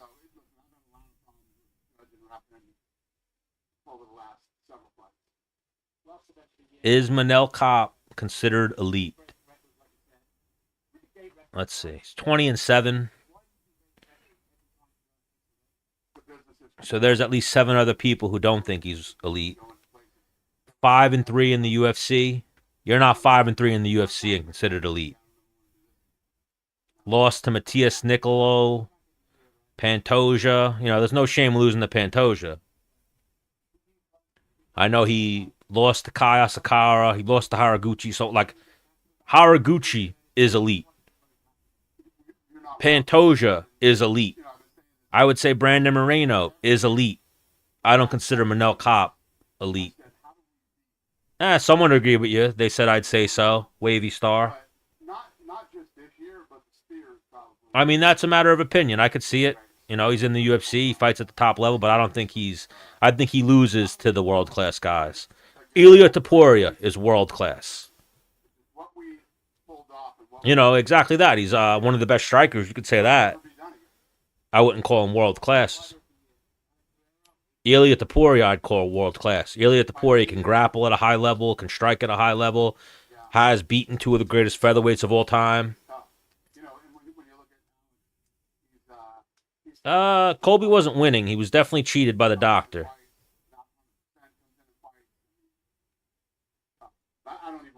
I mean, it's not just about records, it's about wins. Who's Manel Kopp beat to consider himself world-class? Kai Asakura? Bruno Silva? Find out if he's what? Find out what he's throwing. And then you look at Charles Oliveira, who he came back and beat. You could say Charles Oliveira is world-class. Charles Oliveira's got world-class striking, world-class jiu-jitsu. A big part of the problem, I think, for Charles Oliveira was he was cutting too much weight to go to 145. So you have those fights with Charles Oliveira where he looked like shit, looked like a quitter, as people say, shit like that. But that's because he was, on death's door to make 145. So he's on death's door on Friday and then fighting to the death in a cage fight on Saturday. He's always durable and he's always tough, like I said to him. I've seen Manel's fights before he went to the UFC. That's when he wasn't fighting that high of a level of opponent. He fought Kai Asakara, who's not world class, who's good, but he's not world class. He fought Haraguchi, who I think is world class, and he lost to Haraguchi. You know, he lost to Mokaev. You could say Mokaev's world class. He's undefeated, his grappling. On the verge of world class, even Mokaev. You know, I think Pantoja's world class. World class is, I don't know, we have different, he's definitely a high caliber athlete for sure.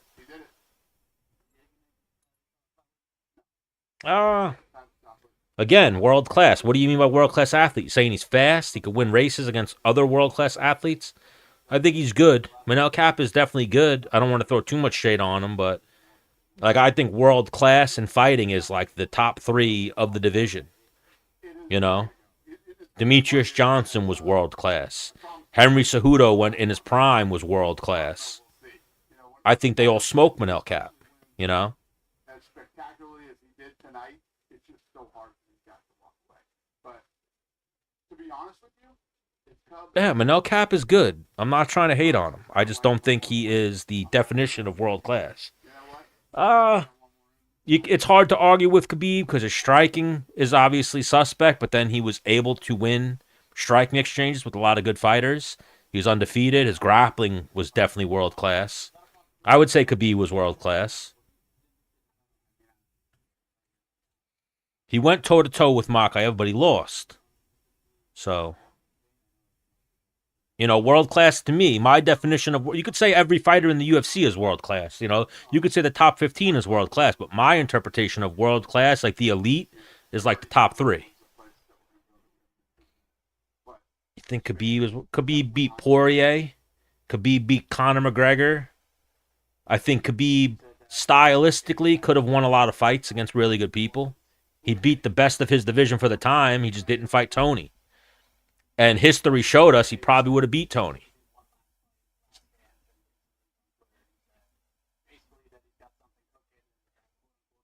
So wait, now we're arguing that Manel Kape is world class and Khabib is not world class? Or Khabib was not world class? I think Khabib is definitely closer to the definition that I have of world class than... So Conor and Poirier are not world class, but Manel Kape is? Now you're smoking something.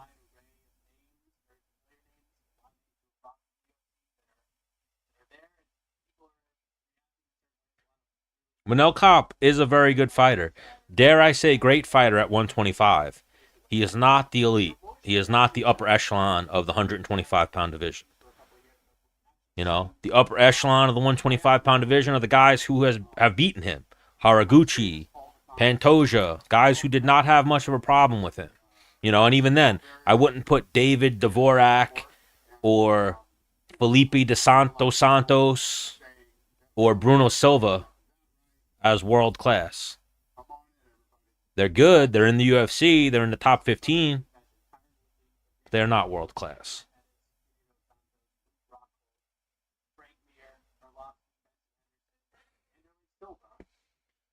Tomato at this point. He's definitely not, in my opinion. He's good. You know, there were what's his name? Bruno Silva landed, for him to even be an elite striker, Bruno Silva landed too many strikes on him tonight for me to consider him world class. Alex Pereira is absolutely world class. You can't even deny it at this point. He wins fights. He wins fights against grapplers he fights. He wins kickboxing fights. He's world-class striker, but he's not a world-class MMA athlete. It's hard. 2 championships is hard to argue. I would not call either Diaz brother world-class. Back in the day, when the sport was a little different, I would have called Nick Diaz world-class when he was the Strikeforce champion. Right when he came in to fight GSP, he was world-class at that point. His striking was sharp. His jiu-jitsu was good. Again, this is also the term world class is open to interpretation. Someone's definition of world class could be top 10, top 15 in the UFC. My world class definition is the top 3, top 2 in each weight class. And even then, I still might be able to come up with an opinion of why I don't think a guy's world class. I definitely think Behead is world class MMA athlete. You know, you can't. It's hard to argue with a championship in 2 weight classes.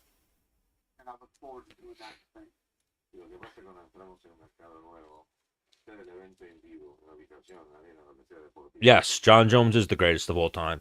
If John Jones isn't the greatest of all time, who is? The only other possible answer is George St. Pierre. Why I wouldn't put George St. Pierre as number one? He got knocked out by Matt Serra. Este ya tendría la entidad suficiente como para ser la pelea estelar de un Fight Night en España en lugar de un pay-per-view, si es más complicado llevarlo a un You know, you're automatically disqualified there. And I like Matt Serra. Yes, John Jones is the GOAT.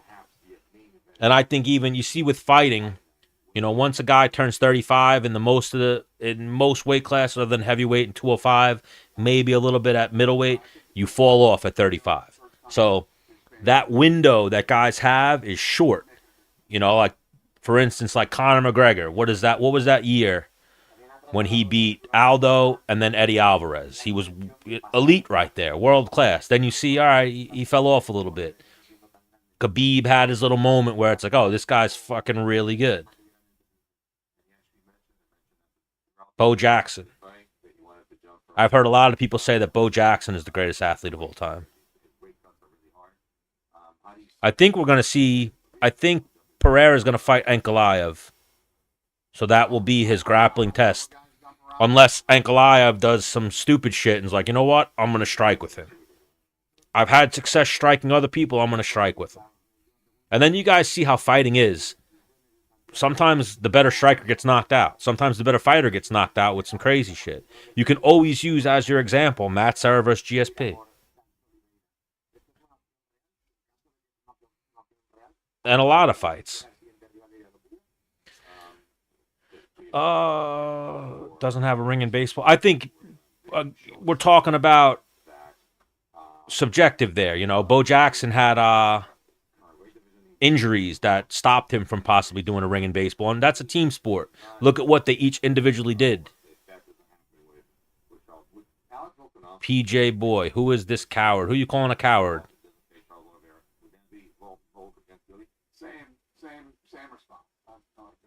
But yeah, I think Potan versus Ankalaev is going to be a good one. I'm just saying I've heard other people, a lot of other athletes say, like when they ask them who's the greatest athlete they ever saw, they all snap answer Bo Jackson. I think even Deion Sanders snap answered Bo Jackson. Surprisingly didn't say himself. It's definitely between those two are in the conversation. I think you could definitely probably put in some like random track and field actors and shit. At that time, BJ was world class, especially with his jiu-jitsu, but then the sport changes. So then you saw when the sport evolved, BJ was getting beat by fucking Ryan Hall, getting out kickboxed by Ryan Hall and then heel hooked by him. You know, the sport evolves. There was a time period when BJ was absolutely world class. Whatever the fighters are talking about, every Tuesday we get in a room and we'll figure out what's going on. That's what I'm saying. Ankalaev should take him down, but there's a realm where Ankalaev goes, I'm going to fucking I'm going to strike with this guy. Straight jiu-jitsu, Ryan Hall was world class for a while. I think once he started doing MMA, he probably tapered away off jiu-jitsu, but he was up there. Even then, though, too, you know, again, world class. I feel like you're trying to set me up into a gotcha moment, like you said this guy. Ryan Hall had really good jiu-jitsu for a while. World class in jiu-jitsu, I would put like the Mendez brothers, Gordon Ryan. For now, I'm saying. Not many, but Ryan Hall was very good. I think Gordon Ryan's world class, and I'm going off results. I think the Mendez brothers were world class. I think Gordon Ryan. I think Galval had his moment. Andre Galval had his moment. Right now, while I'm sitting here in Tampa Bay, I have a bunch of people. You know, like the skeptics of Gordon Ryan, they're going to say he was on steroids. Mikey Messamucci is world class jiu-jitsu.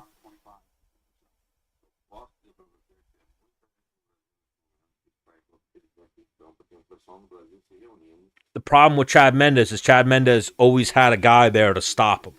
He had Aldo and he had Connor. Such a big year this year. We know that you have such high ambition. What's the goal looking to like the 2025. Chad Mendes was really good too, though. But Chad Mendes was on acne medicine for a lot of years, so. And some of the stuff that we're already working on is, like I was telling this gentleman in Brazil, Nah, you weren't wrong. It's just, your interpretation. I could see where you'd say it. Manel Cop is very good. going on down there, SLS, which I own a piece of, But you see where I'm coming from, Jay, is, to me, it's like the top 2 or 3 are the world-class guys, like the elite. and all these other That's even where I thought Colby. Colby's like a fringe world-class welterweight, or at least was for that time period. You can say, like, the only guys to beat him are the world-class elite guys. And that's even a stretch calling Leon Edwards world-class. And I don't even think Leon Edwards is world-class. I think he got lucky against Usman, got kind of exposed against Bilal. Like, what did he do versus Usman? I think he lost, like, what'd they fight? 3? I think they fought, like, 13 rounds. Usman won, like, 11 of them or 12 of them.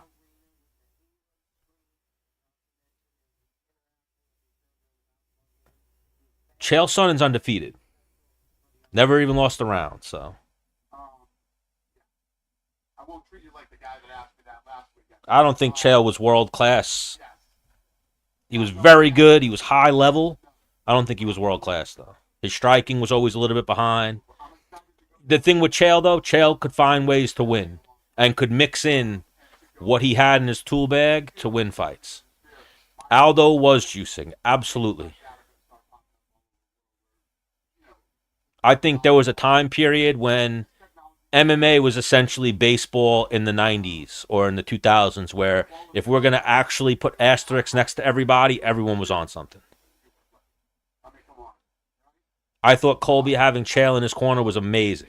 I think even the fact that Colby definitely had a wow moment when he came back to the corner and Chael got in his face and was like, you got to push those takedowns. You got to back him up with a jab. He was probably like, holy shit, Uncle Chael's in my corner right now. But he's also a thing for, subjective to interpretation. Some people like Chael, some people hate Chael. I like Chael. I think Chael's funny. I like his advice. I think Chael's actually got... So even that, I think Chael understands the sport and almost has a world-class view on the sport. Not so much what he could do with his skills, but his mind on it. And then you look at, like, the rooms that he grew up in. Chael was never the best guy in his room coming up for a lot of years. He had Randy Couture. He had Matt Lindland. At a point when Chael was like, I could be champion. Evan Tanner was the champion. Like, he saw a lot of world-class level guys for that time period. I think he's been around a lot of really good guys. Zabit was world-class. Absolutely. Zabit was on his way to being world-class. I think Zabit would have been champion. I think Zabit's one question mark was cardio. And I think, what did we see, that one fight? I think was it Jeremy Stevens that gave him a little bit of problems late in the fight? But that's one of those, if he improves his cardio, he's crazy. Zabit used to train in New Jersey. So I know there's a story like where he came out, I think he came out to Long Island, and he fucked up Aljamain. And then there's a lot of stories of Zabit being an absolute murderer in the gym. That when you got into the fights, the expectations were so high that if he didn't completely annihilate the guy, he disappointed. But yeah, Zabit was really good. I think Zabit was the most skilled of all those Russians. So if you take Khabib, you take Islam, you take all the Usman, Nurmagomedov, I think Zabit was the best one, skill-wise. No, I picked the other guy. Pound for pound, skill-wise. Zabit could grapple, Zabit could strike, but then, the one chink in his armor you saw was cardio.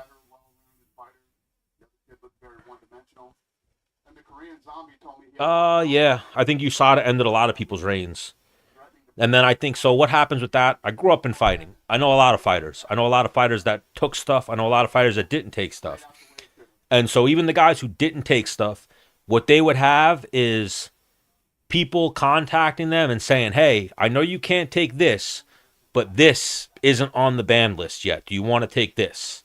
And some of them would take it, some of them would not take it. And then you look at like all those Russians, a lot of them were failing for stuff that wasn't on the ban list in 2015, 2016, 2017, got put on the ban list in 2018, 2019, and then they'd fail for it. So that's like, it's a slippery slope with a lot of the drugs in the combat sports. I used to try to be a Tony Ferguson fan, and I'd pick Tony over Khabib. But then as time passed, I saw how the fights would play out. I lean towards Khabib, but during that time, I would always say I think Tony, because of his cardio and durability, would have had something for Khabib. Because we've seen Khabib get tired. You know, we saw him have to take a round off against Conor, and he lost the round to Conor. We saw him fade a little bit, and I think the Iaquinta fight and a couple fights, we saw him start, taking deep breaths. I think that's where Tony could have gave him a problem, was with his cardio and durability. But the way I always talk about over 35, if you look at Tony Ferguson's career, once he turned 35, I think that's when his 0 for whatever streak started. It's actually a crazy statistic. Like, if you want to boggle your mind a little bit and just look at how undefeated Father Time is, go look at every single fighter and look at their record after they turn 35. And you're never going to find a guy who you're like, this guy, right? Except for John Jones. John Jones is the only one who, once he hit 35, was able to keep winning. And he even had that break where he didn't fight for a few years. So who knows? He might have lost eventually. Arguably lost to Dominic Reyes. Had close fights with Silva. Was it Silva? Thiago Silva. Yeah, Father Time is undefeated. That's who's world class. Father Time. No doubt about it. That's bet on him every time. Like, even tonight, I was rooting for Colby, but Colby showed that statistic true. You don't win fights after you're 35. Like, Cub Swanson was fighting someone else over 35, so Billy Quarantillo is now 0-2 since he turned 35. Cub Swanson is now 5-7 since he turned 35. Yeah, it's subjective. I thought John Jones won too, and when I rewatched the fight, it comes down to the third round, and it's Dominic Reyes won the first half of the round, first couple of minutes of the round. John Jones won the last half, and then John Jones won the last half bigger. He had Dominic breathing heavy, retreating, but it comes down to that third round.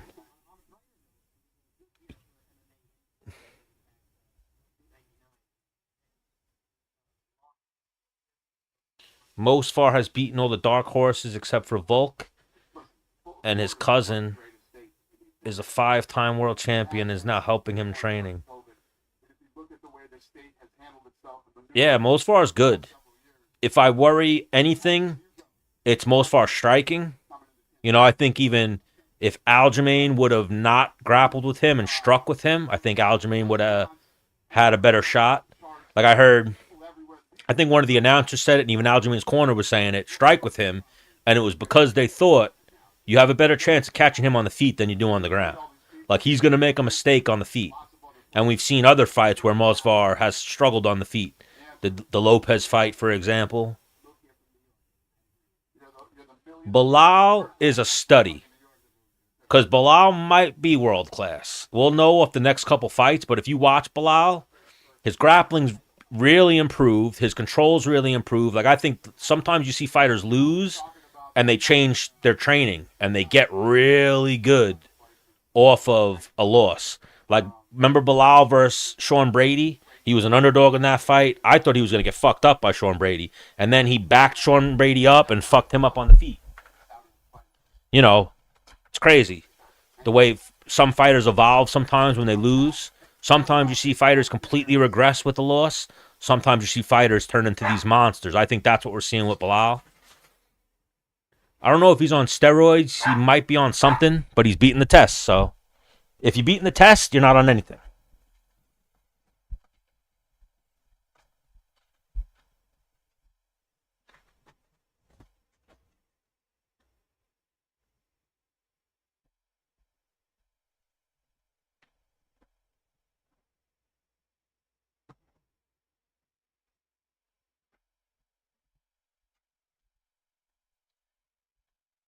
But yeah, if he's beating the test, he's not on anything. Oh, I could always think of the Nate Diaz. Was it Nate or Nick? When they're like, everybody's on steroids. Definitely early stoppage. I had this argument earlier. Let the fighters fight. I think that was an inexperienced fight doctor. Dana White came out at the post-fight press conference and said that fight doesn't get stopped in Vegas. Even I remember he said that about Nate Diaz versus Masvidal. Fight probably doesn't get stopped in Vegas.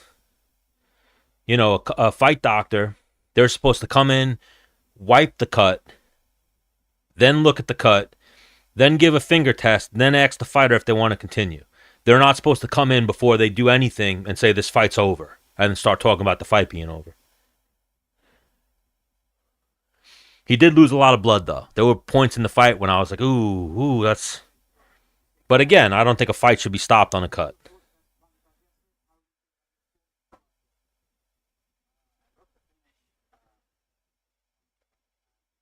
So, I don't know who's on steroids, but I do think a lot of them are taking something. But again, so I think a lot of the steroids that you see now are designer steroids. And they are derivatives and they come down from the Olympics. Each country, America included, wants their athletes to win the Olympics. So what they do is they look at the banned list, they see what things are banned, and they give that to a scientist or a chemist or something in a lab, and they say, come up with the version of this that won't make it show up on the drug test. And I think that's what they're doing right now. Similar to what's his name? What's his name? Who's the biker? Lance Armstrong was doing, Barry Bonds. So Barry Bonds wasn't pissing hot because he was on something called the clear. Lance Armstrong wasn't pissing hot because he was on some shit that wasn't on the ban list yet. I think that's what we see going on. And then you see other instances where it's like, oh, this guy actually pissed for something that's on the ban list. Do you think Bilal can beat Shavkat? I do. I think Bilal, again, has really changed and shown that he is an upper-level fighter. In the conversation for he could be world-class. If he beats Shavkat, then you're like, oh, shit, this guy's actually legit. It's not just a fluke what he did to Leon. I don't know about Buckley. I think Brady. You know, Brady's a high-level grappler. I don't like Merab's striking. I think Merab's grappling, but then Merab has a tough time holding people down. The one thing that is world-class that makes Merab effective against anyone is his cardio. Merab's got, like, the best cardio in fighting. I don't know if Colby was going to come back. He was definitely going to make the next couple rounds, the fourth and fifth round, were definitely going to be interesting. That fight was very similar to Nate Diaz versus Masvidal. Colby was starting to have some success. Buckley was clearly slowing down, and the fight should have kept going.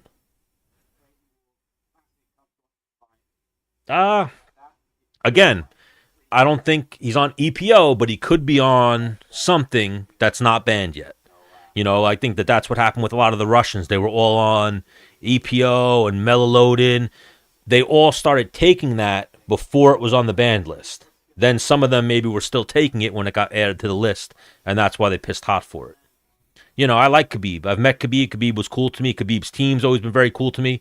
But even with him, everyone around him failed for something. So he was either the only guy in the room not taking it, or he's the guy who stopped taking it before the test, or he's the guy who beat the test.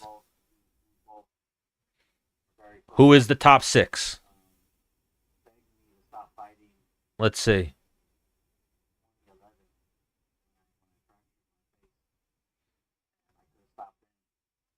They got Cub Swanson at the post-fight press conference right now. He was talking about how he almost stopped when he broke his face.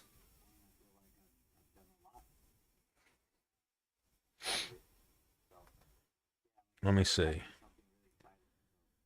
I think Bilal, again, came into his own. Once he had those couple of losses before this win streak started, I think Bilal really hit like some next level in his training. I.e. could be on something that's not on the ban list yet, eating the right vitamins, but I think Bilal beats Leon. He already beat him. I think him versus Shavkat, I want to see the fight because I don't know how one's going to go. I think him versus Ian Gary, I think he could beat Ian Gary, similar to how Shavkat beat him. Jack Della Maddalena. So Jack almost lost to Gilbert in a 3-round fight. Gilbert would have won that fight, but he got up and landed the knee. So I'm curious to see how Jack does in a 5-round fight, how his cardio is for 5 rounds. And then Sean Brady's number 6.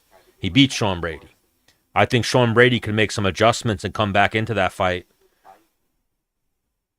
You know, different strategy, different game plan. Yeah, he was only up by a few strikes, Buckley, but it was that, and it was when they showed the replay of what caused the cut, it was a glancing uppercut. It wasn't like a thud of a shot. And even at the one point at the end of the first round, when it looked like he dropped him, he didn't drop him. Their feet kind of got caught up. Definitely a terrible stoppage. I was arguing with people before. There's absolutely no realm where you're going to tell me that was a good stoppage. I've seen tens of thousands of fights in my life. I've seen way worse cuts in fighting, and the fights go on. And I've seen the protocol of what a doctor does when they come in and check a cut. You could tell that that cut lady was very inexperienced. Colby didn't look great in the fight, though. I could say that. He was coming on, but he didn't look great. His striking didn't look good. He's definitely not washed, though. You know, it's weird in fighting. A lot of people comment on fighting like they're commenting on a baseball or basketball game, where fighting, I think, is so different. You know, like, oh, this guy fucking sucks. Oh, this guy's fucking terrible, you know. Yeah, Lawler McDonald. It's right here. That's actually why, you know, people are like, oh, you have a Conor picture. That's actually why I have this picture, because it has the greatest, arguably the greatest fight of all time, Robbie Lawler versus Rory McDonald. Like, if you ever want to make someone a fight fan, you show them that fight. Do you think Omar Sy is the only one who could beat Ankalaev at light heavyweight? I like Pereira's chances, to be honest with you. I think people sleep on Pereira's ground game.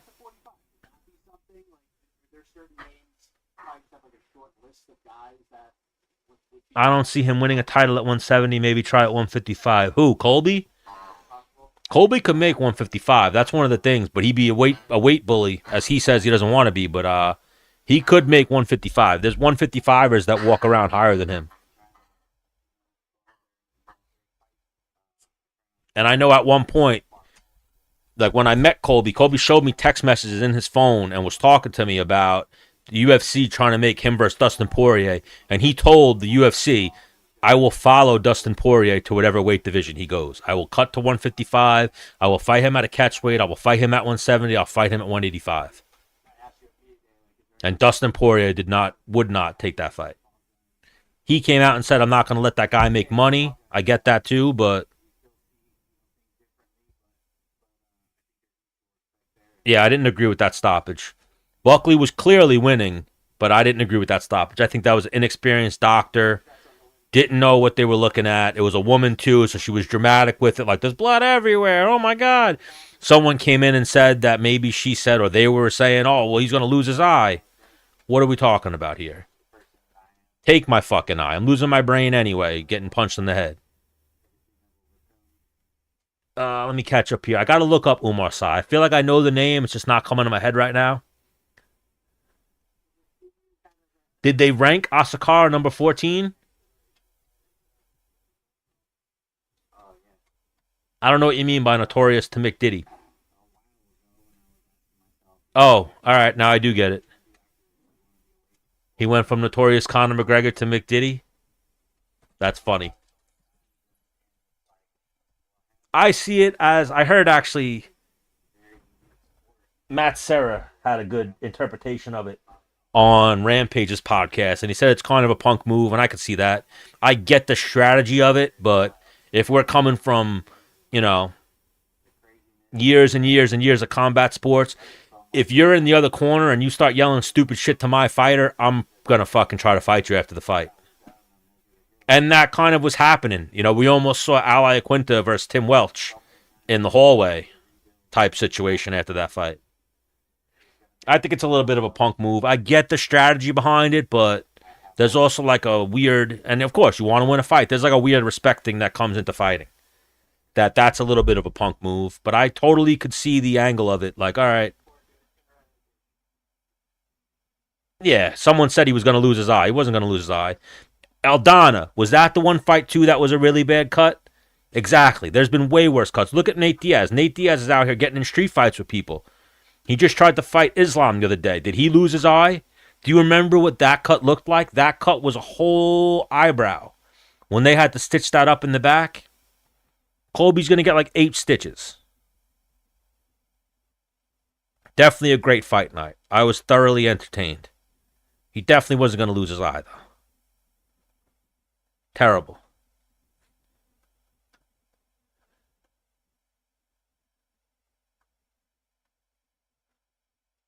Keep facing one more.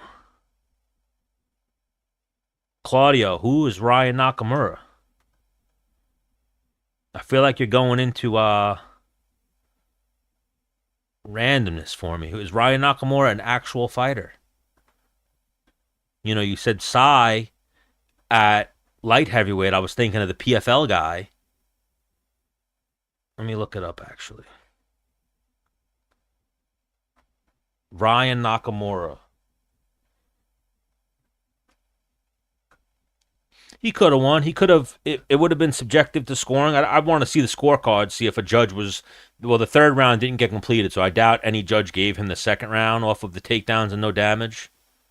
But he could have definitely came on. You know, we needed to. You know what? Even the doctor robbed us of is even if he would have kept beating up Colby, I wanted to see his cardio in the 4th and 5th round because he's going to step up now to competition where he's going to be in nothing but 5-round fights for the next couple of fights. Definitely a great performance from an El Cap. Again, though, I was just having this conversation on YouTube. I feel like he has a lot of trouble with he's already lost to Pantoja. I think Brandon Moreno beats him. I think he has a lot of trouble with those top guys at 125. Oh, let me get back to this.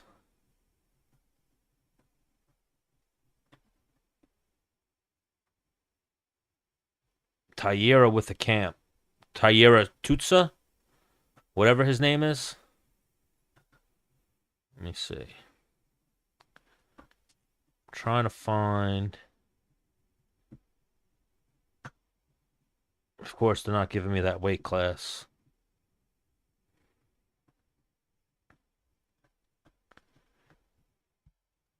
All right. Let me see here.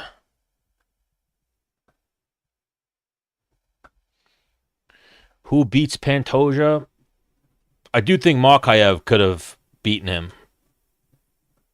But they don't want Markaev even in the UFC. I think he called out Demetrius Johnson. I think he's old now, but Demetrius Johnson a couple years ago would have fucked him up. I think what's his name's an interesting fight if he can come down and make 125 healthily. What's the one that the former 125-pound champion? My brain's drawing a blank right now. He just lost to Peter Yan. Can't think of his name, though. My brain's completely drawing a blank. Figgy. I think Figgy could have a chance against Pantoja. I worry about him in a 5-round fight, but he's beaten Pantoja already. There's definitely people. I think it was quick for Pantoja to call out Demetrius Johnson. He's still got a lot of work to do. Yeah, Davidson. He's in the conversation, but that's because there's not a lot of people in the conversation. You know, I think Cejudo's old, but I think him versus Cejudo could be a good fight. I know they've trained together and are very friendly, but I could see Cejudo giving him problems if he can make 125 still. But again, he's old. And like we talked about, when you're 35, you don't win fights anymore. It's very tough to win fights over 35, especially in the lower weight classes. Heavyweight and 205, you can get away with it. But Pantoja is definitely in the conversation. Absolutely. I would always pay to watch a Colby fight or stream illegally, whatever have you. Always tune in. Colby's an entertaining fighter, even if you're watching him get beat up or you're watching him win. The trash talk, the spectacle of it. He brought out Hulk Hogan. He brought out Chael. Cejudo should have just stayed retired. If Cejudo would have stayed retired, his aura, he had a glow. He had an orange glow around him. I used to see Cejudo at the Eagle FC fights when Khabib was putting on the MMA shows, and Cejudo had an aura around him. And then he came back and laid a couple of eggs. All of Cejudo's aura, when he lost to Aljo, people disrespected him and were like, oh, he sucks, but they were disrespecting Aljo too. Aljo's really good. When he got carried like a baby by Marab across the cage and got laid on the ground, all of his aura left. All of his aura was gone right there. He should have never came back.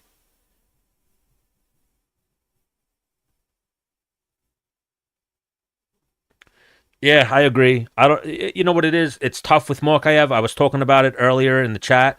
The problem with Morkayev is what happened between him and Manel Cap is they got into two street fights or two altercations. That's why the UFC was like, "Fuck this guy," and then he asked for more money.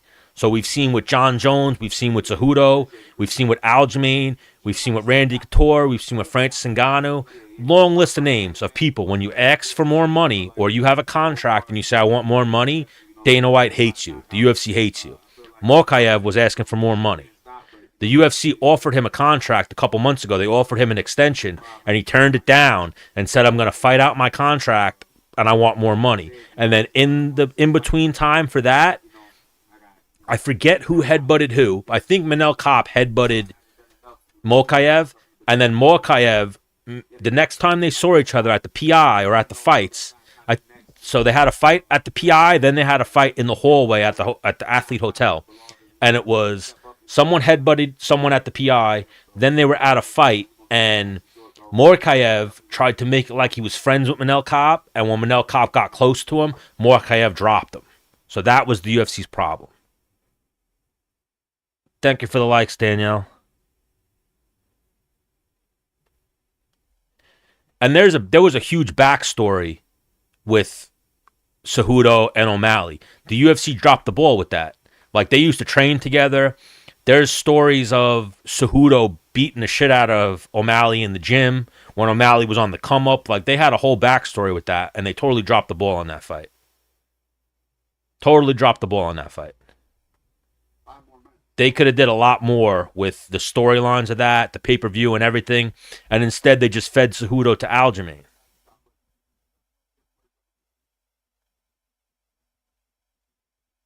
Thank you for the likes. I appreciate it. FaZe, Danny. But yeah, Cejudo, even for Cejudo's aura, they could have did so much more with Cejudo. But what happened with Cejudo? He got into when Cejudo retired and said, I want more money, he didn't really retire. He was trying to negotiate publicly with the UFC. So what did Dana White do? Dana White was like, you're retired. What do you mean? You're retired. The worst thing that you can do, Dana White turns into fucking a maniac when you try to negotiate with him publicly. That's why right now, things with John Jones are not going good, because John Jones brought it out into the public. Dana White absolutely hates when people do that. I've seen it the whole time they've owned the UFC. If you try to renegotiate your contract or try to fight with Dana White publicly over your contract, you get the Morkayev treatment. Yes, Morkayev got his revenge back. It's definitely fighter shit. It doesn't happen all the time. Usually the UFC is able to stop it.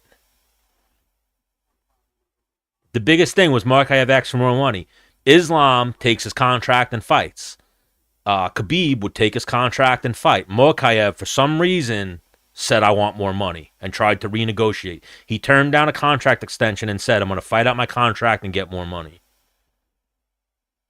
Henry was the greatest combat athlete of all time at one point. At one point, he was right there with John Jones. And then he came back. Thank you, Jay. I appreciate it. We took a break. I just started going live. I have another YouTube as well that I'm trying to get off. It's called the MMA Show, Stan the Man Show. I forget what it even comes up as. Ari Emanuel only likes the 3 Black Kings.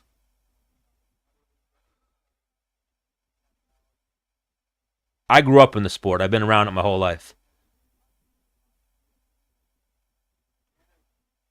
Trained for over 20 years and just been around the sport my whole life.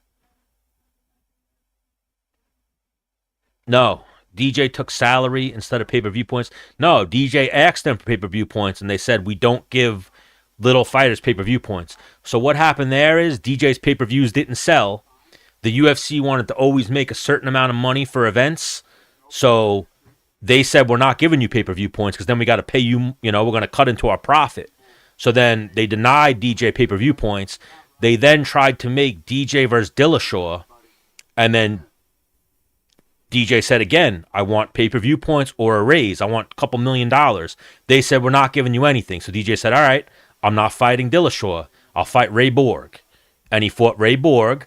Then the next fight, they made him fight Cejudo, and they gave him pay-per-view points for the first time, and he lost. And then what'd they do? They never gave DJ a rematch. They let Cejudo move on and try to become a double champion. He had to fight at 25, and then they traded DJ. DJ asked for more money. Dana said a lot of things in the negotiations with Demetrius Johnson. They both, two sides to every story. I lean towards the fighter's story, the fighter's version, a little bit more than Dana's usually. He would have been in the conversation, Cejudo. Cejudo was definitely in the conversation. All right, let me catch up here. I don't know why O'Malley still fought Merab. Money. A lot of money. And fighters always fight hurt. You'll only hear I had a torn ligament or I had injuries when they lose. You'll very rarely hear how they won with an injury because then they just go get surgery. They take time off. No, I think a move down to lightweight would actually hurt him. The lowest that Colby wrestled was Colby. I don't know if he wrestled at 161. I know he used to wrestle at 171. He might have wrestled in the 60s, but I don't think he hasn't made that weight since college. He might have won at 165, I think was the weight, but that's a low weight class for him. Thank you for the love, Danny. I think Alex could fight a heavyweight.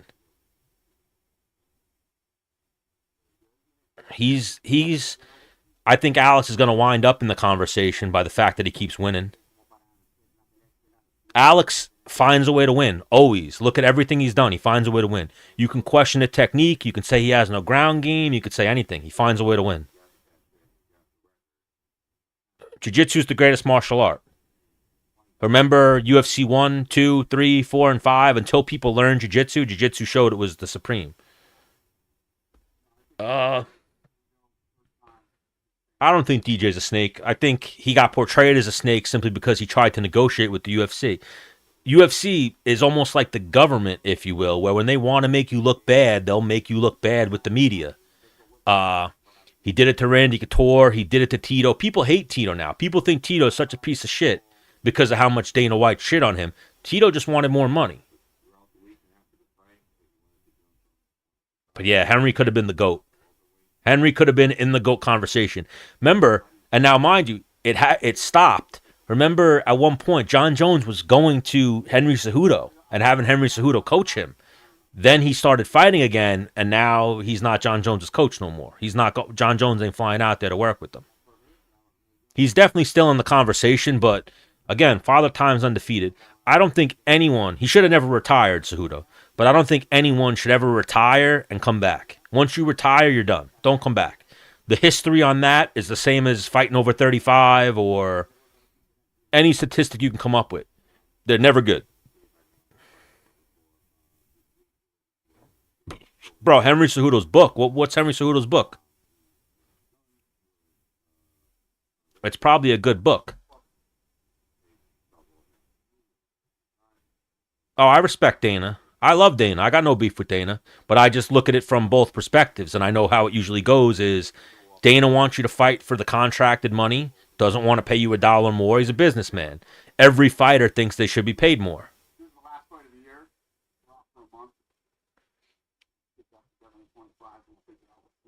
I don't think DJ bit the hand that fed him. I think he was just trying to negotiate, and the UFC took a hard line against him.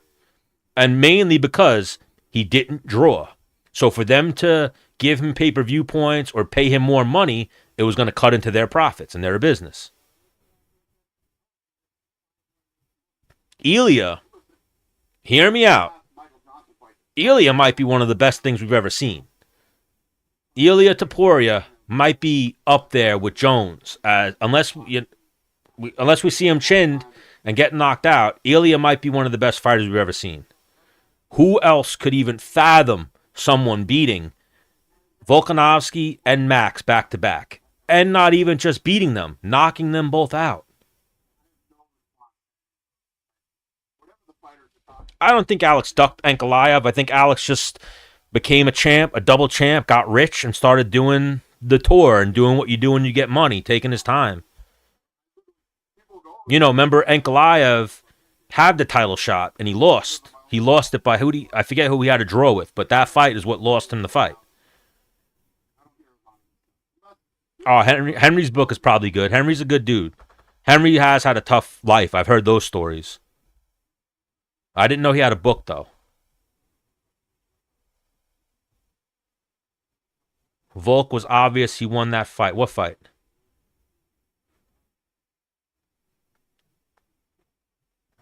All right, let me catch up here. Yeah, I think Alex Pereira is really good. Not only does he have a puncher's chance against everyone, he lulls people into striking with him. And then I feel like everyone kind of goes. Like, I remember Strickland said it. Strickland was like, this guy's not that good. And then all of a sudden he was looking up at the lights. And I forget who it was. I think Ankalaev. Strickland was beating up Ankalaev in training and then thought, oh, Pereira's going to be easy. I'm fucking this guy up. Like, I'm going to ragdoll Pereira. And then he got knocked out by Pereira. I remember I was a kid. I watched UFC 1 on my uncle's scrambler. So back in the day, you used to have a cable box, and they would have a scrambler that you can get, so you get all the pay-per-view channels for free. And I remember flicking through the channels, and I saw Ken Shamrock, and I was like, this guy's fucking great. Then I saw Royce Gracie win, and I was like, this little fucking guy. Then when they fought, I thought Ken Shamrock was going to murder him. And then he got choked out, and I was like, what the fuck just happened? What the fuck did he do? And then the obsession was born. UFC 1. I think Colby, that was tough for him. He didn't train for this fight the way he should have. Switching camps, it could be a good thing for some people. And I do think it works in South Florida or Vegas when you switch camps. But you got to have a camp. You can't train 3-4 weeks for a guy like Buckley. Ilya has potential to be up there with John Jones. I don't know about better. What's tough, too, is John Jones could get knocked out his next fight, and then his stock goes down a little bit. The longer you fight, the greater the chance that you start catching L's. Yeah, you called Max. Yeah.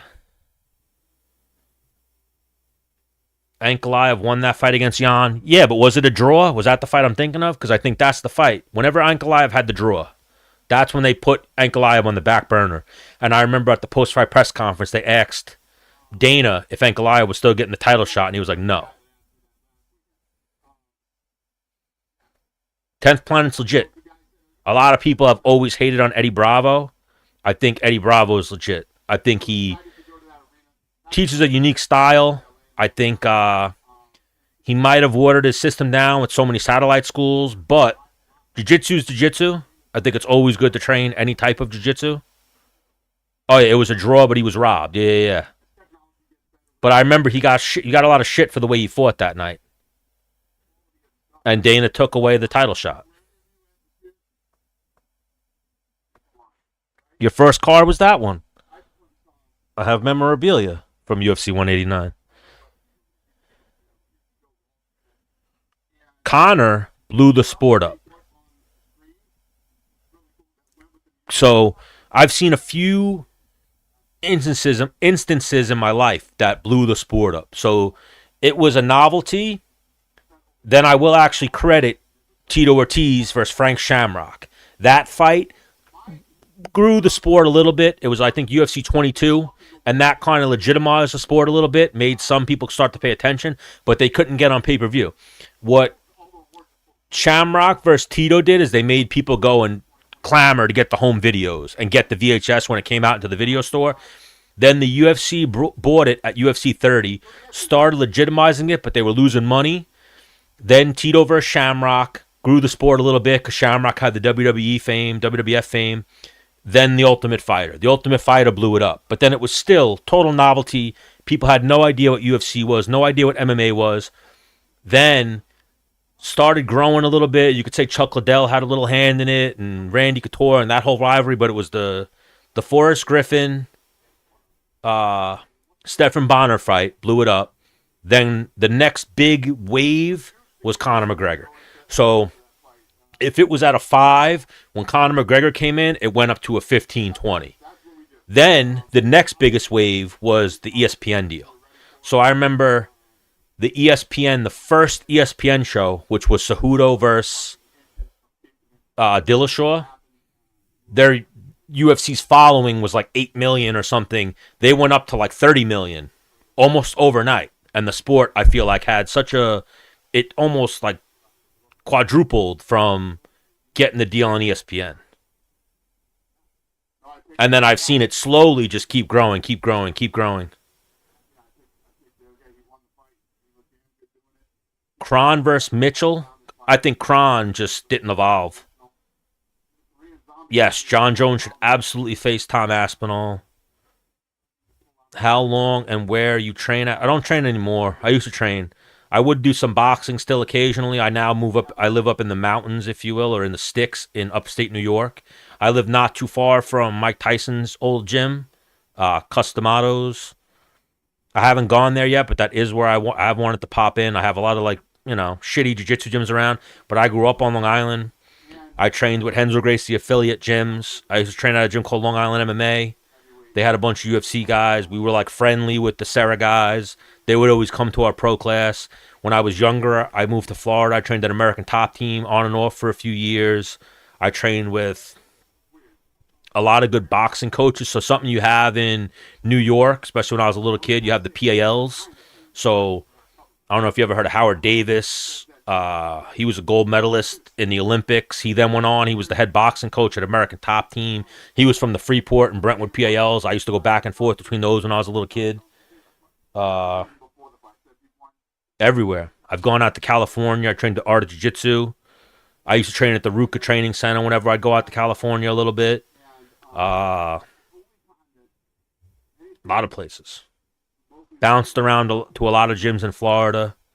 I'm able to step on any mat and hang with the people in the gym. Iaquinta sold my house. I love Al. Al Iaquinta's the fucking man. You'll never hear me say a bad word about Al Iaquinta. I have funny videos too. Like I did some videos when Al Iaquinta was selling my house. Yes, Long Island MMA was legit. They aren't the same as they used to be.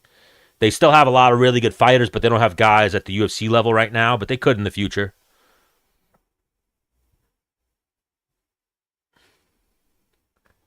But yeah, I trained my whole life. Always bounced around a little bit.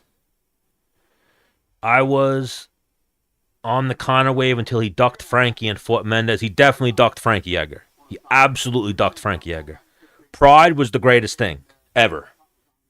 So the thing with Pride that was crazy is Pride wouldn't get shown in the States like the way UFC is live. It was almost like the VHS era. I had a friend. I couldn't even watch Pride. I had a friend who had a satellite dish. So I used to have to go to my friend's house and like 2-3 days after the Prides happened and watch it on like tape delay in the United States. I would know the results. Sometimes I'd fight myself to not read the results, but I'd have to go to my friend's house and watch on like DirecTV.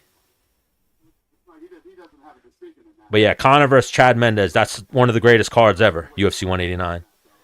Conor definitely blew up the sport. Forrest versus Stephan, there was some technique. It was just the technique of its time. Joe Stevenson's the man. Where are you at? Where are you at, FaZe Diddy? Do you train? Was Dominic Reyes ever at your gym, or you own one of the affiliate schools? I know his gym was Cobra Kai, Joe Stevenson. But Joe Stevenson's legit too. Talked to him a bunch on the phone, and then he came to Long Island one time and was training with Marcos Galval.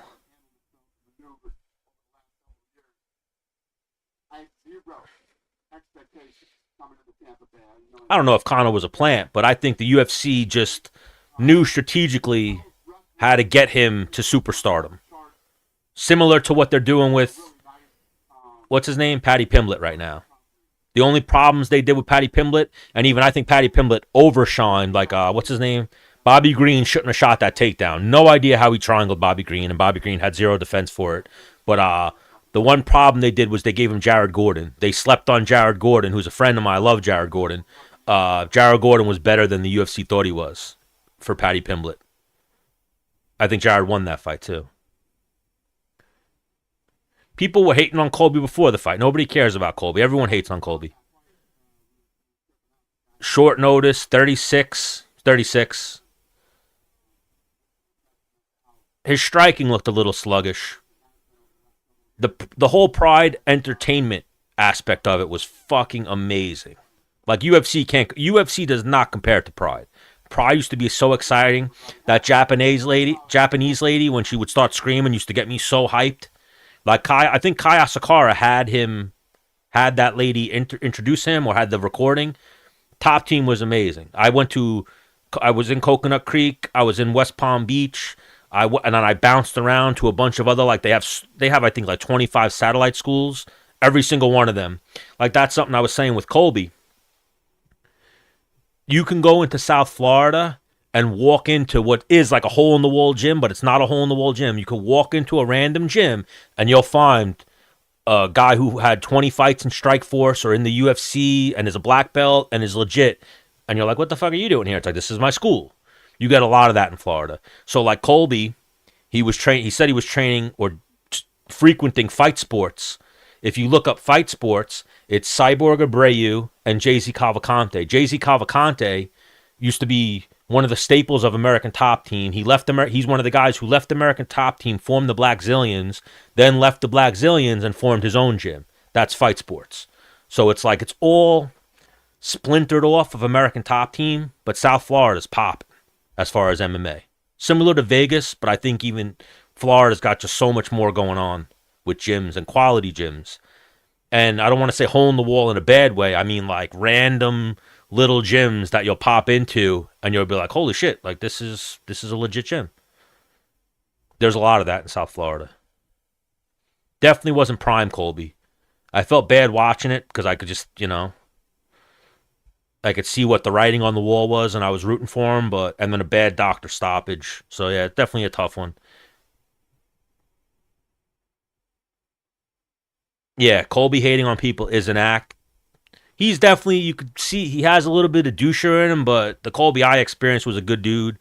I have a bunch of mutual friends with him. They all say he's a good dude. They play poker with him and shit. Oh, he lost a lot of blood. He was definitely losing a lot of blood. And now that does not warrant stopping the fight. You ask the fighter, are you okay? And you actually look at the cut. I think that was a very inexperienced fight doctor. And I've been around the sport my whole life. I've actually always paid a weird close attention to the fight doctors. I've known a few of them personally. They've been family friends and whatnot. And I remember I used to do commentary and ring announcing at fights in New York. And I would always watch the doctors and how they worked with the fighters. Because I would always get so fucking mad when a doctor stopped the fight. Because it's like you're taking away from, I'm saving him. You're taking away all the hard work this guy put in. Let him go out on his shield. And now the argument there is, oh, he's going to get hurt. He's going to get We're getting brain damage anyway. We're getting fucked up anyway. Let me go out with my pride. Save me my dignity and my pride. Like tonight, that doctor took away that for Colby. And people were arguing with me in the comments saying, oh, he's going to lose his eyelid. No, he's not. Have you seen the car accidents and the shit that people go through and they are able to come back? They're able to walk again. They get rehabilitated. The shit that they stitch up. He's not for a scratch over his eye, losing his fucking eye. The Black Zillions at one point were it. They were that when Rashad started the Black Zillions. I think he had just lost the title. He was, there. I think when he started the Black Zillions was because he was going to fight John Jones. So he wanted to get out of Jackson Wink. And who were the four? I know Jay-Z Cavalcante, Jorge Santiago, Rashad, and there was someone else that left American Top Team. And a couple of the coaches had left American Top Team. So a lot of what you see in South Florida, and now you see Killcliff and what the Black Zillions, they turned into Killcliff. There is still a Black Zillions gym, too. There is still a Black Zillions team in South Florida. It all splinters off of American Top Team. And then what American Top Team was splinters off of Brazilian Top Team. You know, I remember the old Pride days and the old UFC days, there was Brazilian Top Team. They broke up. And then Conan Silveria, the Silveria brothers, Laborio, and those guys went and formed the American Top Team. They hooked up with Dan Lambert. They used to have a gym called Boca Black Belt first. They left Brazilian Top Team, and they had a gym called Boca Black Belt. And then Boca Black Belt turned into American Top Team. You know, Boca Black Belt, Dan Lambert used to train at Boca Black Belt. And then he said to the Silveria brothers and Laborio, I'll give you guys money and open up a super gym, and you guys run it. I'll be the businessman. You guys teach the classes and get me some fighters. UFC saved Colby tonight for a couple more screws. I don't think the UFC saved him. Dana White said after the fight he thinks it was a premature stoppage. And he said if that fight was in Vegas, it wouldn't have been stopped. So I don't think they saved him. They do still have him for a couple more fights, though. I know that everyone leading into this fight was saying that they thought Colby was done even before the fight. But I think Colby said, I signed a 5-fight deal before the Leon Edwards fight. So they still have him. Colby, I don't know. Colby's an interesting case because he's only going to take fights that get him closer to a title. So I don't think he's going to fight the number 14 guy. He's going to wait it out and probably try to fight, you know, a Shavkat, Ian Gary. He's going to try to catch one of those guys coming off a loss. Talk his way into the fight. Buckley, I think Buckley is prime right now for, let's see, a Sean Brady. I mean, Gilbert Burns. I mean, that's actually right there, actually. Let's do Colby Covington versus Gilbert Burns. That's a good one. I wouldn't, you know, I know he moves up beating Colby. I wouldn't mind seeing Jeff Neal versus Buckley. You could do Buckley versus Sean Brady. You could do Buckley versus the winner of Jack Medellina versus Usman. Or Buckley versus the loser of that fight, too. You could do Buckley versus Ian Gary. I mean, what they do sometimes is throw losers against losers. They could run right now Ian Gary versus Colby. They could run Colby versus Leon Edwards. They could do Buckley versus Leon Edwards. They got a lot right there. FaZe Diddy, where'd you go? I was asking about Joe Stevenson's gym. What are your thoughts on Trevor Whitman? I think he's such an odd guy. He's been around for a while, Trevor Whitman. So he used to coach Shane Carwin. I know he used to be more involved with, I think, Elevation Fight Team back in the day. And I think he left there and kind of started his own little gym. I do see what you think. He's a weird coach. I saw a video where he's currently being sued or he's being accused of stealing designs from a father and son who make punching bags, make gloves and shit like that. And they're saying that they were working closely with him. And then all of a sudden, he turned up, like, producing gloves, producing punching bags and shit, like, stole all their ideas. Granted, it's their side of the story. I'd have to get the other one, but I think he's a good coach. I think he's a little bit weird. I could see that. I think that fight, the way he coaches Rose is a little weird. Like, I know Pat Barry and Trevor Whitman both got a lot of flack because they were telling Rose she was winning that Carla Esparza fight when they both weren't doing shit. But I think he's a good coach. I think proof is there.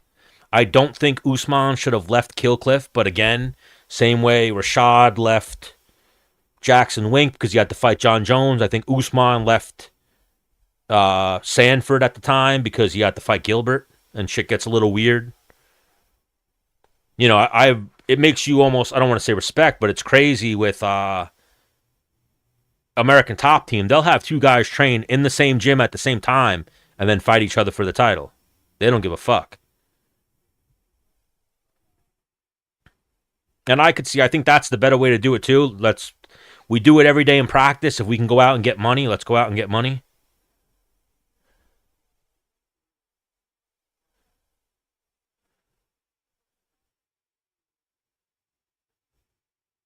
I don't even know what you're saying, user 735262.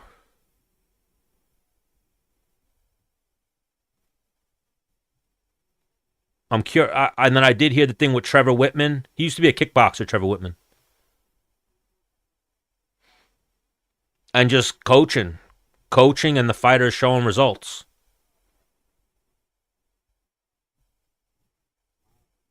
I know on the world stage it might not be all public knowledge, but I know in Colorado he's been a coach for a minute. I know even he was around, and his gym used to have an affiliation with Jackson Wink back in the day. And they used to all be, like travel together and join for sparring sessions. And there's definitely other fighters he used to work with. I can't think of now, but I just know Shane Carwin was one of his first big pupils.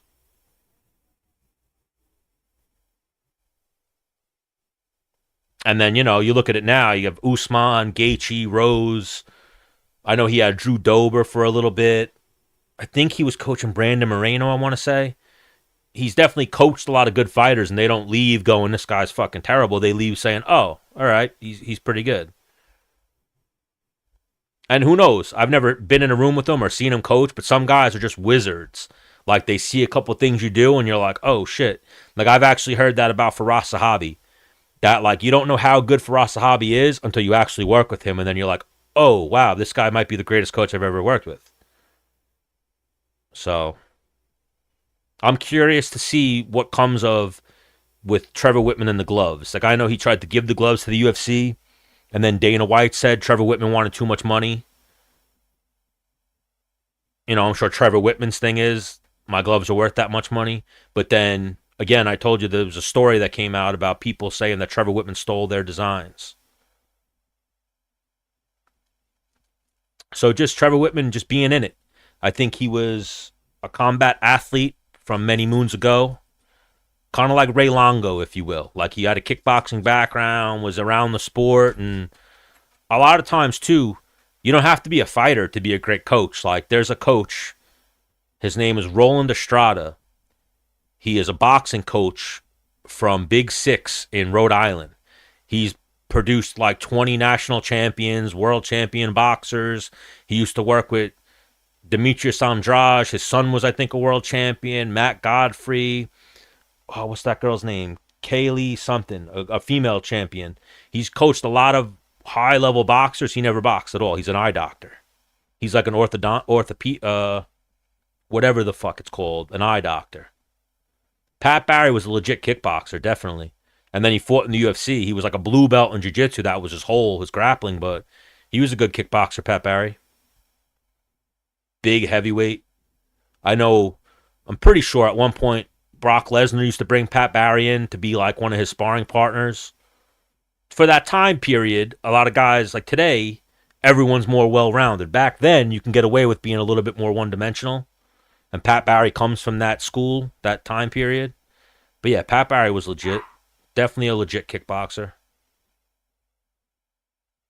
Can't hate on Pat Barry. Other than the fact that he started dating her when she was young. That's very creepy. I don't want to say he was on some Diddy shit, but the proof's right there. You were on some Diddy shit, bro. I don't like him young. I don't like him that young. When I was a little kid, I always liked a woman. When I'm an adult, I like a woman. I don't want a fucking 12-year-old. That shit's terrible. But as far as kickboxing, legit kickboxer. Absolutely legit kickboxer. He had some good UFC fights. He had some crazy UFC fights, like that Czech Congo fight is always one of the craziest ones. They went to war, knocked each other out, and then eventually Pat Barry got fucked up. I could see. I think it's easier, but it's different. MMA is tougher because you got more to train. But even Trevor Whitman's not their jiu-jitsu coach. He's their striking coach. A lot of those people, I don't know if Elliot Marshall's everyone's jiu-jitsu coach, but they all have jiu-jitsu coaches. I know Elliot Marshall was the head jiu-jitsu coach at Elevation Fight Team, and I think there was someone else before him. I think at one point they might have even had Mario Sperry there, if I'm not mistaken. Like they've always brought in jiu-jitsu guys. So he was never the grappling coach. Same as like Greg Jackson. Greg Jackson was never like the striking coach. I think he was like a kind of a grappling coach, more of just like an organizer. I think they brought in jiu-jitsu coaches. They had Mike Winklejohn as a striking coach, similar to what they do at Killcliff. Like Henry Hoop's not their grappling coach. Henry Hoop brings in grappling coaches, wrestling coach, jiu-jitsu coach. Oh, yeah. It's looking like he groomed her. That's what all signs point to, that he groomed her a little bit. I don't know if you've ever been around gyms, though. Very creepy. Very creepy shit goes on in combat sports gyms. Usually the coach sleeps with some of the students. Usually there's some crazy shit going on between students and coaches and students and fighters, and almost like, women. I'm not the biggest women's MMA fan, but there's not really that comfortable of a place for women in combat sports gyms. They will absolutely, even if it's not to that level, they will absolutely be sexually harassed. You can't come into a men's locker room and not get some type of, hey, titties, and what are you doing over here with that? It's just not going to happen. I've seen it way too many times. I've seen coaches sleep with students. I've seen fighter chicks. So that's something I always say too. When you see a girl in an MMA fight at like the UFC level, if she's attractive, you know how she got most of her coaching. She was sleeping with someone. Well, I'm from Long Island, and now I live upstate. And yes, I would say Shannon Briggs was world class at one point. He was definitely top 3 in the world in the heavyweight division. Close to it, if not there. But now you got me on my words. Yeah, maybe. He was close to it. I don't think he ever won the world championship, though. I don't think he was a WBO champion. And I feel like, now that I'm thinking about it, Shannon Briggs always lost that fight. But he was close. He was there. I would say the Klitschko's were world class in boxing. I know he lost to the Klitschko. He definitely had potential, too, to be world class.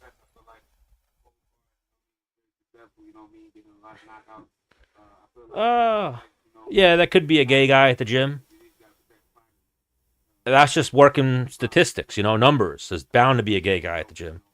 I've seen more, but even I've seen women harassed or taken advantage of more than I've seen gay guys. At least the gay guys haven't been public. The women, though, I've seen so many women sleeping with the coaches, big secret things, little love scandals, all types of shit. Girls being passed around the gym. I've seen all that. All that. It's crazy. I've seen fighter chicks kind of sleep with coaches to get ahead, get more special attention from the coach. I've seen some crazy shit. But yeah, I've completely seen girls passed around gyms. It's crazy. It's guy culture. It's locker room. The same way like they tried to get Trump for the grab her by the pussy comment, and he's like, that's locker room talk. Your MMA gym, jiu-jitsu gym, it's a locker room. It's a men's locker room. I've seen some gyms even try to completely separate it and have girls' classes. But if you're the girl who comes into the class with 30 guys, don't care where you are, who you're with, anything, you will be sexually harassed in some which way. It's just not possible.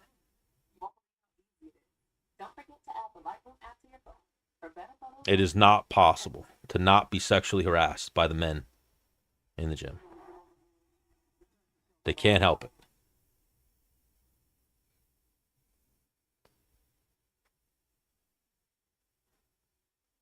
Can't help it. But yeah, where are you from, Jay Slice?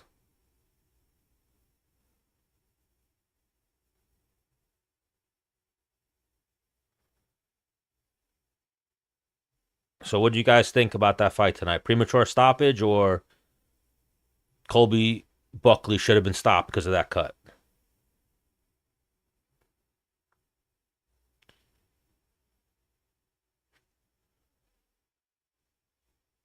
And what's next for Colby? What do you guys think is next for Colby? What do you guys think is next for Buckley? What are they, French or white people in South Africa? It's weird. Definitely weird. The kissing on the mouth, that's definitely weird. I feel like we've seen a lot of cultures though with some weird shit. I know some Spanish cultures, Latin cultures where it's like they kiss their sister on the mouth and shit. Just how you're brought up. But yeah, it's definitely weird. I wasn't brought up for that. I have a sister. I never kissed her on the mouth. Never plan on it. Don't want to.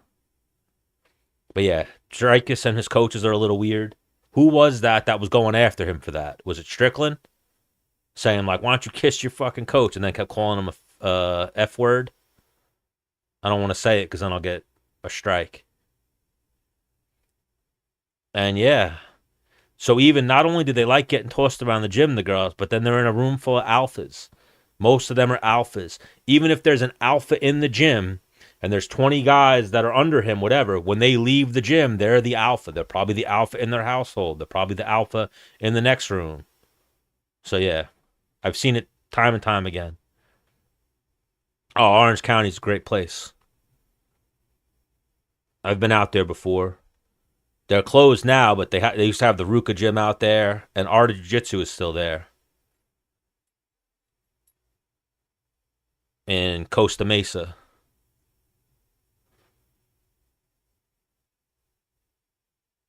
And you have nice weather probably right now. It's cold where I am. I was in Florida before I came to upstate. Upstate was a mistake. I'm probably going to try to go back to Florida because I can't deal with this cold.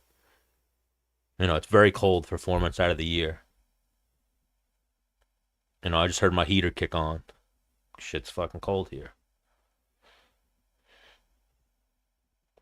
But yeah, who would you like to see Covington fight next? And who would you like to see Buckley fight next? How far away from a title shot do you think Buckley is? Think of, was it Max? I've seen a few fighters have to get like 10 wins in a row before they get a title shot. Remember Ferguson had like 12 before he got a title shot. Or 8, and then he got an interim title shot. Oof. I'll be back. Let me do something with this crazy dog.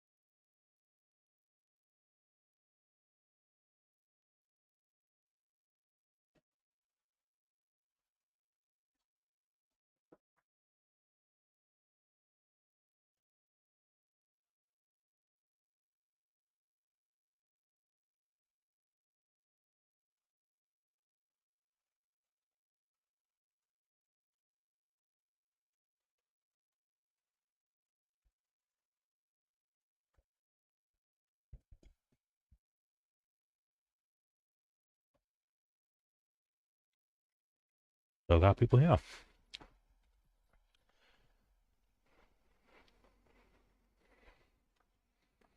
Yeah, I've been to Orange County. Very nice place.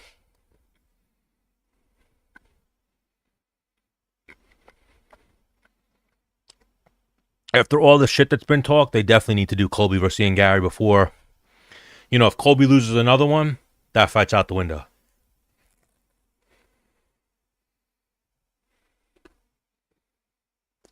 So if Buckley is one win away from a title shot,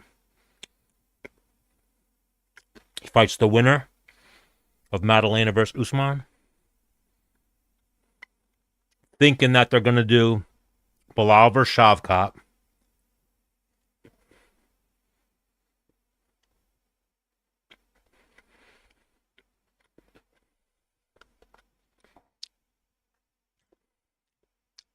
What are my thoughts on the MMA Guru? I like the MMA Guru. I've only seen his videos recently. I don't mind him. I don't like a lot of MMA talking heads or commentators or journalists. He makes me laugh.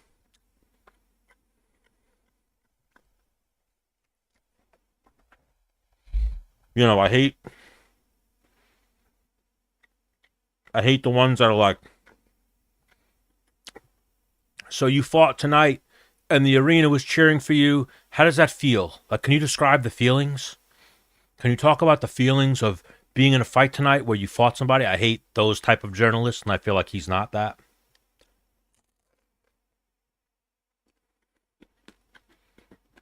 It's definitely a breath of fresh air. You know,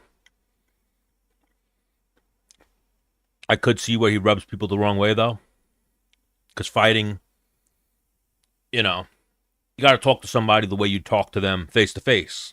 Like if you're going to say something out of pocket, you got to, and he seems like he might be that guy. So if you're going to talk to people the same way.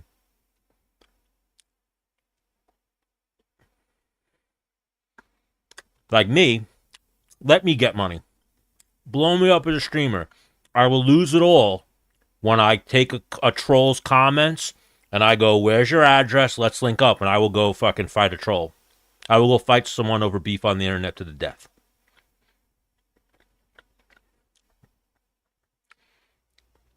How do you know if someone is an alpha? I don't know. That's a weird question. Weird terminology even.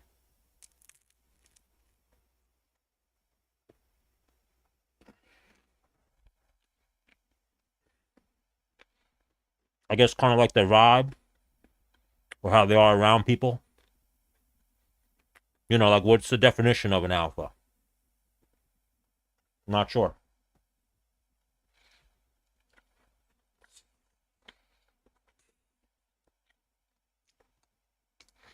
Just how they carry themselves, I guess, in situations.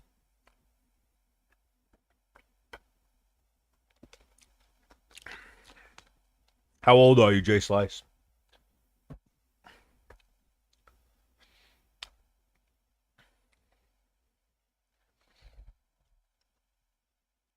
You know, I don't think anyone who is an alpha would be like, I'm an alpha. But I don't know. I think it's just how you, a mental state, a state of mind, or how you carry yourself.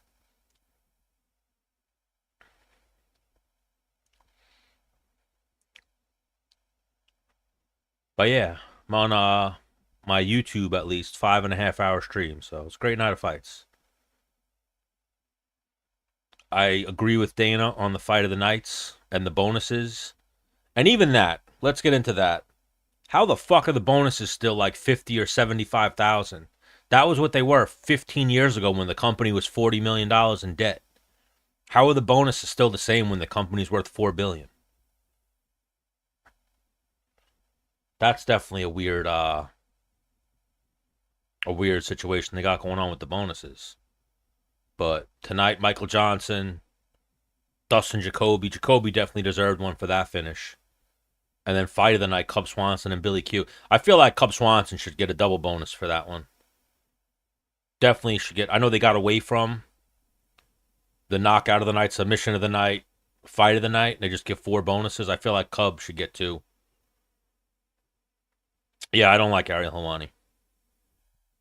Ariel Helwani baffles me. I will watch an interview of Ariel Helwani's based off of a guest that he has on, because there's some people I like watching their interviews, but I can't stand Ariel Helwani, to be honest with you. I don't know how in the most macho sport and all these alphas, or just, you know, the machoist sport, the BMFs and the fucking badass motherfuckers, and Ariel Helwani is the talking head that represents us. He's a fucking goofball. Never thrown a punch in his life, never taken a punch, and he comes off as a whiny bitch. Like, even right now, something that like popped up on my thing is his little back and forth right now with Jake Shields, Bilal, and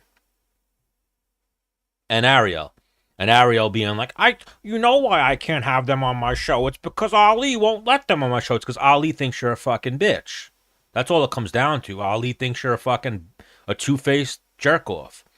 And so that's a problem I have with a lot of people, especially in combat sports. People who talk out of both sides of their mouth. Like, I see it a lot. Like, I saw it a lot leading up to this week with Colby. Like, people who talk shit about Colby in 9 out of 10 of their videos trying to get interviews with him, and then getting interviews with him and being like, well, Colby, you're here now, and I'm here talking to you, and oh, yeah, it's going to be a good fight, you versus Buckley. It's like, bro, I just saw your last video where you were talking about how he's a jerk-off and saying shit about him. Like, and I like that, like how sometimes fighters hold people accountable, but I think you got to kind of keep that same energy. Like, I liked how the MMA guru, Buckley, called him out. I watched Buckley interview the MMA guru, and Buckley called him out on it, and he owned up to it. He's like, you called me like a something. And he's like, I called you a goblin. He's like, you called me a goblin. Yes, that shit was funny. You know, I think you get a lot more respect when you're honest. I feel like Ariel Helwani's a snake and talks out of both sides of his mouth. And I don't like people that always play the victim. And I feel like that's Ariel Helwani. And then sometimes he's like, I'm not the victim. I'll 10-7 you because you fucking bitched up or said some things about, what's his name? Brendan Schaub. But yeah, I think he's a goofy Ariel Helwani. You know what? The thing that I do respect about him is work ethic, though. Consistency. That's the biggest thing with content creation or interviewing people or anything, is if you're consistent, you're inevitable. If you're consistent, it will happen. You're inevitable. Yeah, it's crazy. The bonuses are crazy. Remember, even he went up with the bonuses a few times, and then somehow they wound up. I feel like they were 50, then they were up at 75 for a minute. Then I think he went up to 100 for like UFC 100 or UFC, and then they went back down to 50 somehow. I'm pretty sure. Aren't the bonuses 50,000 now? That's fucking insane to me. Fucking insane. You would think the bonuses would at least be 100,000, 150, something like that. And then I think there was one card. I can't remember. I got too much stuck up here, information. But there was one card where he gave raised bonuses and they wound up being shitty fights. And he was like, I'll never do that again. Maybe that's even when he bumped them back down to 50. But yeah, the bonuses are crazy. Especially if the company's worth $4 billion, or even the company was sold for $4 billion. Then they got the ESPN deal. Now the company's worth $10 billion, supposedly, $12 billion. Oh, man, my live on TikTok got flagged for harassment and bullying. Come on, man. Who was I harassing and bullying? Ariel Helwani? Did Ariel Helwani just get me on TikTok? Come on, bro. But yeah, he's definitely the definition of a weasel. I've met the people who work for him. Like, you ever watch his show and he has those two guys? I can't think of their names. Those guys aren't bad. Especially one of them's cool. One of them kind of has a pompous attitude, like, I work with Ariel Helwani and I do show. He was all right. The other guy's cool. He was cool. But then even I remember asking them an Ariel Helwani question, and they both got like, "Oh no, you can't talk to Ariel like that. Like he's mean. If you gotta come, you can't. I can't do that. Like I forget what I asked them. I asked them something, and their reaction just had me like, wait a minute, like, you're afraid of Ariel Helwani? Like, Ariel Helwani definitely is like, what's her name? Who's that bitch? The short-haired lady. Ellen. Ariel Helwani's definitely like Ellen DeGeneres. I think when the camera goes off, he's mean to his staff because they seemed like battered people.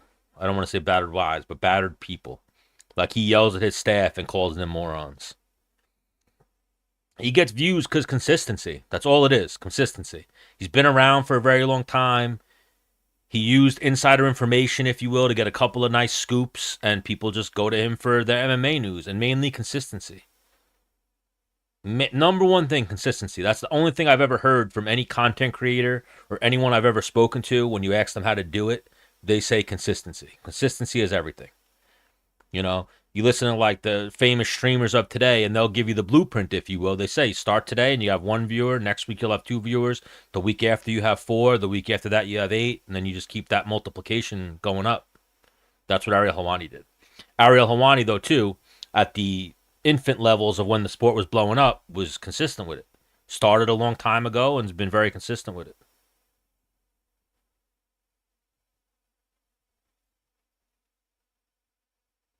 Yeah. I don't know what a ZO is. I imagine it's something with, Zion Williamson or something along those lines. And I've seen people call him that in comments on a couple of the videos I've seen, but I haven't seen any of it. Like, I don't watch him enough, I guess, the MMA guru, to see that he's a racist, but I've seen people call him that. Like, I heard him, he was saying stuff like that with the Buckley interview. And he was saying, oh, I finally interviewed a black guy.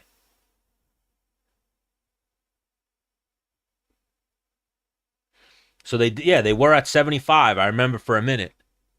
And then they went down to 50. And now, could you imagine what happens to the journalist, reporter, fighter, person who asks Dana about that and brings it up to him? They're fucking gone. They are fucking gone. Like, Dana, why are the bonuses down to 50?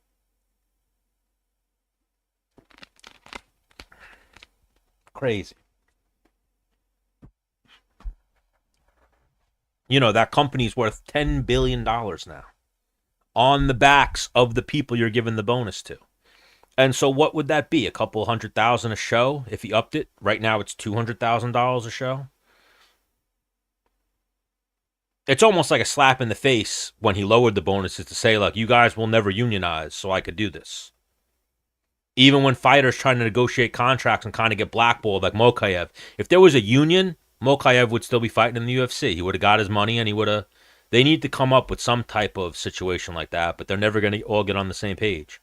And then they were trying to with the... What is it called? The antitrust lawsuit, and the UFC settled with him. Bro, he's definitely like Ellen. That's the closest celebrity person I can compare Ariel Helwani to. I'm telling you, I can't remember what I asked them. I asked them something about Ariel Helwani. Maybe it was, does Ariel do interviews or something? And they both looked at each other and then looked at me and were like, oh, we can't do that. Like, we can't get in, oh, no. Like, Ariel will yell at me if I ask him that. And I looked at both of them like, wait, are you guys afraid of Ariel Helwani? Like, what are you doing? You know who else?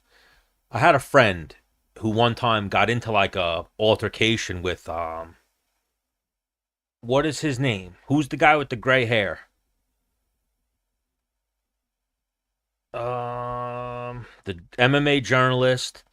He's not old, but he has gray hair. He has a beard. A deep voice. I can't think of his name. I know his name. It's just not coming in right now. But that guy, too, always comes off as very pretentious. I've never been around him like that. Never talked to him. I just watch his videos. I see him talk out of both sides of his mouth just to make content. And then, yes, Luke Thomas. And then I saw him one time, like, he got mad at some kid I know and started, like, yelling at him in the press room at a UFC event. And I was like, why the fuck is he yelling at you? Like, why are you letting Luke Thomas yell at you like that? Like, I would smack Luke Thomas in the face if he yelled at me. For anything. And then I would tell him to lower his voice, say what you were saying again, but lower your voice after I smacked him in the face. You could criticize me, you could talk shit to me, whatever, but when you start yelling at me in my face, you better be prepared to fight, or you better know how to fight, or you better think you can kick my ass, or you should be certain you can kick my ass and fuck me up before you start yelling at me. You know, you could talk to me and say like, yo, man, you were kind of a dick right there, but if you're like, you're a fucking... Woo! Where I come from, people like that get slapped.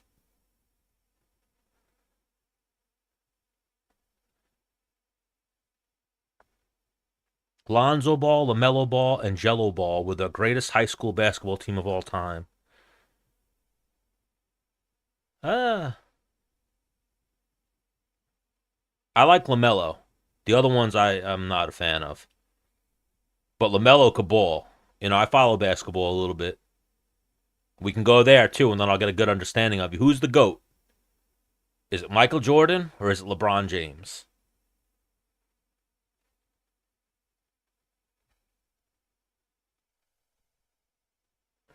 Who's the basketball GOAT? Is it Michael Jordan or LeBron James? LBJ or MJ?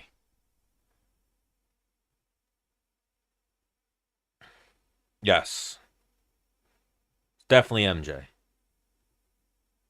You ever see those videos? And there's no videos. I've not seen one of people talking about LeBron, saying how, like, oh no, LeBron was on the court. Like, it was done.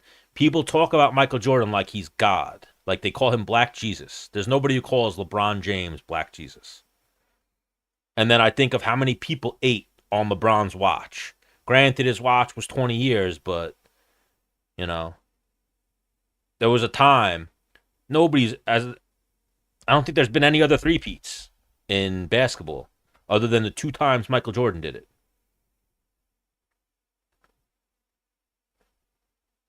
And they actually played defense back then. And a lot of the baskets, you know, Michael Jordan wasn't a three-point shooter, so a lot of his baskets, he was going in the paint, getting roughed up by everyone in the paint.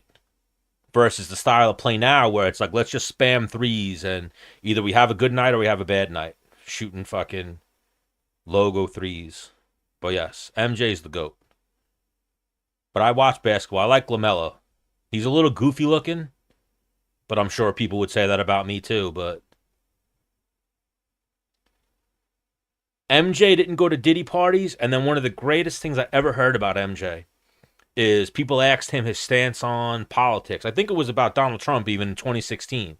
If I'm not mistaken, and he said, he's like, red states buy shoes and blue states buy shoes. So that's who I'm supporting in this upcoming election is everybody, the people. Who's going to buy my shoes? Then you get LeBron James out here telling people to vote for Kamala. Saying how my daughter's future is uncertain. Fucking idiot. You know, all my daughter wanted was to go in the bathroom with men dressed as women. And now she can't. And what if my daughter wants to be a whore and get knocked up? She can't get an abortion.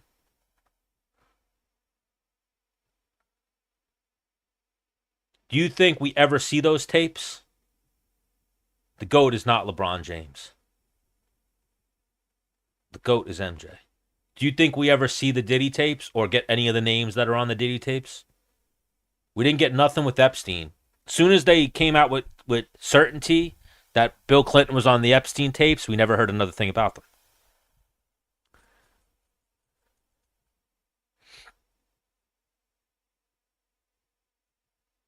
I don't know about that. You know, one-on-one, maybe he's bigger, but I don't know. I always think Michael Jordan was good at one-on-one. You ever see that one thing? Yeah, I'm pretty sure Michael Jordan was better at one-on-one than LeBron.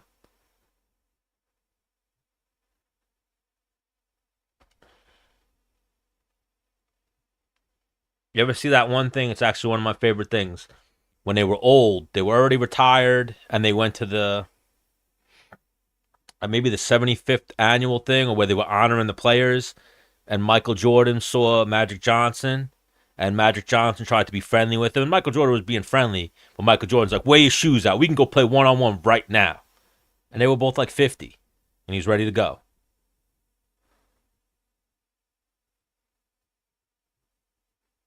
I'm not a LeBron James fan. Especially, you know how many parlays I've placed in my life where LeBron James decided to score fucking 18 points that night? And then Tracy McGrady was good. I mean, LeBron's good, don't get me wrong, but I just don't think he should be in the conversation. And then at the same time, when you're quoted as saying ain't no party like a Diddy party, and then all this shit comes out, granted it's nothing to do with basketball, it's about to do with your character. All this shit comes out, you're not speaking on it. That's my biggest problem with a lot of these celebrities, is that nobody's speaking on it. Everyone's got a problem with it, or they'll put out like, oh yeah, I don't want to see that, but then it's like, all right, what do you know about it? No comment. Like, who was it? I saw one video too with J-Lo, that stupid tramp, where like J-Lo thought they were fans, and she walks out and starts smiling, trying to take pictures, and then someone asks, she's completely there for the fans. Then she gets asked a Diddy question, and she's like, I can't be here, I gotta leave, and walks off. I've seen that with a few celebrities, where they're there, they think they have fans, and then the second they get asked a Diddy question, they're like, I gotta go, I'm not answering this, I'm not doing this. We're not doing this right now. So at what point do we rise up? If they're all compromised and we're never going to get this information, at what point do we rise up and cancel these people? I'm seeing it slowly, or at least people trying to do it on TikTok, where they're canceling or trying to cancel these celebrities, where they're getting hundreds of millions of views and not a lot of likes. But at what point do we just let it hit zero? And do we stop supporting these people? I don't support pedophilia. I don't support sex trafficking. I don't support anything with underage kids, anything. When are the rest of the world going to wake up to this shit and cancel these fucking people? You know, if you're quiet and complicit and you know something's going on, you're part of the problem. I hope J-Lo and Beyonce go down. I hate J-Lo and Beyonce for what that they are tied to. And it's not that they've been proven, it's that they're tied to it and they're not speaking out about it. They're not giving out anything on it. They're not saying, hey, I saw something, or hey, I didn't see anything. They're literally acting guilty, making themselves look more guilty by not speaking on it at all. Like what's going on right now with Jay-Z. That Jay-Z's been accused of the R word, and he's speaking out saying he's innocent, and then Beyonce's like not saying anything on it.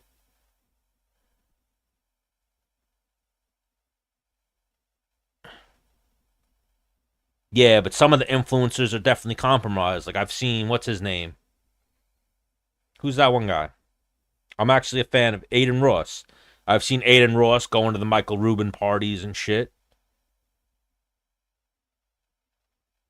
I'm sure they're slipping him Mickeys or roofies or whatever they're called. Compromising him, and then they got stuff on him. You know, like they say Diddy was like Epstein. What Epstein used to do is catch powerful people in compromising situations and have proof and then blackmail them. So they're saying that that's what Diddy's doing too, or that Diddy did. So that Diddy has all these videos on people, compromise, and then he's blackmailing them. What is he blackmailing them for? What is he getting out of it?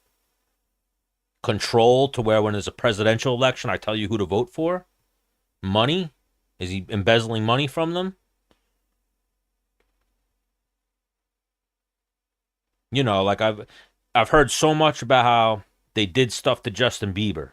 I need to hear Justin Bieber talk. I need to know what you know, Justin. All these celebrities.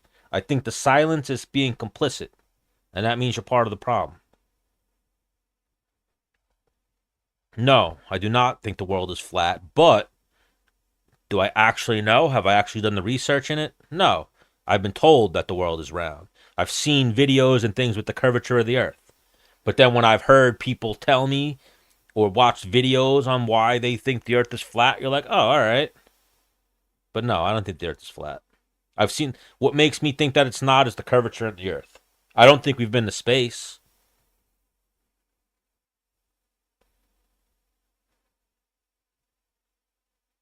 We live in a firmament. It's flat. See, that's what I'm saying. I could tell me more. Understanding is my thing. I don't like just going off of the first thing I'm told. Like, so something that usually happens with me is once my brain thinks something like, oh, I hate this person, I got to do research to find out if I actually hate this person. And usually I'll come back to, all right, I don't think, But when I do research and I'm like, all right, I fucking actually hate this person. Every piece of research I'm finding to dispel my thought is proving me correct in it. I always try to dispel my first notion because I've always heard of that thing like confirmation bias. I always look for the opposite. Like, how can I prove myself wrong on this? I've never gone too deep into the earth being flat or being round. But then, like I said, I've seen the curvature of the earth in pictures and stuff. But yeah, I don't know enough about it. I'd have to do the research. I know Eddie Bravo. Was that you who said you're a 10th planet guy? Wait a minute. Was that you who said you're a 10th planet guy? Is that what they're teaching at 10th planet? Because I know Eddie Bravo is the guy. Eddie Bravo is like the poster boy for Flat Earth. And then I'm pretty sure him versus, what's his name? Kron Gracie versus Bryce Mitchell was like the battle of the Flat Earthers.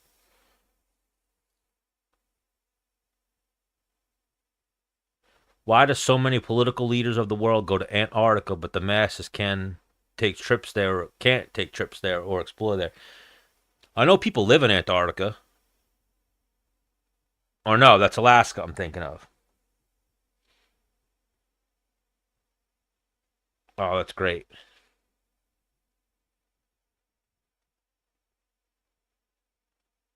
So yeah, it's Eddie Bravo. That's one of the first people I heard speak of it. What does he always say? You got to look into it. You got to look into that. Yeah, I'm going to look into that. Do political leaders go to Antarctica? I feel like nobody's allowed to go to Antarctica. Probably because something to do with aliens or something is what is what they always say. I couldn't think of the word to use there, but that's what they usually say. The speculation of it is that there's aliens in Antarctica or Atlantis or a whole nother world or something. The world's crazy. Like, you ever see that one video or that one true thing that happened where they found like a piece of stone in the jungle in the Amazon, and then when they started uncovering stuff, they found a whole city, and they believed that at one point the Amazon had no forests or trees or anything, shrubbery of any kind, and it used to be a civilization there, and they don't know how the civilization got extinct. I do believe in something. I don't know if you'd call it aliens, but I do think there's other life out there, whether it's aliens or spirits or something. But yeah, I do not think we ever went to space. Like, we did not land on the moon. You ever hear that? What is it? The Red Hot Chili Peppers song where they say like that was made in a Hollywood basement? 100%. I think, and then I've heard reports of it that it was like, you never know what's true and what comes out, but like old Hollywood directors are who made that shit.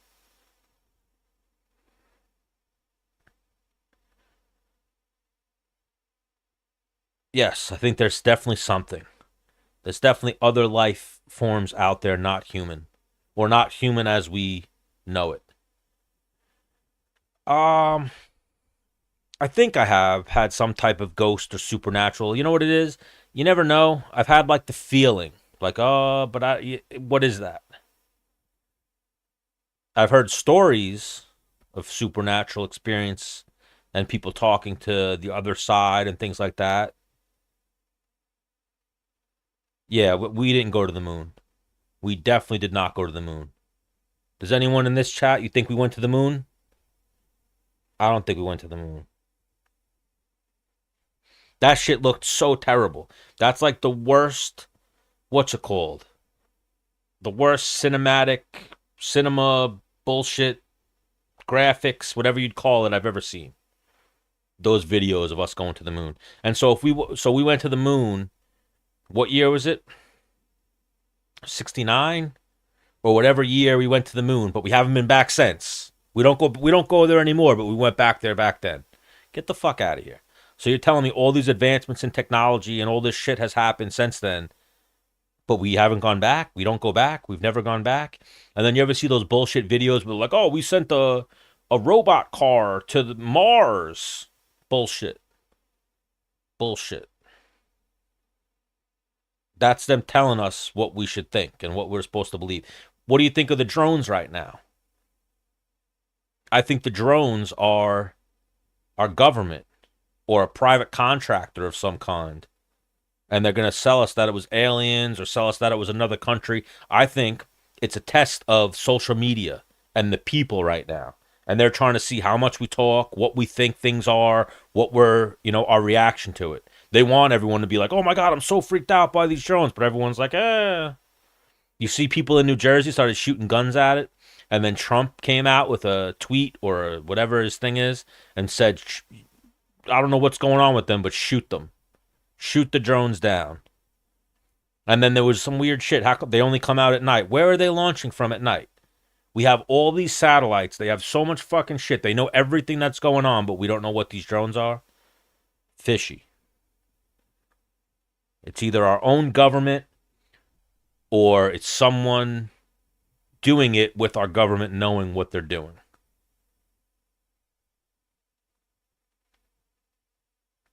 If it were aliens, I think aliens would be going nuts right now. They would already be doing shit. I've seen people say like, oh, it's because aliens know we're about to use nuclear weapons and they sense it or something. Bullshit. War by deception. Spiritual wars, information wars, political wars, sex wars. Yeah. It's all deception. Propaganda, if you will. I've seen that people saying it's Project Bluebeam, but isn't Project Bluebeam us get the United States making a fake alien invasion or a fake alien attack so that way they can mass control people? I think obviously it's something to do with the election and the fact that they have a new president that they didn't want coming into office in a couple weeks. Absolutely. Something along those lines. And they think the people are too stupid to decipher what's real and what's... I'm a pureblood. Yeah, I think it's a social test. It's to see the response. I think that's a part of why they're even getting rid of TikTok. It's because they want to see how people respond on social media. They don't want Elon Musk or any type of free speech to be going on X. But yeah, I'm a pureblood. I didn't let them experiment on me with a vax or experimental medicines. And if you took it and you were concerned, I can't judge. You just fell. You fell for their bullshit. They gave you a flu shot and called it a COVID shot. I actually moved to Florida during that time of existence just because I knew that they were living like the Wild West down there, so I didn't have to do anything like that. I moved right when everything really started closing down. I was in Long Island for a few months, and then I moved to Florida. It all got too crazy.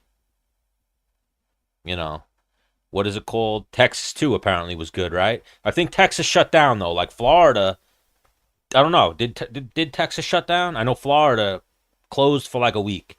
And even when it closed for a week, there were so many people that were breaking the law and staying open. And I was in Long Island. I was like, this sucks. Bars are closed. Stores are closed. Everything. I remember going down to Florida and being like a breath of fresh air. Like, this is America. Yeah, so props to Texas. What's crazy about Texas, and it didn't happen so much to Florida because I feel like a lot of the people that moved to Florida were from New York and were from, were conservatives or right-leaning people from New York and from a lot of the East Coast states all went down to Florida. But Texas got overwhelmed with Californians and people from Seattle and people from these hardcore liberal states. That even so much so in this past election, they were like, we're going to turn Texas blue. Texas won't be blue anytime soon. There's too many hardcore conservatives there.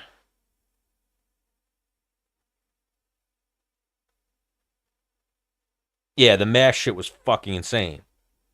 Fucking insane.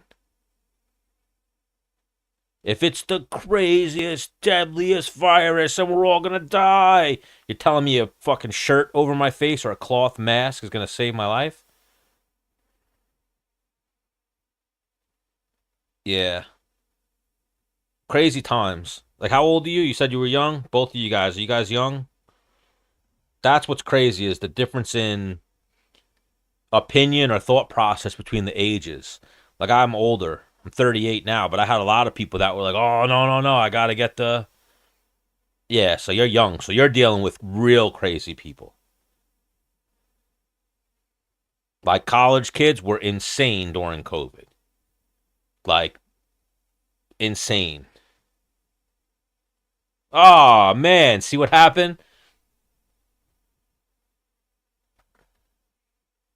Because I was talking about... See, YouTube's a little bit more lenient. But because I was talking about COVID... Oh, my God. Do you know what they just got me for? Hold on. That's great. They just got me... My violation reason is misinformation. Misinformation. My live access has been restricted on YouTube till December 22nd for misinformation. Fuck no, I don't agree with that. And then you know what's crazy is there's no appeal process. You know, it's under review. It says it will take 24 hours to review your appeal. Misinformation. In global community, it is natural for people to have a difference of opinions, but we seek to operate on a shared set of facts and reality. We do not allow inaccurate, misleading, or false content that may cause significant harm to individuals or society, regardless of intent. Significant harm includes physical, psychological, or societal harm and property damage. Visit our community guidelines. What the fuck are you talking about, bro? I'm restricted on TikTok. They just kicked me off of my live, and now I'm restricted for a couple days. It says I got 2 restrictions. Oh, I got a warning for harassment and bullying. I think because I was talking about, what's her name? Kendra Perez. Let me see. So crazy. Yeah, like, yeah, how crazy is that? That this is the world that I now live in. I feel like before 2019, before 2020, I did not live in this world. I used to be able to say things. Like, I had one video. YouTube's gotten better with it. I had one video in 2020 when the vid was at its height where I said something, and I'll probably get in trouble now, but I said I'm not the R word. You know, I'm not retarded. And that's why I wasn't getting vaccinated. I'm going to do my research, and I'm going to find out whether or not I should. I'm not retarded. I'm not just going to take a vax. And that video that we had up got flagged. It got taken down. And I was like, what the fuck? So crazy. Like, that's something I've realized about TikTok recently. Or in my experience, my recent experience of using it, is they flag you for a lot of things. Where I thought TikTok was free speech. Definitely going to be going more on... I'm going to have to start going live on Twitter. Or X. No, it's not your fault. They were getting me the whole time. Yeah, TikTok's crazy. That's the second time I've... Every fight. So luckily they ban you for a few days. There's no fights coming up, but I usually go live on TikTok during every UFC or the last couple of UFCs. I started with John Jones versus... So all 3 of them, actually. I did it with 309, 310, and then I did it tonight, and all 3 times I got banned. I got a 3-day ban for talking about something. And wait, this isn't even a 3-day ban. What's today? So this is a week ban. I got banned till the 22nd. So I got 2 3-day bans, and now I got a week-long ban. That's fucking crazy. So terrible. But yeah, TikTok's bitch made for shit like that. Oh, that just pissed me off. Got my fucking heart racing a little bit. Shit's so annoying. I miss freedom of speech so much. It's so crazy. So I used to do a podcast every week, and we used to be way more active. And part of what made me move to Florida and step away a little bit from making content was that my free speech was getting censored constantly. Constant videos that I would make would get flagged. I'd get constant alerts how my channel was in danger of getting deleted. Crazy shit. It makes you not even want to do it. It's very disheartening. Like right there, that's how I feel right there. Disheartened. Like my freedom of speech just got censored. And then even there, what did I say that was so bad? I don't know what instance or what particular thing I said that my shit just got censored like that. Terrible. YouTube's been pretty good now, though. I've noticed that I haven't gotten any of the strikes that I've gotten recently on TikTok. I haven't gotten on YouTube. But then bigger audiences, you wind up with a much bigger audience on TikTok because it just like feeds your page to people. It doesn't do that as much on YouTube. But they got me. They got me good. Censored. Big Brother is always watching. What did I say? And even that, what the fuck did I say? That we didn't go to the moon? That they lied to us? Was it something I said about the... Oh, could it be that I said I'm not retarded? That I'm not retarded and I didn't get the vax? Did they just get me again on TikTok? Could it be that I said the drones? Something about the drones? Don't even know. I called Ariel an Ellen DeGeneres.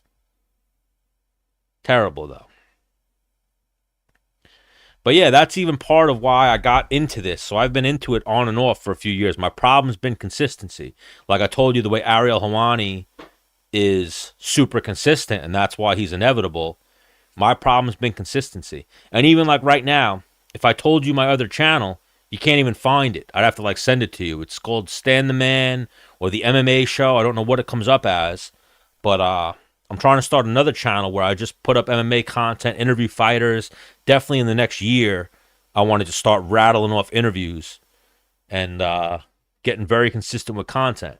The only reason why I exist in any space making any type of MMA commentary content is because I saw how bad people like Ariel Helwani, Luke Thomas, and a lot of these other guys are.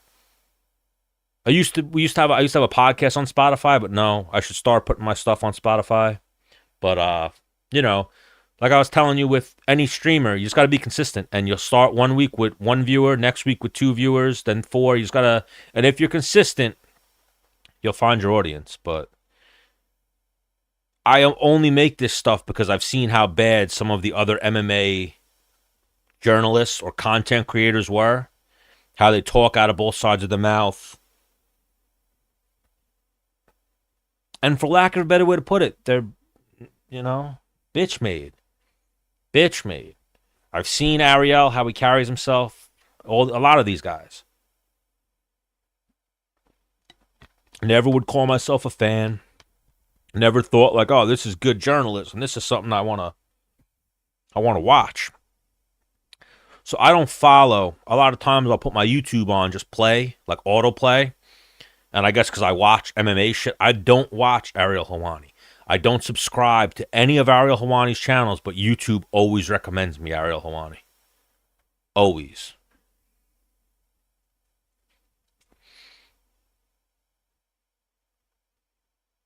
Never been in a fight.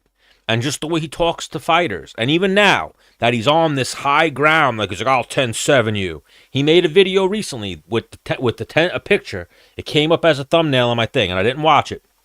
But it said Ariel 10-7, and it had Bilal and Jake Shields. Jake Shields will fucking ragdoll that dude. What's up, MMA Holes? Yeah, he's a rat. You know, I don't know how he got such a big platform, but I was saying to these guys, just being consistent. He's definitely what's the word I'd be looking for? Pissant, stain on the combat sports community. Just trash. Trash journalism.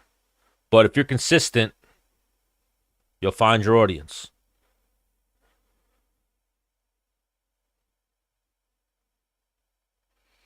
That shit talker was actually a fighter, too. I mean, if you want to call him a fighter, it's the guy Mike Jackson, the guy who fought. What's his name? CM Punk. They picked that guy because they thought CM Punk would beat him. And then he wound up beating CM Punk. And then they gave him another fight. And he wound up getting, I think, eye poked or something, or low blowed. And the fight wound up being a no contest. And then they got him another fight where he got flatlined. And then they were like, you're done here now. Yeah, Jake's legit. Little crazy. I see some of the things he says, and you're like, oh, all right, he's a little out there. But you got to have your beliefs and stand on them.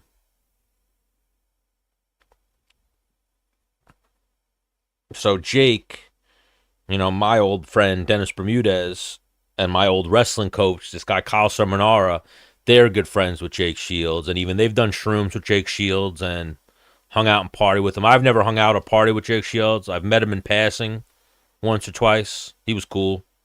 No beef with Jake Shields. Always been a fan of the whole Cesar Gracie team, especially back in the day. They all grew on me. Gilbert Melendez, Jake Shields, the Diaz brothers, Dave Terrell. I was always a fan of those guys. I like people that are about it.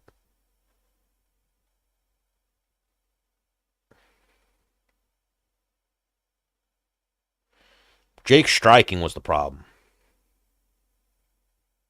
His head was always in the air. His chin was always up. Who knocked him out? Did Woodley knock him out or Woodley decisioned him? I think Woodley might have decisioned him. But I remember GSP knocked him around the cage a little bit. Yeah, I like Rampage. I like Rampage's podcast. That's one podcast that I definitely watch now and listen to. I don't listen to it. I watch it on YouTube. But I like Rampage's podcast, and I've always liked Rampage. I've had the one interaction with him where he tried to steal my girlfriend. And luckily my girlfriend was loyal, because what the fuck am I going to do against Rampage? Ellenberger's a cool guy. I like Jake Ellenberger, if that's who you're talking about. Oh, Ellenberger is who knocked out... He knocked out Jake Shields? Ellenberger's a cool dude. Ellenberger's got a smoke show of a wife, too.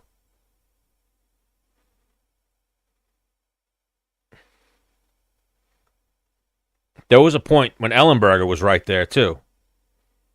World class in that argument. Ellenberger was really good. And then, Father Time catches up with people. You get a little gun shy, and then you're in there with killers. No, Rampage was not world class. He was close. He was up there. I think Rampage wasn't world class for his skills. He had intangibles, knockout power, good takedown defense. If he would have beat John Jones, he would have been world class. He lost to Forrest Griffin. Forrest Griffin, by his own admission, would say he's not world class. Forrest, too, has always been very cool. I like Forrest. Rampage is good, though. Again, I like his podcast. I used to love watching him fight. I remember watching again, I told you that Pride used to have to watch on tape delay. So I remember watching that Arona Slam. That shit was fucking crazy. And then, yeah, that was always the rumor on Rampage was he didn't like to train. Lazy black guy. By his own admission.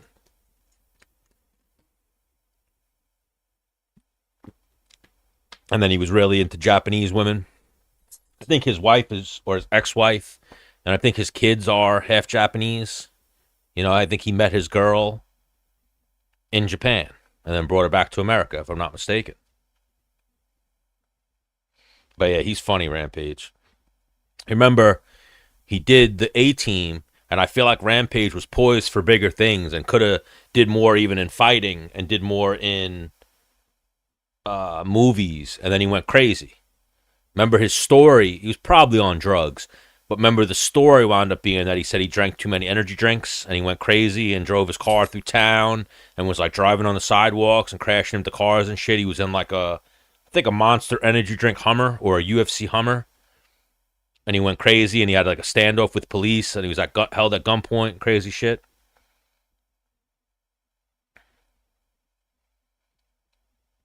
BJ is a very cool guy too. So I didn't get to smoke with BJ in that sense, but I was in the cypher while I was smoking something and BJ was smoking something, and I got to talk to him. Gave BJ my lighter. I lit a joint for BJ. BJ's funny though. He was a good dude. And then BJ, there was a point when BJ was my favorite fighter. If you go back and watch some of those earlier fights, like one of my favorites is when he came back. Remember, he was on a little bit of contract outs with the UFC, and then he came back to fight GSP the first time. Go watch his walkout for that fight. And I remember one of the few, I can't remember being more amped for a fight than that time when BJ was walking out to fight GSP. And I remember watching it, showing it to friends, and being like, you guys got to see this BJ Penn guy. And then when he was walking out, they were like, who is this guy? This guy's fucking great. This guy's crazy. Because he was like yelling, punching his gloves and shit. Oh, yeah, I love BJ Penn. And then that he ran for governor, he got fed up the same way I just got fed up with TikTok. He ran for governor of Hawaii after he saw how they responded to COVID and how they tried to shut his businesses down and fuck with him.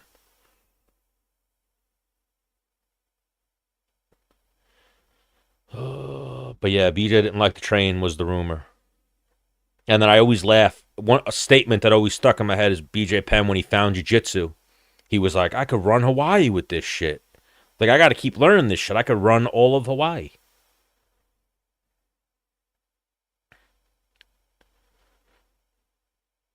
Who would, are you talking about Rampage? The coach would force him to train, or BJ?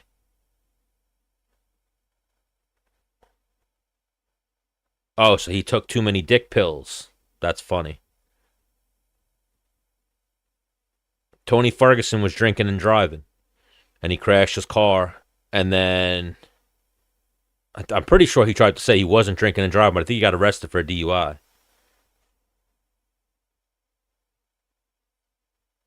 BJ used to train like 6 hours a day or something crazy when he first got his black belt. And then he got, you get burnt out. He got burnt out. Happens. Like, that's a crazy time, too. Like, that time when BJ was first coming up, like, people always forget AKA has been around for so long. Like, they could almost claim BJ Penn as a champion. They can claim Frank Shamrock as a champion. But, like, that time period, there was, like, a throwback of AKA before Kane and DC and that time where they had, like, Kung Lee, Rumble Johnson was there for a little bit. BJ Penn, when he would come to America, would train at AKA. Frank Shamrock. Like, that's the original room of AKA guys. And BJ was one of those guys in that room. BJ used to spar Frank Shamrock, who was like 30, 40 pounds bigger than him. But yeah, he probably just went too hard for a long period of time, got a little burnt out. And then also, if you're winning fights, you're feeling yourself. You're confident. You didn't need to train.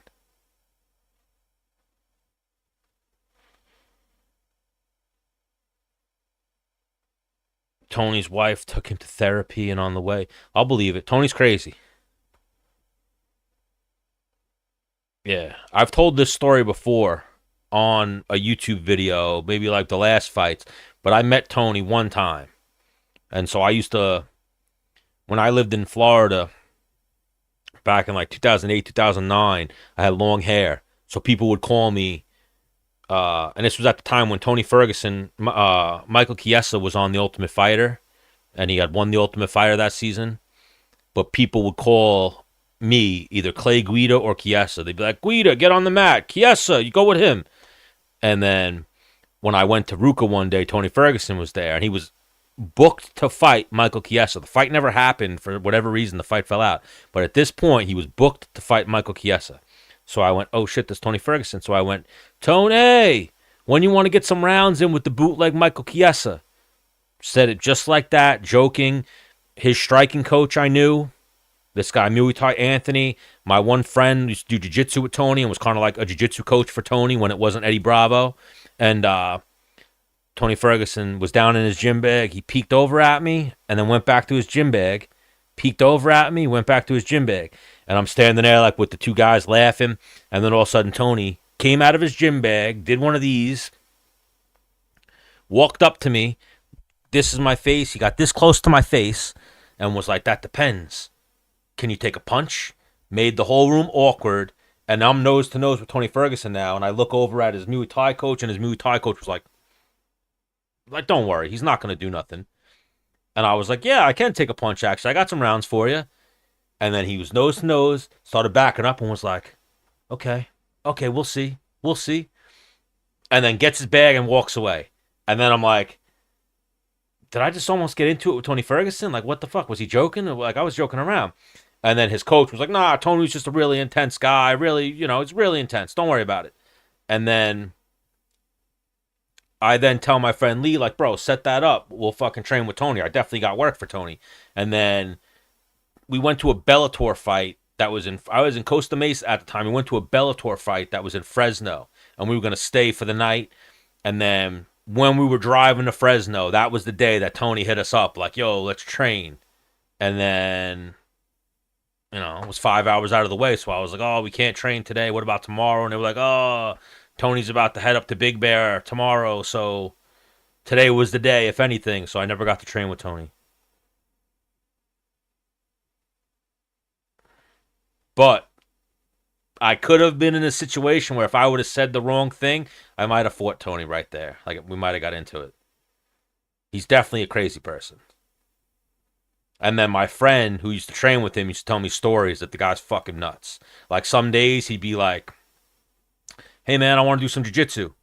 And then my friend would show up to do jiu-jitsu, and Tony would spend an hour and a half breakdancing or doing Wing Chun on a punching bag. And then he'd be like, I thought we were training jiu-jitsu. He'd be like, nah, I trained already. You told me to come here and fucking train. Like, what do you, Heard a lot of stories about him being crazy. I did hear that he was a big pothead, Tony. So CTE and the Cali weed is absolutely a hell of a combo. I used to love Tony. Tony was very entertaining to watch. How do you beat all of these great fighters? Who, Tony?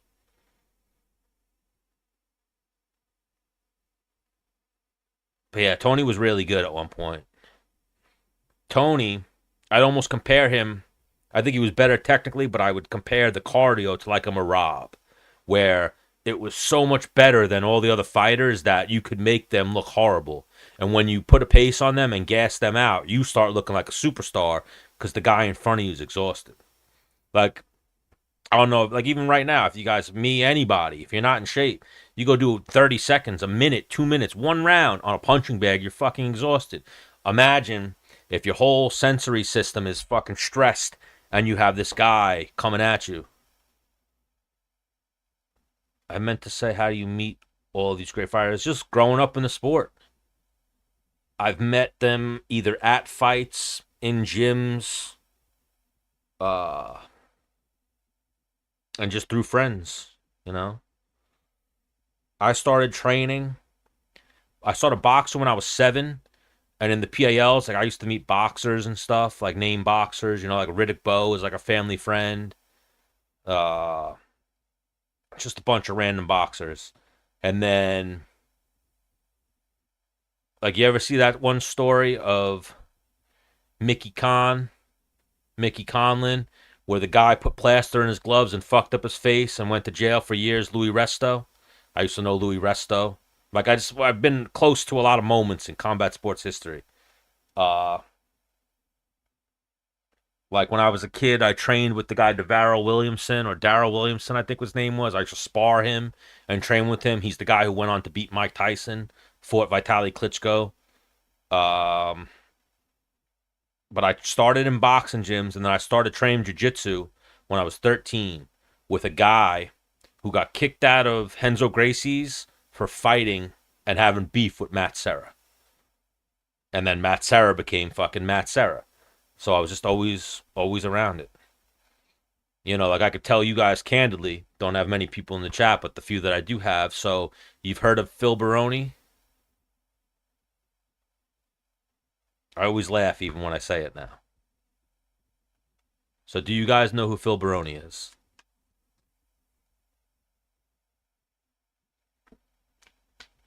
Yes. So Phil Baroni is a cousin from my mom's side.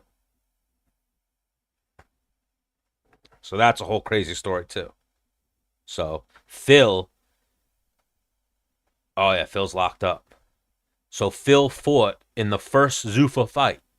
When the UFC was owned by SEG, then the UFC got sold to the Fertittas and Dana White, Zuffa. The first fight they put on was UFC 30. The first fight of the night was Phil Baroni versus Curtis Stout. So, just grew up in the sport. You know, I used to do a podcast with Dennis Bermudez. We were very close at one point. We've drifted apart now, but we were very tight. Trained with him for years. So, you know, since before he got on Tough, I trained with him. And even then, when I met him, I was already years in. I knew Aljamain before Aljamain was in the UFC. Aljamain came down and trained with us. He was like 5-0 or 6-0. He had just gotten out of college. He was the CFFC or Ring of Combat bantamweight champion. It's just a lot of people. You know, I had a friend who was a black belt from Art of Jiu-Jitsu, and that's who I used to go out to California and visit. And, you know, I'd go out to California. The gym I would train at is Jason Perillo's. Santa Barbara, I don't know. My friends were in Costa Mesa and like Huntington Beach. But I used to always go out and train at Jason Perillo's gym, so I'd always talk and bullshit with Jason Perillo. That's how I met Tony. Tony used to train at the Ruka Training Center. I remember we went in one day and Cyborg was there, and I had to, like, you know, I'll fuck Cyborg up. I don't give a fuck if she's a girl. But I'm talking jacked Cyborg. This is like pre-UFC Cyborg when she used to look like Vanderlei Silva in a dress. Who else? Just growing up.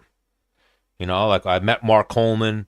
One of my friends was fighting in the Ring of Combat, and I went to the Ring of Combat. That's how I met Mark Coleman. You know, like Chris Weidman grew up like 20 minutes from me. I grew up in a town called Lindenhurst. Chris Weidman grew up in Baldwin. Chris Weidman beat up my ex-girlfriend's brother when they were kids. And then Weidman's brother. So you never hear about Weidman's brother. Weidman had a brother, Charlie, who was like a gangbanger. A white kid who hung out with all black kids and hood rats, but was like a gangbanger. They had a gang called like the Horsemen or something on Long Island. But that's how I knew of Weidman. Love Diego Sanchez. So I've met Diego a bunch of times. Diego has brain damage. It's very obvious. So I remember I have a video and I can't find it. I would love to post it. But I have like probably have it in my phone. I definitely have it on my hard drive somewhere, but I have endless videos. But I have Diego when he fought Kevin Lee in Eagle FC and Khabib's promotion, just being fucking insane. Like Kevin Lee started laughing at him. Like Diego, so everyone's there is being normal. Everyone's being normal. And then you look off to the side and Diego was like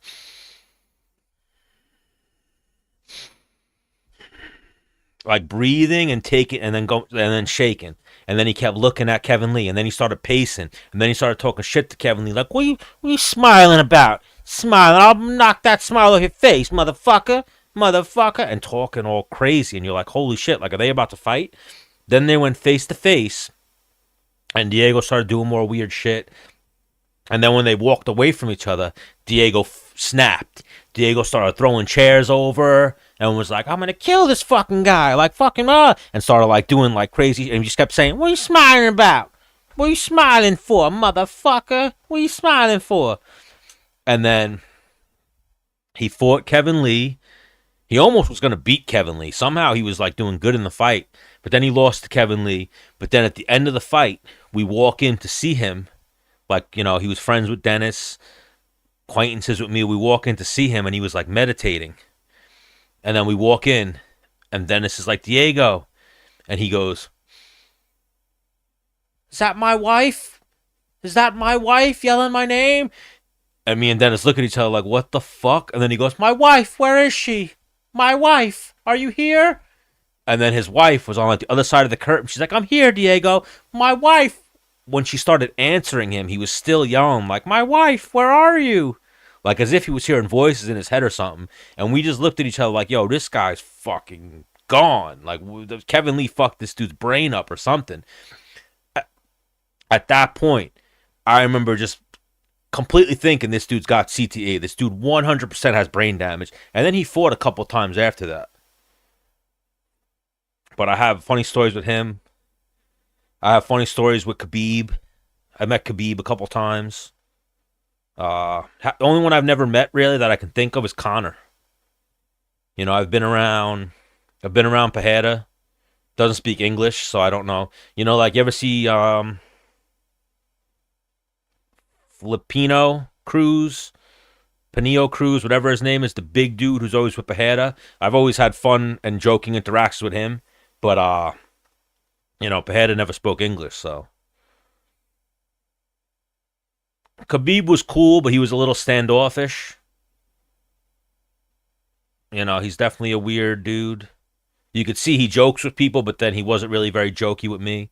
He was cool with Dennis. He remembered that Dennis beat Max Holloway back in the day. I'm cool with... So you remember when... And I've been cool with them for years. You remember when Conor and Khabib fought, and Khabib jumped the cage, and they all started jumping Dylan Dennis? If you watch that video, there's one Russian dude who was throwing punches over the top. That's Khabib's manager. His name's Rizvan. I've always been cool with Rizvan. So that's who kind of got me into the Eagle FCs. And then was like, you guys want to meet Khabib? I'll bring you up to meet Khabib. I've always been cool with him. He was Khabib's manager.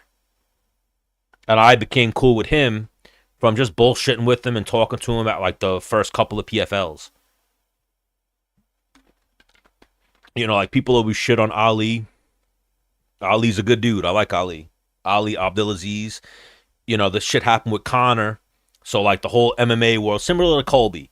Once someone shits on him, everyone dogpiles. Everyone always shits on Ali. And then he's done a few things that are questionable, whatever, blah, blah. But I like Ali. Ali's never done me wrong. He's always been cool to me. He's given me interviews when I've asked for them. He's got me into events. Always been cool to me. So I got nothing bad to say about Ali.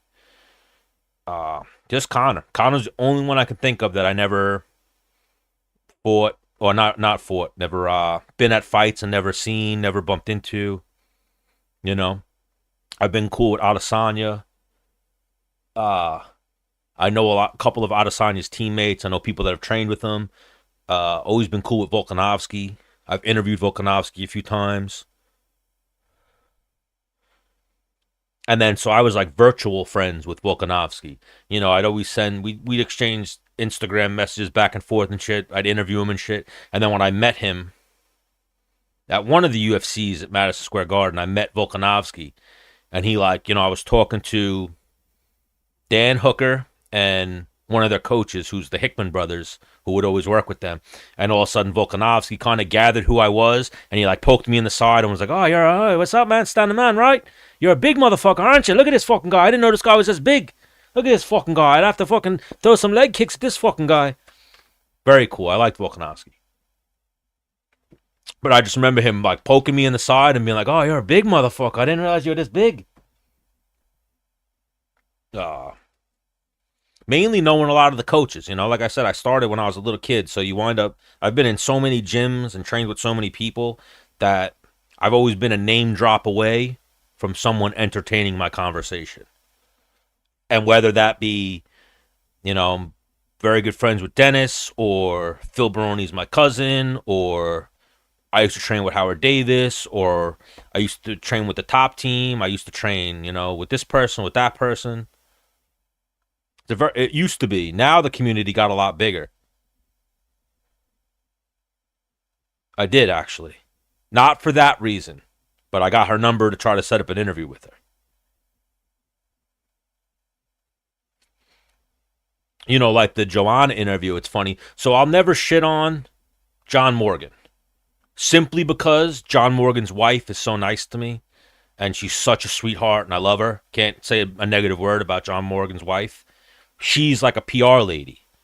So she used to handle, now she handles all the PR for Dominance MMA, a lot of their fighters. She does PR for a bunch of people. She's who got me the Joanna interview. She's the one who gave me Kayla Harrison to interview, and she set me up with a bunch of interviews in the past. So I'll never say a bad thing. And then even, we went to, I don't know if you guys know Jessica Penne. She was the first Invicta atomweight champion. She now fights in the UFC at 115. She's had a bunch of fights in the UFC. But so Jessica Penne was always good friends with Dennis, and then I became friendly with Jessica Penne. We went to, yes, the first question guy. Give me 10 push-ups right now, John Morgan, that guy. So we went to Atlantic's, Jessica Penne was doing commentary one time in CFFC. So she's like, come hang out for the night, you guys. So me and Dennis drove to Atlantic City to hang out. And then I met CM Punk, you know, started bullshitting with John Morgan, started kicking game to some girl. And of all the people that could have cock-blocked me, Matt Serra actually cock-blocked me. And, you know, Matt Serra's a big pothead. So he came down, and so it was a girl from their team, and I'm talking to her. And then once John Morgan or Matt Serra came down, the whole team kind of went like, oh, the god's here, the sensei's here. And Matt was like, we going to smoke? Like, let's go smoke. And he took the whole team to go smoke, so I kind of lost my girl. So then I started talking to another girl. And then as I'm talking to this girl, and I'm sitting with Dennis and Jessica Penne, John Morgan came up, and John Morgan was like, I'm not going to stay the night. So I have an extra hotel room. Who wants the hotel room? And then Jessica was like, they don't have a hotel room. You guys want a hotel room? And then Dennis was like, give it to him. So John Morgan's like, what's your name? Blah, blah, blah. And I'm like, I'm Stanley, blah, blah, blah. Gives me his hotel room. So John Morgan gave me a hotel room once in Atlantic City that I wound up banging some chick in. So I can't be mad at John Morgan. John Morgan will always be dear to me for that. Gave me a free hotel room in Atlantic City. On top of his wife's always been sweet to me and giving me interviews and helped me with PR stuff. So when you look at Kayla Harrison on some of her interviews, you're like, when you're around Kayla Harrison has an aura to her, and she cleans up well. Like, I don't know if you've seen the interview I did with her. She looked good that night. She had on boots. She had on a little dress. Her body looked good. She was a little bit more jacked then. But would I? Absolutely. Absolutely. Could I have? Possibly. Possibly.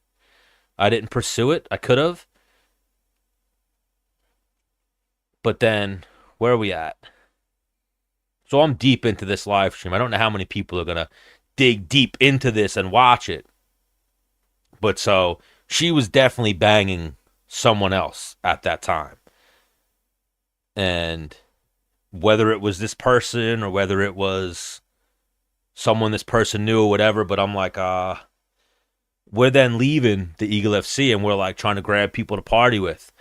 And we're like, yo, what are you doing now? Oh, I'm going home. No, you're coming to party with us. And Kayla Harrison walks by and is like, oh, yeah, he's definitely going to party with you guys. Like, she starts, like, kind of throwing shade at this person we talked to. So we're like, what the fuck was that about? Like, why would she say anything right there? You know what I mean? And then, come to find out, something was possibly going on between Kayla Harrison and Tyrone Spong. So then I go to an Eagle FC months later. That Kayla Harrison interview got views and was funny, got passed around the MMA community a little bit, like in people, you know, like watch this funny Kayla interview. I then walk into an Eagle FC one morning and I'm like, I say what's up to Junior Dos Santos, who I've always been friendly with. And I feel the hairs on the back of my neck stand up. And I'm like, what? And I turn around and it's the biggest cheese grin on Tyrone Spong's face.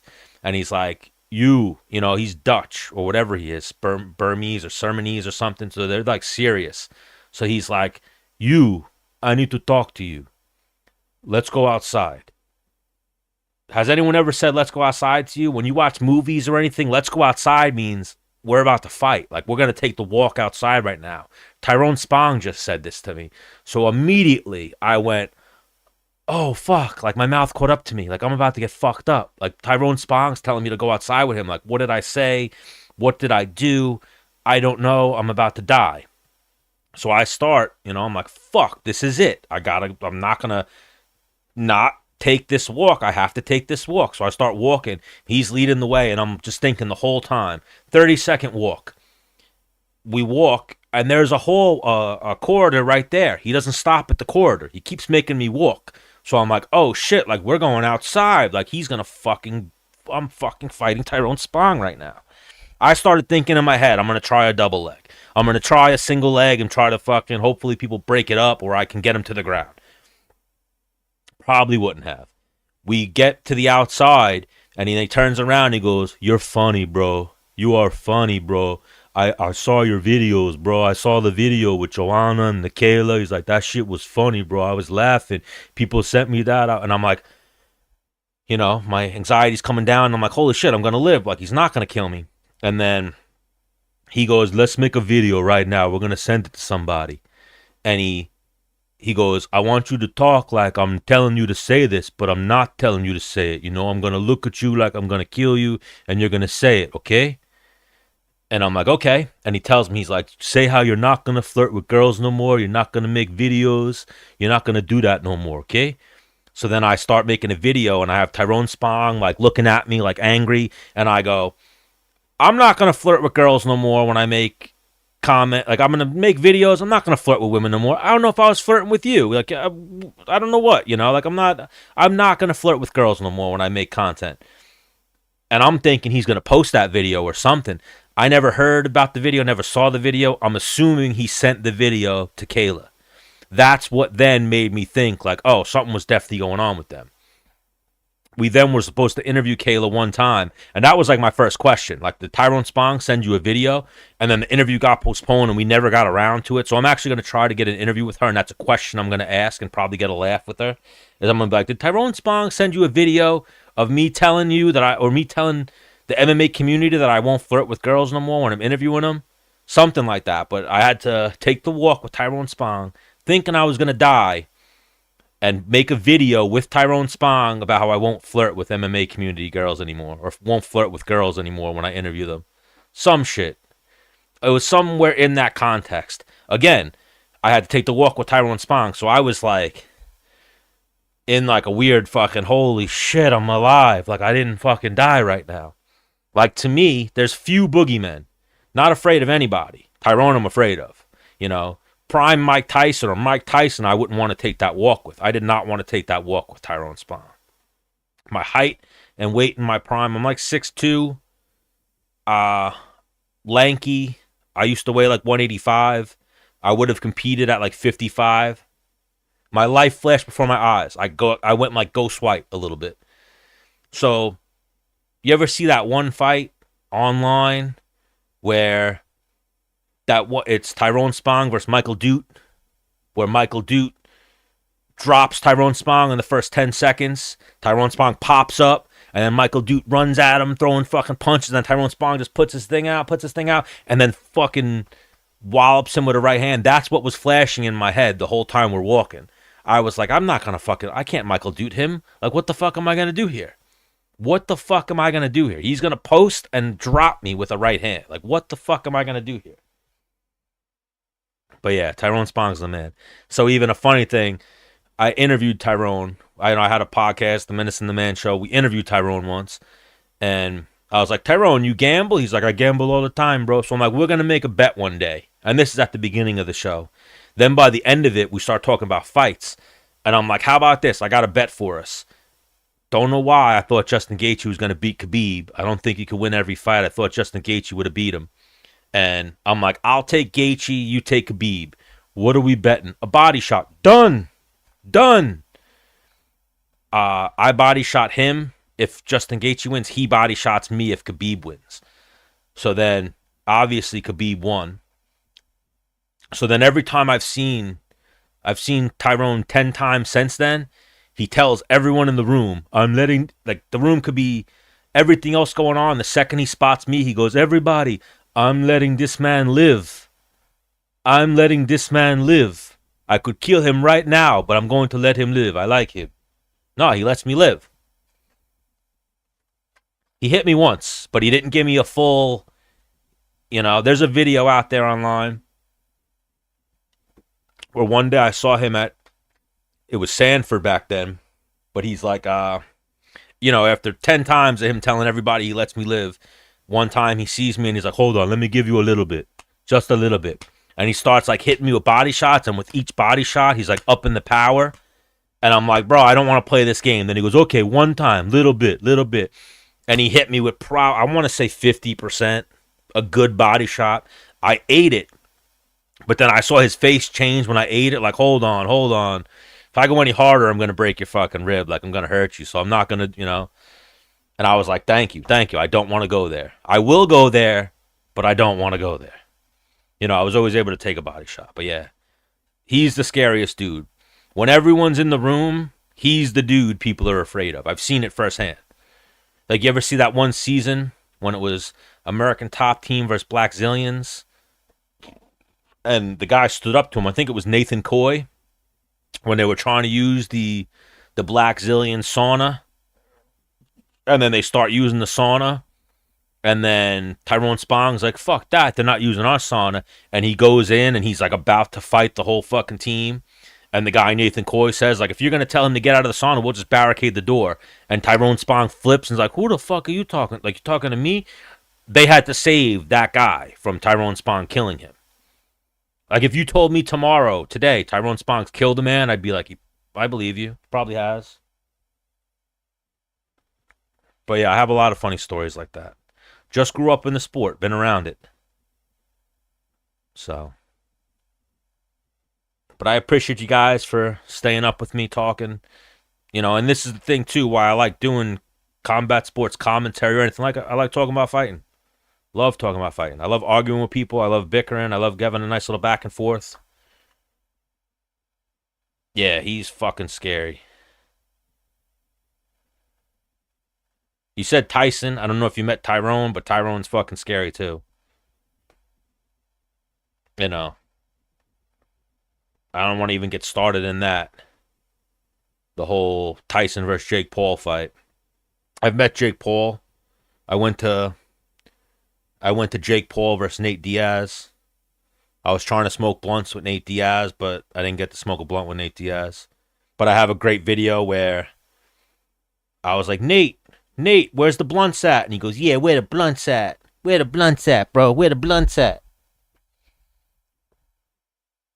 And then I asked Nate Diaz if Nick Diaz was going to be there.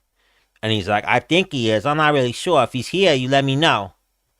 He's your brother. Like, what are you talking about? And then I actually, when Nate was going to fight Masvidal, I asked Nate the question then, like, is Nick going to be in your corner? And he was like, Nick's my corner man. If anybody sees him, let me know. Let him know he's my corner man. And again, I'm like, he's your brother. Like, what?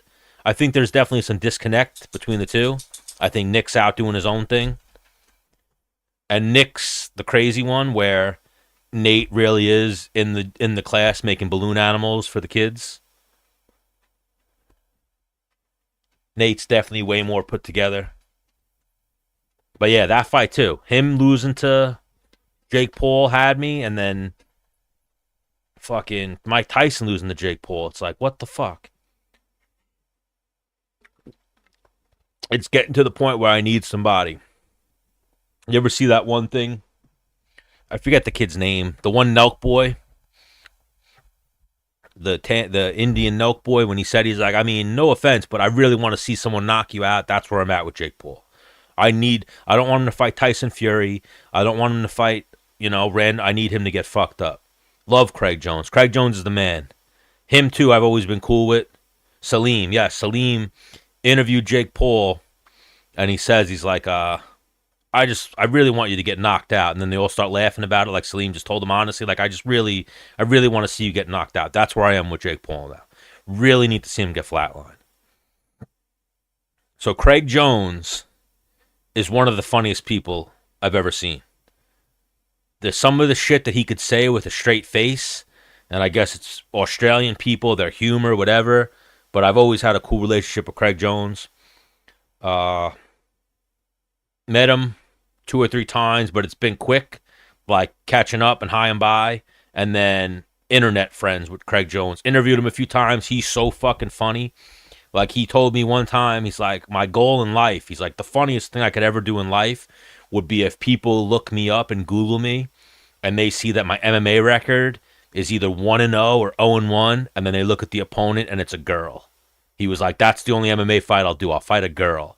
He's like, at one point they were trying to make him and Gabby Garcia an MMA fight, and Craig Jones was pushing it. He's like, I want to fight Gabby Garcia in an MMA fight in Japan. And they were close to doing it, and Gabby Garcia wouldn't do it. Yes, Andrew Tate was a legit kickboxer. So Andrew Tate was a WKA champion. Some other WKA champions, I'm pretty sure Pajeda was a WKA champion. I don't know if you guys ever heard of Chris Algieri. He fought Manny Pacquiao. He was a WBO champion boxer. He was a WKA champion. A lot of people. He never was a Glory champion or a K1, champion, but he's held legit regional titles.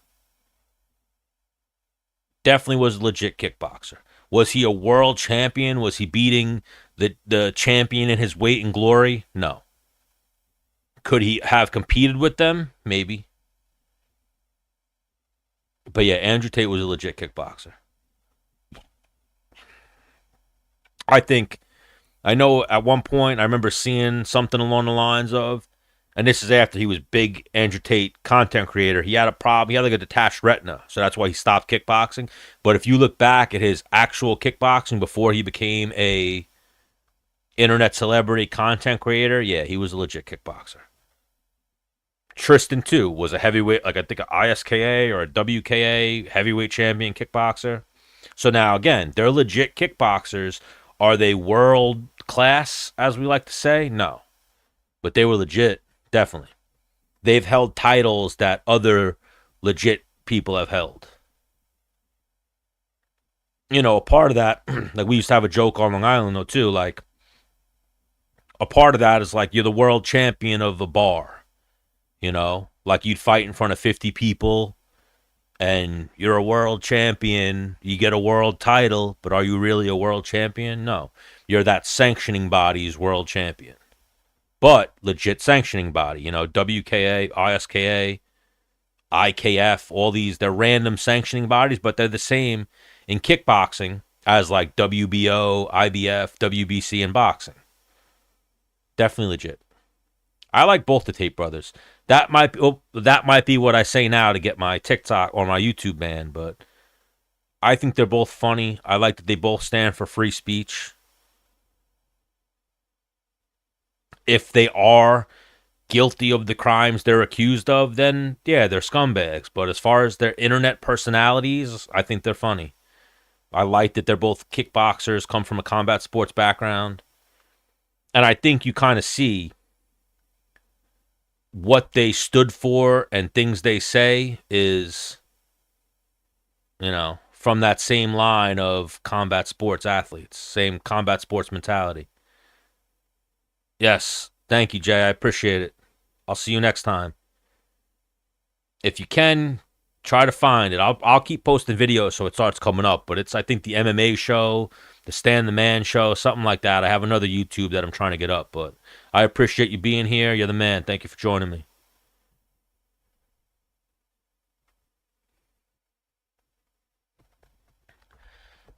I'll go 6 more minutes, and I'll stop at 7 hours.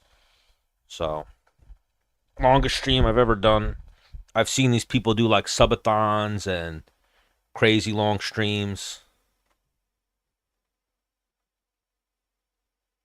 Oh, I appreciate it, Con. You're the man as well. Thank you for staying. Thank you for talking to me. Like I said, you got to start with 1 viewer, 2 viewers, 3 viewers. Next week it'll be 6. The next week it'll be 10, 20, 30, and it grows.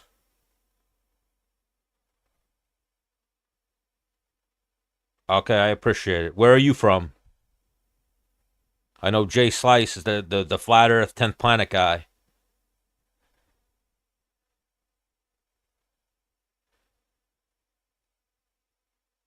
Who asked me about Tate? Was that you? Oh, that was him. I see Khan, so I think, I know I know they train with the guy Tom Khan, who owns that gym. I don't want to say a TKA or TKF or something. What is DMV area? And you're originally from the East Coast, New York. So I am from Long Island. And then I made the mistake of moving to upstate New York. DC, Maryland.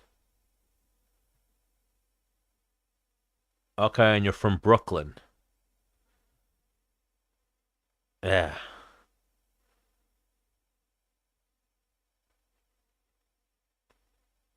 It's crazy how the city's turned into such a shithole now. They need to change their politics in the city. So you got some culture growing up in Brooklyn. That's where my mom is from originally. She grew up on Long Island, but she was born in Brooklyn, and she's from Brooklyn. My grandpa is from Brooklyn.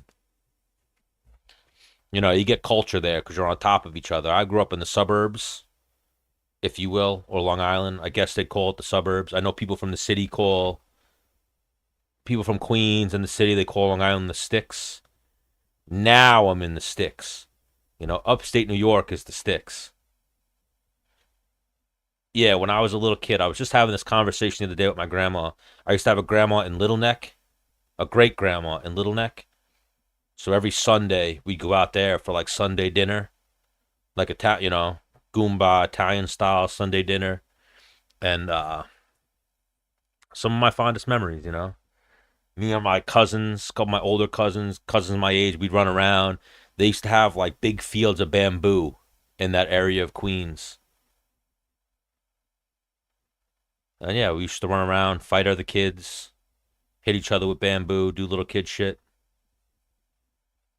Then as an adult, I worked in Brooklyn, the Bronx, Manhattan, all that shit. Fucking nightmare. Like, there's people that do that. That's the craziest fucking rat race. Like, I remember one time, pretty sure it might have been the Brooklyn Bridge, driving over one of the bridges. I want to say 2016, 2017, or 2007, 2008, probably 2007. We drove over the bridge, and all of a sudden we got the lights, the fucking whole thing by military vehicles. We got pulled over. We got ripped out of the car at gunpoint. We had to open up the back of our van. It was me and my friend in a work truck. Held at gunpoint so that way they could inspect our work vehicle. And I was like, what the fuck is this about? And they were like, we have bomb threats today coming over the bridge. They ripped apart the back of our van, held us at gunpoint the whole time, ripped apart the back of our van, threw all of our shit back in the van, and then told us to get back in the car and get the fuck out of here. But they pulled us over on the bridge, like on the side of the bridge. So sitting on the Brooklyn Bridge, we got held at gunpoint and our van searched.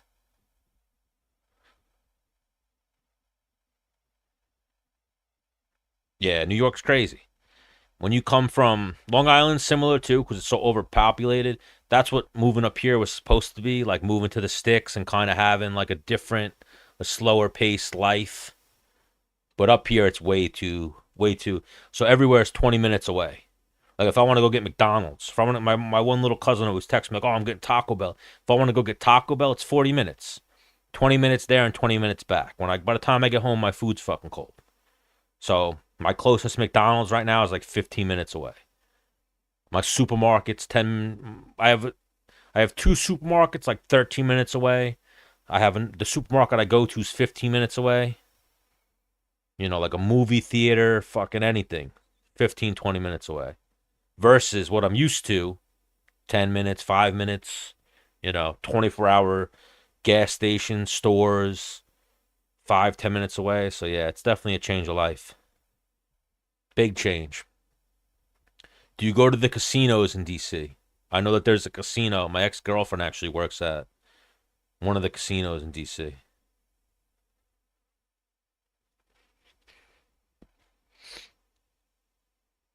Man, though, I can't believe TikTok fucking with me like that.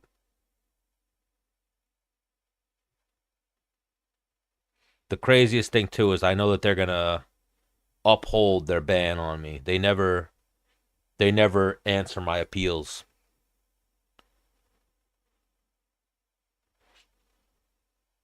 They fucking got me again.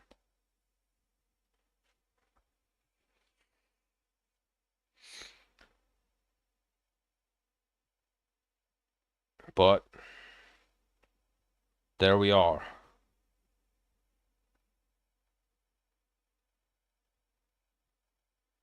You know, I should have made it a subathon with the answer subathon, UFC subathon. But I didn't. I just went watching Tampa UFC Colby. Well, watching UFC Tampa Colby Covington versus Buckley.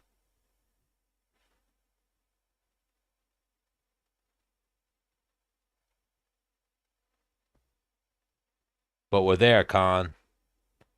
7 hours. I appreciate you for staying as long as you did. And we'll wrap it up with that. If you can, give me a follow. Great card to end the year.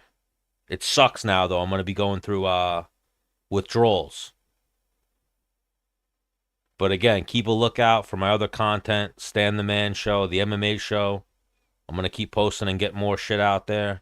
I appreciate you for saying as long as you did. You're the man. Yes. Have a good holiday. I don't know what you celebrate, but good Christmas, good Chanukah, happy holidays, good New Year, good health. I'll see you soon. Well, see you later.